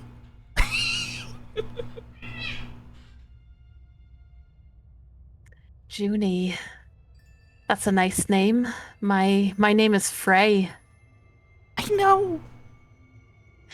Does this sound like a child? It certainly could.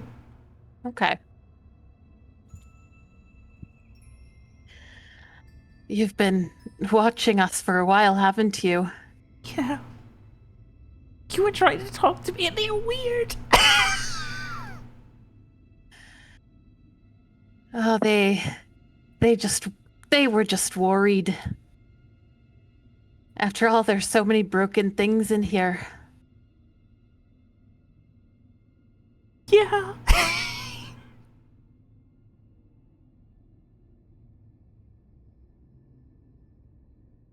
Nothing else, just an agreement. More laughter. Are you the one who broke all these things? No.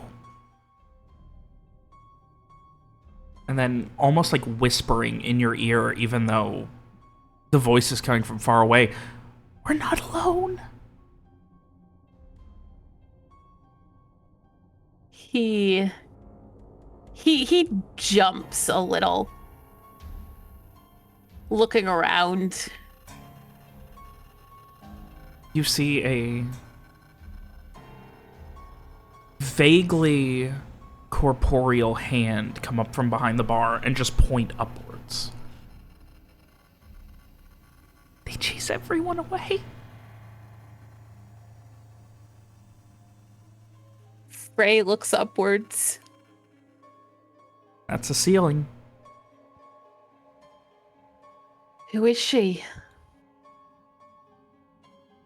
The rest of them? I don't know. Don't know them all. I stay down here. I don't like it up there. They're mean.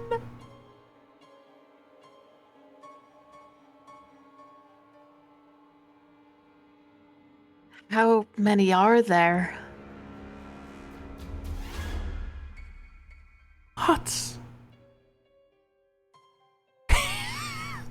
Lots of them. And finally, you see this still vaguely, like, half corporeal body of a child no more than maybe 10, hair in 2 braids, face covered in cuts. The face, the neck, just slashed like nobody's business. The smile almost emphasized by the scarring.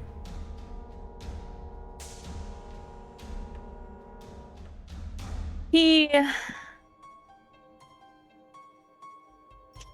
looks at her, trying to kind of hold back the shudder at that grisly image.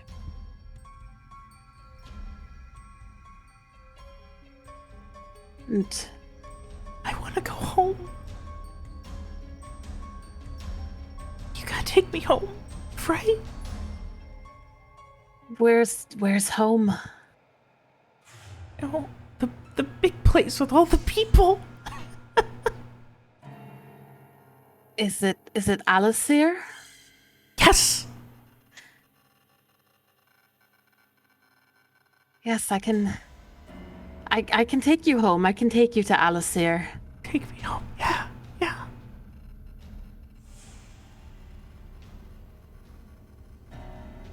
Take me home. And then burn them. Burn them, Frey. Burn them to the ground. This place, you mean? Burn this place? No. My brother and sister.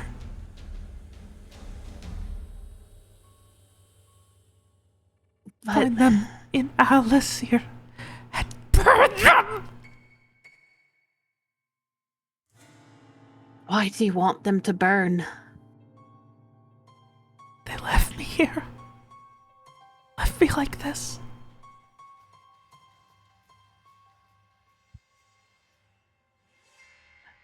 The dark things came. They used me as bait. Burn them. Destroy them. And as she says that, this guttural roar comes far too deep for her young, just childlike voice, and all of the cuts on the face and neck begin to unravel and bleed, flaps of skin just falling to the wayside before snapping back to a face again. Burn them. I think at this point, Frey jumps to his feet, stumbling as he goes. I can take you there, but I can't do that. They deserve it. Like my pa always said, one hand begets another, begets another, begets another. And it just gets guttural and more, just inimitable. Until it's just this growl before snapping back.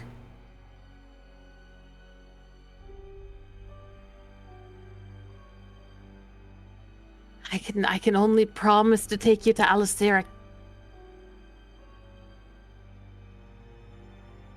You'll get them. You'll get them, and you'll deal with them.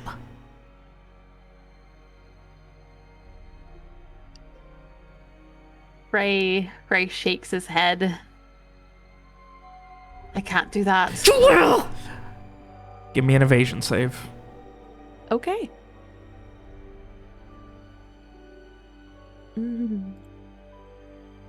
12. You stumble backwards, feeling and just like hearing this creaking as another shard of just splinters, like a wave of them, breaking off of a piece of splintered wood in the ceiling, just come raining down. You have to. You have to, Ray. We're friends. And Pa always said friends help each other.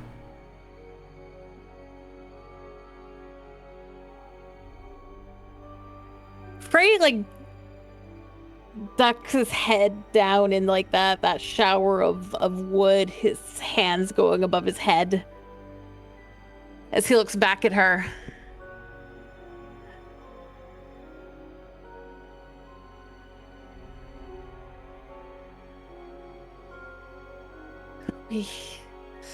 We can be friends, yes, but friends, they don't need to hurt others.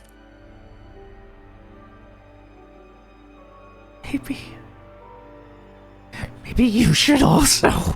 I need another evasion save.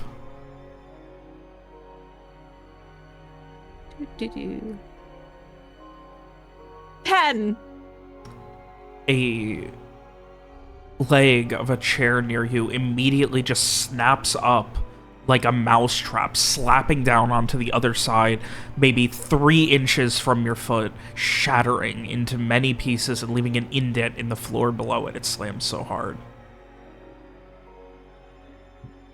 Ray. I can make you. I can make you. And you see her squeezing her hands, and you can feel your hair being pulled as she does. I'll make you do it. I'll make you burn them. Then we'll be friends forever. Okay, yeah, no, now Frey is going to,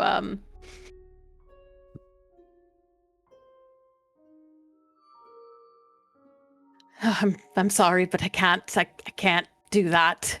You need to. Frey, Immediately I think falling and breaking into just a weeping, heavy, full body cry. Please, no one ever cares. I already done it once, I'll do it again. You need to help me. Crawling towards you, the sound of nails pulling across this wooden floor. You can see bits and pieces of Splinter digging into the fingers of this semi-corporeal spirit as she pulls herself towards you, begging. Burn them.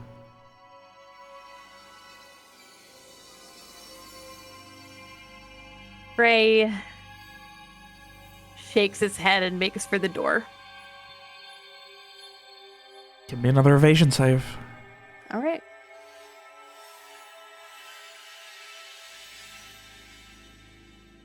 14. Oh my god. Blown out of the water. The door starts to slam shut on you. But as it does, the last hinge gives way and it falls, and you kind of have to stumble, and it just slams to the ground, barely avoiding your foot.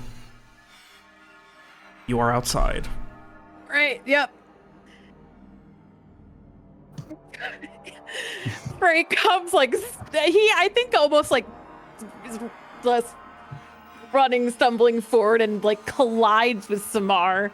I think they grab you. Are you okay? What happened? I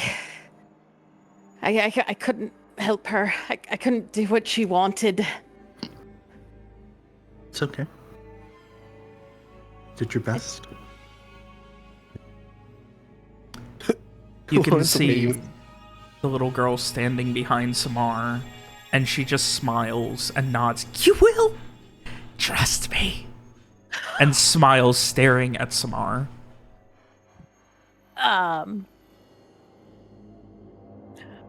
Frey will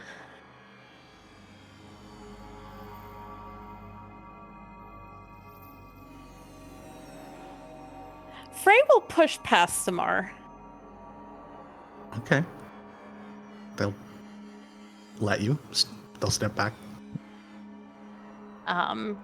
To look directly at the little girl. My brother and sister will burn. You'll do it because we're friends.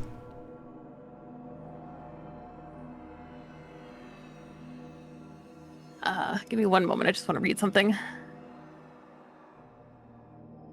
So the girl's in the courtyard right now? Seemingly. Okay.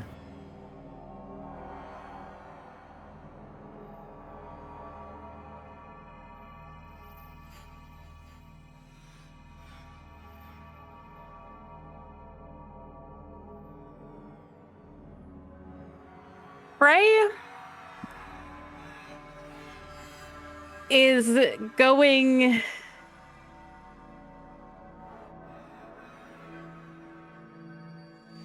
to reach out for the girl.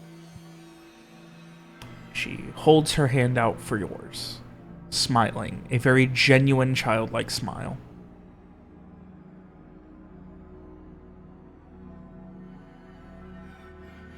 You are lonely.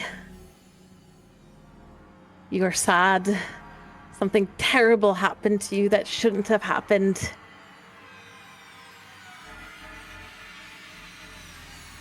She just stares, waiting.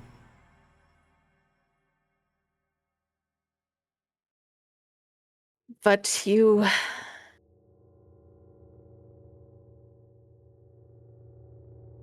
don't need to focus on the vengeance, the death.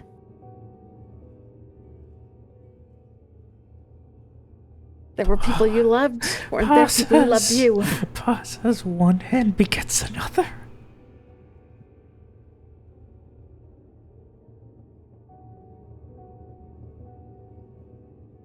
And I would like, and let me know if I'm pushing this a little bit. I would like to cast on the spirit Damnation of the Sense to take control of one of her senses. Interesting. It's a mental save. And yes. Yeah, I'll allow it. Okay. Well, she succeeds. Okay. Christ. I need a evasion save from both some. Are the positions accurate right now? I think Frey's like here. Okay. Yeah. Lawrence is sitting with the group wherever the fuck they are. Okay, so Lawrence would be over here then. In that case, Frey and Samar, I need both of you to give evasion saves. Okay. All right. My God. As a great. pile of glass just comes flying from a broken window and just launches into the wall behind you as you drop to the ground. Fun.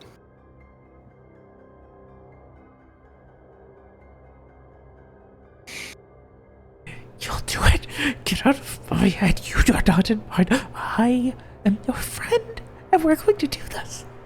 We're going to finally show them that one hand begets another. Yes? No, I will help you, but not like that. You will help me. Bring me home. The smile, genuine again, growing more and more, tearing at those fresh scars as they fall apart, skin flaps, bleeding, excitement, a whirlwind. Until eventually, the spirit fades in excitement and you just keep hearing echoing in your head, you will help me, you will help me, you will help me. As if she heard everything she wanted to hear. Frey lets out a heavy sigh. As I think he's like on his knees right now, staring at where she... Well, actually, no, he's on the ground because they dropped down to dodge the glass. Slowly pushing himself up onto his knees as he stares at the place where she had just been.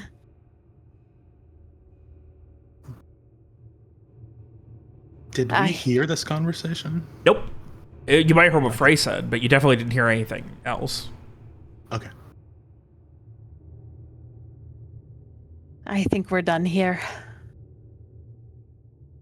Okay.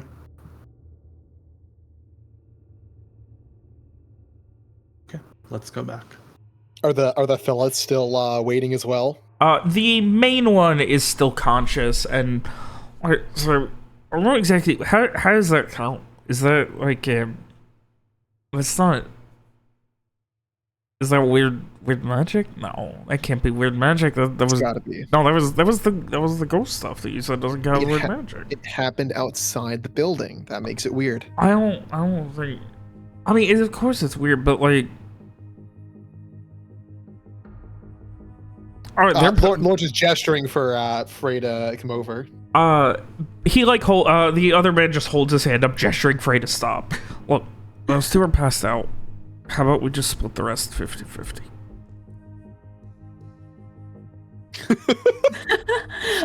Frey is still coming over. Lord's the carriage. Fucking okay. Would you say that was weird magic shit or 50-50? Frey looks over at Lawrence a little confused. Lord shrugs. Doesn't really care how Frey responds to that. What I do isn't magic. That feels blatantly untrue, Mr. Farrak. I've always said I'm not a mage. I don't know what it is I do, but... Listen. If something looks like a man, sounds like a man, walks like a man, I call it a man.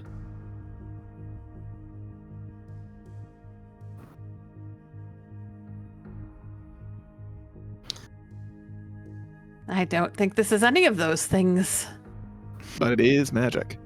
Anyway, tell the man here what happened. He is going through one of his buddy's coin purses and just handing you some coins. Who? Lawrence? Yeah. I think Smart would just be like, did you see the glowy eyes? That's some weird glowy magic. Eyes are a telltale sign of magic in my experience. In total, you are handed 2 silver and 21 copper. Fuck yeah. Okay, damn.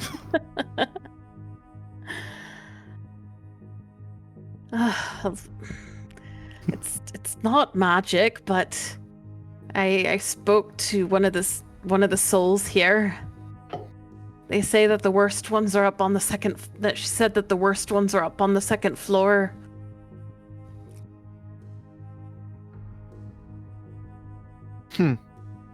And He looks away uncertainly. Lawrence, with absolute certainty, will then say to the guy next to him, talking to dead people is definitely weird magic shit.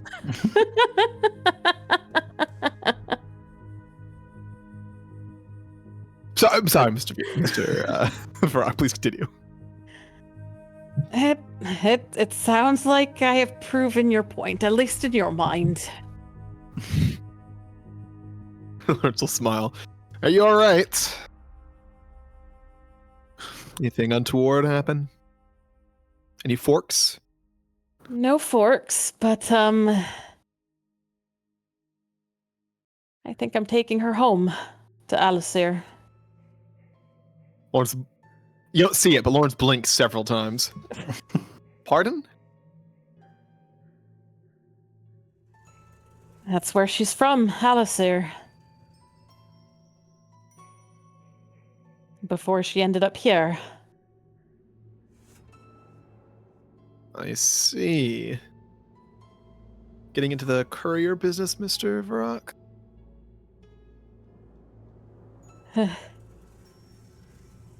Well, I fear it won't be quite that simple, but I'll figure it out. Of course, carrying a ghost and an old woman, same time. I suppose Mira's carrying the ladder. I think this one might be a bit more of a weight. Her mind is full of thoughts of vengeance. That doesn't sound good. Does No, not sound good. It isn't. Now, this did happen before I joined, but I feel I remember some vague mention when I first met you guys that that you had a spirit friend for a little while, and over some time it caused you to act out of character, shall we say? I'd like you to elaborate on that. I think Frey? someone looks at Frey to like they don't want to snitch, but Frey looks from Lawrence to the strangers with the goat milk. I think that would be better as a private conversation. Lawrence will get to his feet and wave to the fucking the guy whose name he never learned. He kind of mumbles, just, alright.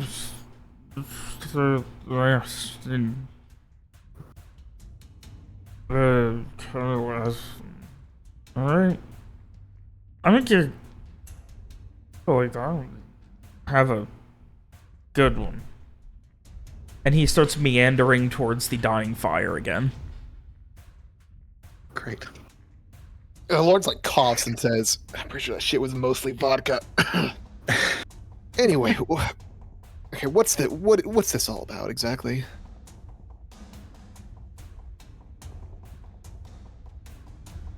Well, Samar did hear something of it. I wouldn't put it in those terms exactly. I did have a run-in with a soul. Someone terrible who had died. And who delighted in hurting others. I've known the kind. And then...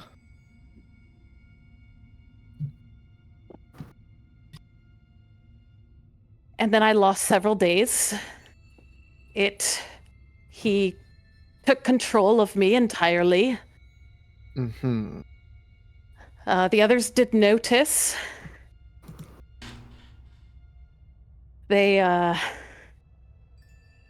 apparently tied me up. Mm-hmm.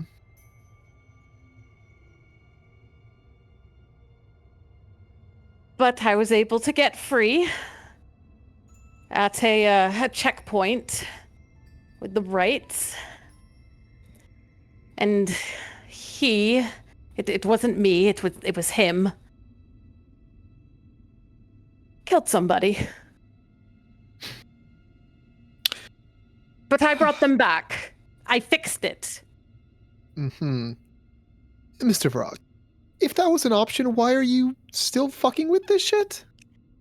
Because I need to figure out how to make it stop. Because I need to figure out how to control it so that doesn't happen again. Because I'm going to keep seeing them. They are going to keep coming. I'm going to keep feeling them. And if I don't figure out how to control it, then that is going to happen again and again and again. And I don't want to do that. I don't want to live in fear. I don't want to lose myself. I don't want to become like that mad hermit who carved himself up. That is why I'm here. Lawrence looks to Frey's hands. I know what you're thinking. But it's the only way I know right now to find any semblance of control.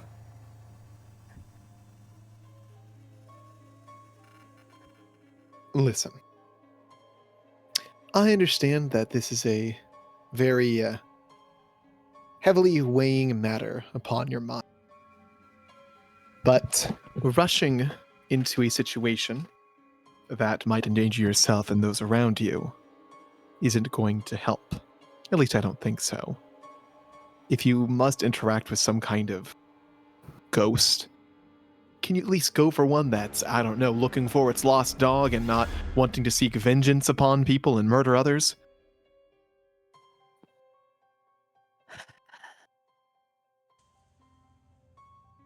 Well, the problem is that I can't exactly pick and choose.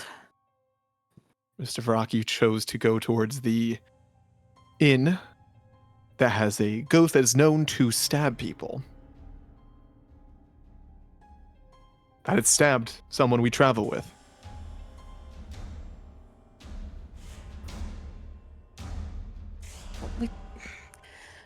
She said there were others in there, lots of others.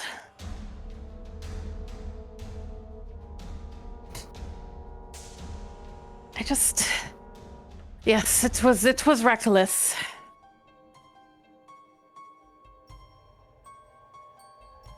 But I don't know if I could. I just thought if I could find a place where I knew something was. Maybe I'd have more of an expectation going into it instead of going in blindly. It's like wanting to get shot. I was thinking of making the comparison, but I thought it'd be in poor taste, to be honest. Just, if you thought that was stupid, then that might give you some perspective on how this looks from the outside. I don't think it was stupid necessarily. It sounds like something I would do in your place, but most people tell me that probably means it's dumb.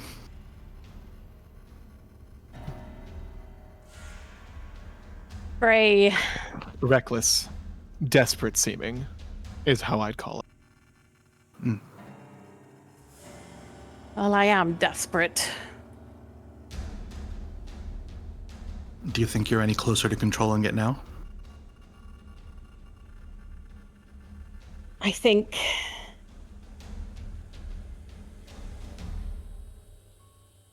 controlling it safely? No, I do not think I'm closer to that, but I feel like something can change. I feel like I'm on the verge of something. Should I allocate some funds for shackles once we're back in Alacyr? Frey looks at Lawrence. Does it look like he's joking? He looks tired. Like he has one hand on his forehead rubbing it.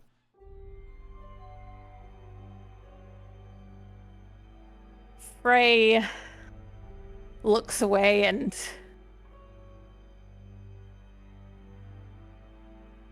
Garrett here would know best. He was actually there during that whole thing. He does tie a good knot.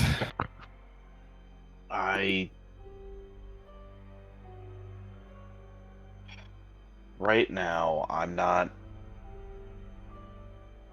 seeing signs that Frey is out of control or is acting differently. That's what we were seeing when we tied Frey up. How long was it between your last pickup and the days you were missing? I think it was almost immediately.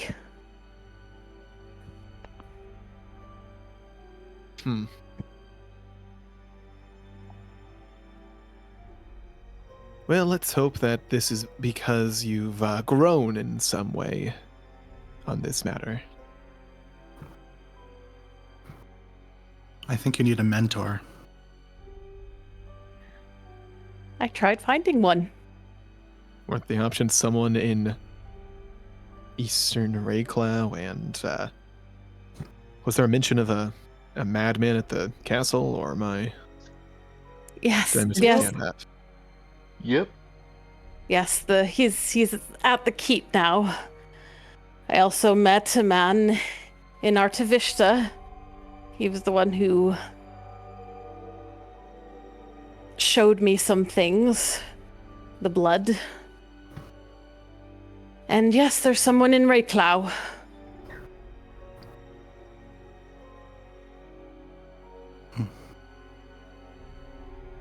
I want to find a mentor. I want to find someone who can help me understand this, control this.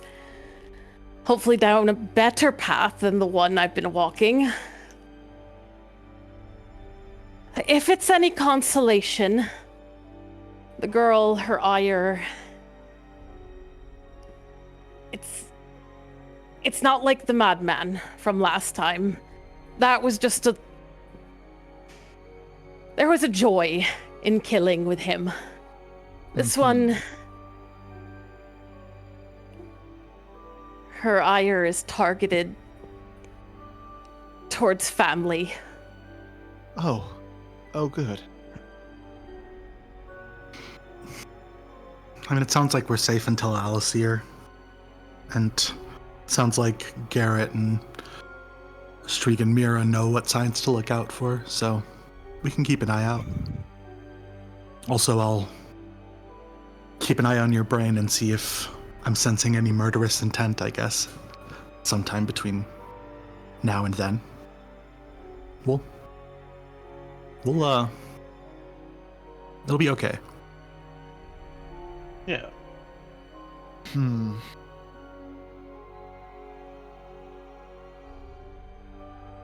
Is now a good time to mention that it's almost as out there that Frey is vehemently denying that they were a mage, as Mr. Strieg saying that magic doesn't exist? I think it's one of those things where, to a non-magic user, everything is magic that's not literally explainable by physical phenomena, but within magic or supernatural phenomena, there's lots of semantic distinctions or different mechanisms of things working. So for the purposes of non-apt people, I think it's fair to say that this is a magical power, but, you know, I also think Frey's probably reasonable to say that, yeah, but... So magic.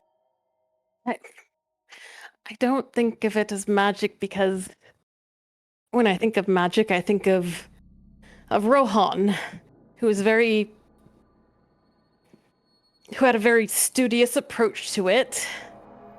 It was something to be learned and controlled. But I never had control. It just came. It just happened. It felt more like, at the beginning, before I understood what was happening, it was like they were moving through me. It wasn't me reaching out, it was the other way around. Well, to even get into the Lucian Ray, I had to demonstrate some magical talents. So it's not like studying is the place that it starts, you know? I think I think maybe studying is just how you get control and make it reproducible. Some people call it magic of blessing, though sometimes I've heard others call it an affliction. Regardless, it's still magic. Though that said, not many can actually control an affliction.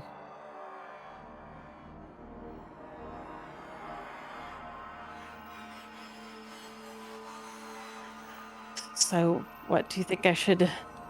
Should I have gone to the... But I did go to the Lucian Ray. And? And it was the man we spoke to there who directed me I mean, to the other death touched. not all magic is created equal. As in, it's not all as,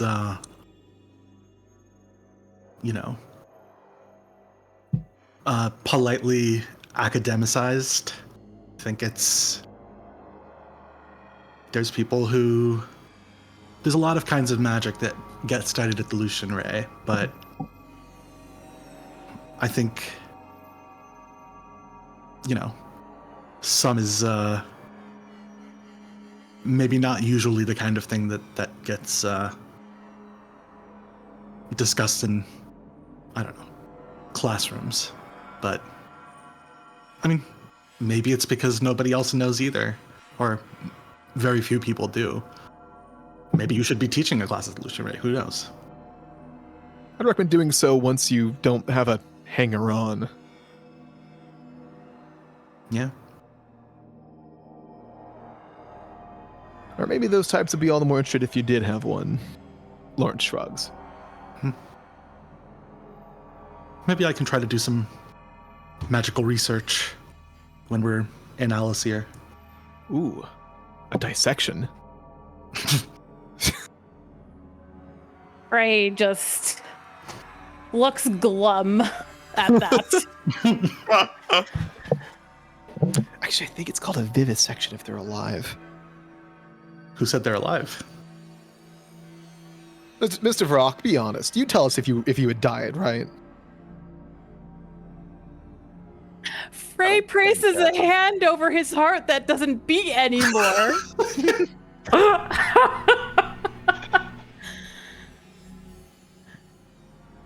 Frey doesn't say anything. He just turns and he's just gonna leave the courtyard and start heading back to camp. Aww. I'm mildly concerned about that. But I don't have the energy for it, so I'm going to head back and go to bed. So, stressfully, as the night grows long and the stresses at Leston House finally seem to subside, you all begin making your way back to the Wandering Hearth and its surprisingly comfortable wagon known as the Barge to hopefully get some sleep before tomorrow when you will finally see the city of Alacyr once more. And it is here as day turns to, or as night will begin to turn to morning far too soon, that we will be ending tonight's session. Doodle-doo. Doodle-doodle-doo. Fun one. That was fun. Oh, y'all, like, there was no world where I thought we were getting a fucking payoff to the Leston House shit. You don't think things through very well. Like, no world at all. You just... We keep surprising you. I love ghost stuff. What do you expect? I want to go to the ghost stuff. I'm sorry, wait, to clarify, does that mean you had this character prepared but you didn't think we'd ever get to it, or that you just came up with that on the spot? No, this whole thing, why there was a poltergeist there, that has been prepared this whole time. That's crazy. Okay. I mean, both of them would have been crazy, I guess. Very good horror imagery across the board. Almost like a little freak. Yeah, remember like last flaps time? of skin and shit. Last time you guys were there, it was just let's go check it out, Scoob. And then you all like snuck in, went to the second floor, got a fucking fork in your leg. You're like, we're gone. Well, yeah, because we were still squishy and had like 5 HP then. Yeah. Stick a fork in me, I'm done. I feel like I must have made that joke the first time around too. You didn't, but it's pretty good. I don't remember it, but yeah. I would have remembered it because it was pretty good. Okay, good. And by the way, that wasn't even the reference at the beginning of the session when I posted a thing I wrote over 2 years ago. That was for the Wandering Hearth. Nice. Okay. That was over 2 years ago. Neat. I was like, I'm finally getting a payoff. I've been moving them around the map since this fucking campaign started. It's the first time you guys have crossed paths. I remembered it. It was relevant. God. Oh my god. Okay. I need to update my notes because I was not writing it all during any of that. Wow. My last note is Samar had siblings who died. What's that, out of character? What? That was that in a character? character. Oh, No, fuck me up. Samar said, yeah. Yeah, that was in character. There's oh god, I didn't do names for so many of these characters because then William will like, can I get spelling? I would have had to like get off my fucking like get off the track to start typing in the middle of a scene. Yeah. God. Oh, what was the name of the little girl ghost? Junie. Thank you. Her Yeah, actual you name's really Juniper, love but your- you know, You really love your body horror. I love horror in general. Body horror is very He's a little fun. freak. I don't know why, but specifically the image of like A hand being- just well, pointing like, It's on my upward. notes. but like specifically the image of like being in a room where you don't see any ghosts, and then all you see is from behind the bar a ghostly hand comes up, and the ghostly hand is scared of something that it's pointing to is like that's freaky. To be like no, I'm hiding from the thing that's up there. It's like what?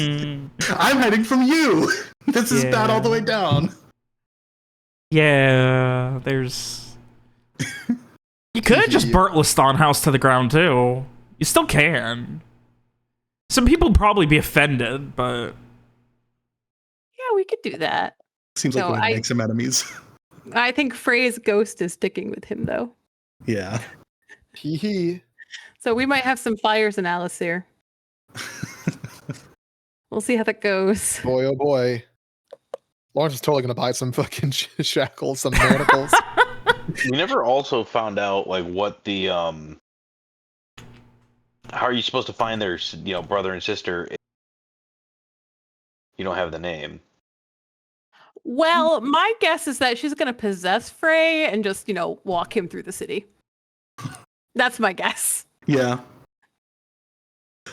There is something like the fact that Frey can bring people back from the dead is like maybe you can just I don't know, like be possessed by ghosts who want to kill people and then let them he's kill not people. magic though. I like that. Fucking, it's not magic. I spoke to one of the souls here. Made me laugh. Well, okay, technically, Frey's class is the Wise, who is an expert, which is a class for a low or no magic setting. So Low's not nothing. Okay, what is his other class, Ronnie? Okay, his other class is Invoker, but that has absolutely nothing to do with any of his ghost stuff. No. I use the only thing I use for Invoker is Elemental Spy, and his Elemental Sparks. He literally conjures fire. What the fuck? He's not a mage. That's minor magic. It doesn't count. What? I mean, technically, everything I do is minor magic. I mean, technically, they're not using the magic for that. I mean, the Adunic Invoker, that's the Invoker class, right? Yeah. Mm-hmm. Yeah. So they are technically a mage, but you're not using it. They just use spell points instead of spell slots. I think it counts. I mean, it's immediate. Say it. Say it doesn't. No, I do. I mean, obviously, Robert and I have never actually discussed this, but I did always consider Frey's mostly his like medium stuff being non-magical. Yeah. I mean, in some way, it is magical in the sense that magic is. Without magic? In the sense that magic is a synonym for supernatural. Right. Okay, exactly. okay, yeah. In that case, yes. Like, obviously, there are different denominations. Like, Mira's ability to punch through a goddamn wall has a level of magic ability to it, but... She's literally made of magic. She's a magical creation. Yeah. But nonetheless, what a session. I thought, hour max you'll be an Alacyr. Yeah. Tee-hee. I also did appreciate being able to be like, hey, definitely took the note, like Samara is gonna try to be less reckless, but also, does that mean I have to kill 27 people if everybody wants to? Is that like, I don't really understand the line here. If your friends jump off a bridge, would you jump off a bridge? Well, that was a matter of we had a plan that was very effective to kill 27 people. Yeah, I like I was trying to fight them in person. Yeah, I mean, out of character, like, obviously, you know, like, I don't have any issue with it, but I also think it's kind of like, well, what I was told is that I'm not supposed to trust my instincts, and I think my y'all could have instinct taken says this is 27 bad. people. Listen, we could or we couldn't have. It's not really relevant to the conversation. No, I'm just saying. Anyway, listen, if you wanna argue the moral grounds of killing 27 people, fucking bring it up. Larry will fight Samar over that. Not literally. You better be careful, because Samar's got fucking boxing gloves or something now. Well, I feel like Samar would just be like, well, I can win the argument regardless. That doesn't mean I'm right. Like, that just means I'm better at arguing than you. Well, what a fucking session it was. Yeah. Next session, definitely Alacyr. There's no way you guys don't reach Alacyr next session. Yeah. We'll find a way. Has no one tried to call out Frey about the weird ghost shit yet? What do you mean? Like, For why do what? you keep doing this weird ghost shit? Jumping into an obviously haunted place just for the exposure. Well, I mean, Frey Samar's keeps like, trying to Samar find wants someone to get teach shot. him. Holy shit! Everyone talked. I said Samar's Well, not gonna I do it. just, Samar wants to get all I'm shot. saying is like, Oh my god! All right. Order. Are we just Bob, you first. who? Lee, you next. Let Frey cook. Adarsh. I said Samar's not going to do it. Samar wants to get shot. This is Maybe. their playbook. I think that at this point we are kind of used to Frey doing weird ghost stuff, and So you just let him? Yeah. I mean, Man, fuck it, someone will start. Whatever. It was fine. No harm done. hey, no one died the last time permanently. So Frey also did get beaten to death, and then he killed and resurrected himself. How'd you do? Yeah. Exactly. He's Yeah. not mad. As one does. Is the like black hole thingy that Frey does part of the Invokers thing or part of the Wise thing? That is something else. It's not either of those? Okay, that's crazy. That's a Robert thing. Okay. But he's not magic. Not magic. Frey's Not magic, guys. Not magic, Not guys. magic. Frey is not magic. There's nothing magical about Frey. Wait, was the wish thingy that you did for that guy, was that a Wise thing or an Invoker thing? Or That was a Robert thing. Great, Also okay. not magic. Jesus. So you have like a full homebrewed class. Great. But it's not a magic class. Frey's Frey's just got got like a 3 classes. backpack full of garbage. God. Well, he has to make up for the fact that I'm playing a extra weak version of a mage. Wait, what do you mean? You literally can gaslight people without magic to convince them that they thought something was their idea while you get them to do what you want, but you're weak.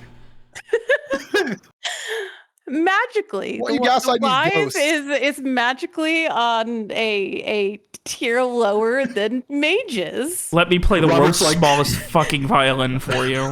Robert's like the most magical thing about Frey about is it. just his like normal charisma.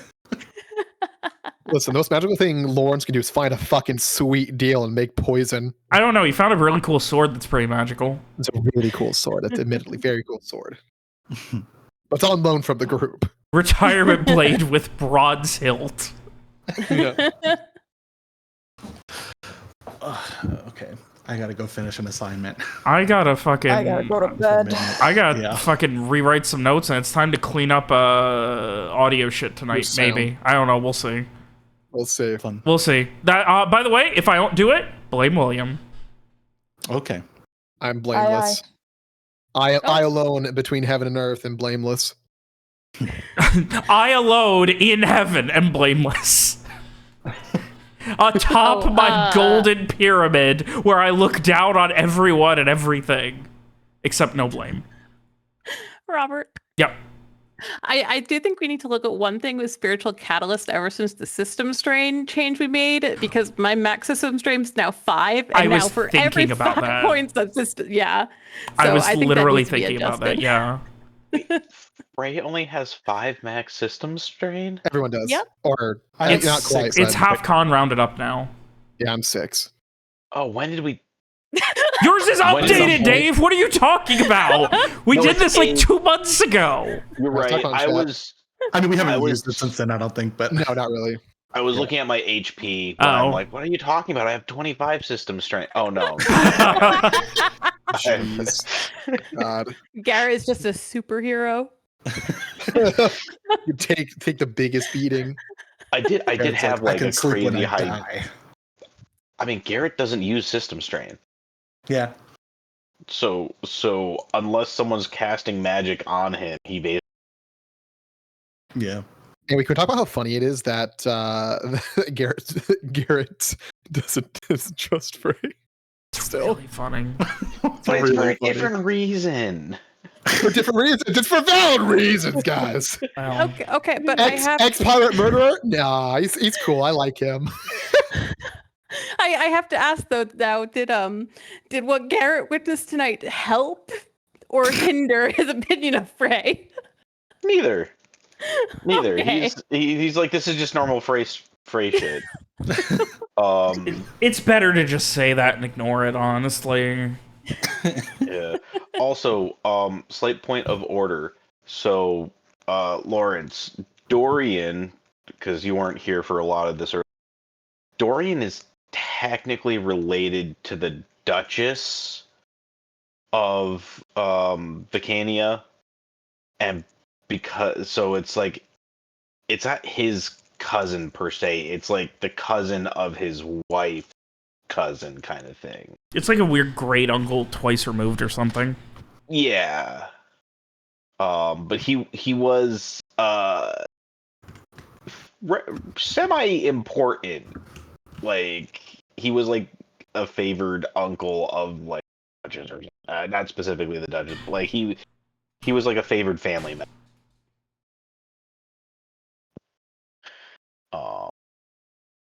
So yeah. Yeah. It's funny that you Also addressed that to my character, firstly. Secondly, when you fucking said Oh that, my god, I'm you sorry. asked about Dorian. I was like looking at my notes, like, what the fuck is he talking about? And I saw looking for his cousin. I don't remember when I fucking noted that down, but I updated it. Yeah. Looking still for remember a when Frey did distant a family reading. member. I still remember when Frey did a reading for Garrett about Dorian and just got back like doom and gloom. Yeah. Yeah. Man, Lawrence's Honestly- opinion of Frey, it keeps getting updated. It's really funny. I feel like Lawrence's whole experience in this group is like, well, you're the smart one, so it's fine. And then just like they do something stupid, and you're like, okay, who's the Wow, smart roller one then? coaster. Oh, like Lawrence just slowly, Like, y'all take turns doing stupid shit. just Lawrence is slowly dawning realization that he's the only adult in the room. I could trust like 1.5 of you at any given moment. But it's constantly changing and you don't know who. I gotta constantly read the room depending on the situation. It's like actually playing roulette every time on who you're gonna trust. It's like Pokemon, where I gotta like gauge the battle and choose who has best type effectiveness. Garrett's trustworthy until Who's he most does likely something to dumb. make good decisions in a situation. Frey's psychic ghost type, by the way. What's Larry? Yo, what's everybody's fucking type? I mean, don't know, I feel like you Larry gotta tell us. obviously has to be poison type. I was gonna say poison water. Yeah. Poison Steel is valid too, though. Poison water. Okay, all right. I have no idea. Smart, Smart just plain psychic. Smart's Garrett- psychic normal. Yeah. I want to say Garrett is grass normal. Definitely I thought so. grass. Could be grass Definitely ground. Grass ground. Mira is pure fighting. Fighting. Maybe just Fairy? pure fighting. Fighting fairy is not bad. Yeah, I would. Yeah, fighting fairy. Fighting Shrieg. ghost. I would say Shrieg is Ooh, Shrieg's a tough one. Fighting normal. Could do dark fighting. Dark. What about like dark flying? Because he's always like, far away and taking shots. Letting arrows fly. It's not bad. That's not bad at Yeah. all. Okay, I gotta go finish this, or else I'm gonna fail this class. So I have 30 minutes left. Jesus Christ, dude, go. Oh my god. Until I'm next not actually time, gonna fail, gang. but Oh. Good night. Pretty funny though. Good night. Yeah, like a roller coaster. It's really funny. Bye. His opinion of Garrett's been pretty consistent. I try. I What do you feel mean you like try? Garrett is always reliable. I Except when he mean, does something dumb like drink or the afflicted. healing water. that was pretty and dumb. give him I scales. forgot that Lawrence got vomited on because of that. Or he drinks the seawater that the pirates spit in. That's not dumb. That's It feels like him taking a bullet for Yeah. Frey.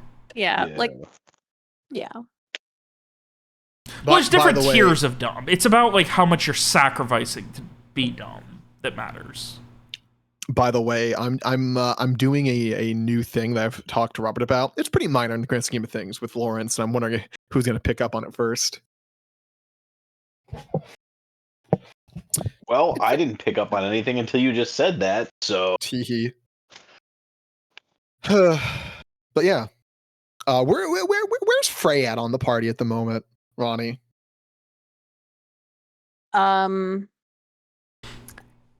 So right now, I'd say that Frey is Garrett is like the dad of the party. He would always turn to Garrett, though he's definitely been a little more uncertain lately, especially after the whole, Shadow Lake and Garrett losing his memories and distrusting everyone thing. Shadow nonsense. So, yeah. With Samar, Frey. It has definitely taken some time for Frey to warm up to Samar. I think they started off on very shaky ground. Mm. And there were definitely some things in their early interactions that really put Frey off for quite a while. I think Samar coming up and supporting him in this endeavor really helped a lot. Plus it's hard for him. It's been hard for Frey to do his thing when Samar, steps in with their with their tone in conversations. Because that does tend to torpedo things. The torpedo tone. Yeah. Pretty good. Frey Frey likes Streak. Streak is always someone to turn to. They don't have like a lot of moments, but they've had some great moments. I really liked their little chat after all the way back before Artivista, but when they were on their way to Artivista. Oh, in that little town where they met William. Me? He and Frey and Streak had a really great like heart to heart during that. Dulcery. Dulcery, What was it yes, about? thank you. So that was what was that conversation? Hold on, let me look back at my notes. Alice, While you're doing that, just like, no. God, I love the torpedo tone of, hey, do you feel bad about killing people to Streak? Yeah, what the? Oh my God, that killed me. Oh my god. I was muted. I was cackling. Oh my God. That was some funny shit. The bluntness can be very fun, but like it does hurt when talking to NPCs. Yeah. I almost did a spit take when you did that. I was about to drink. If you had said that like a second or two later, or not? Oh, he left. I'm sorry. If he had said that a second or two later, I would have freaking blown water all over my. Well, You guys weren't there for the after session when we went over that with him, were you? I just No, so I don't think so. So I just realized that, like, once again, I didn't hit the stop recording button, so I'm just going to awkwardly mention that now I'm going to go ahead and stop the recording. Oh, okay. Alex, for the listen... Jesus. What? What, Shelby? Stop the recording.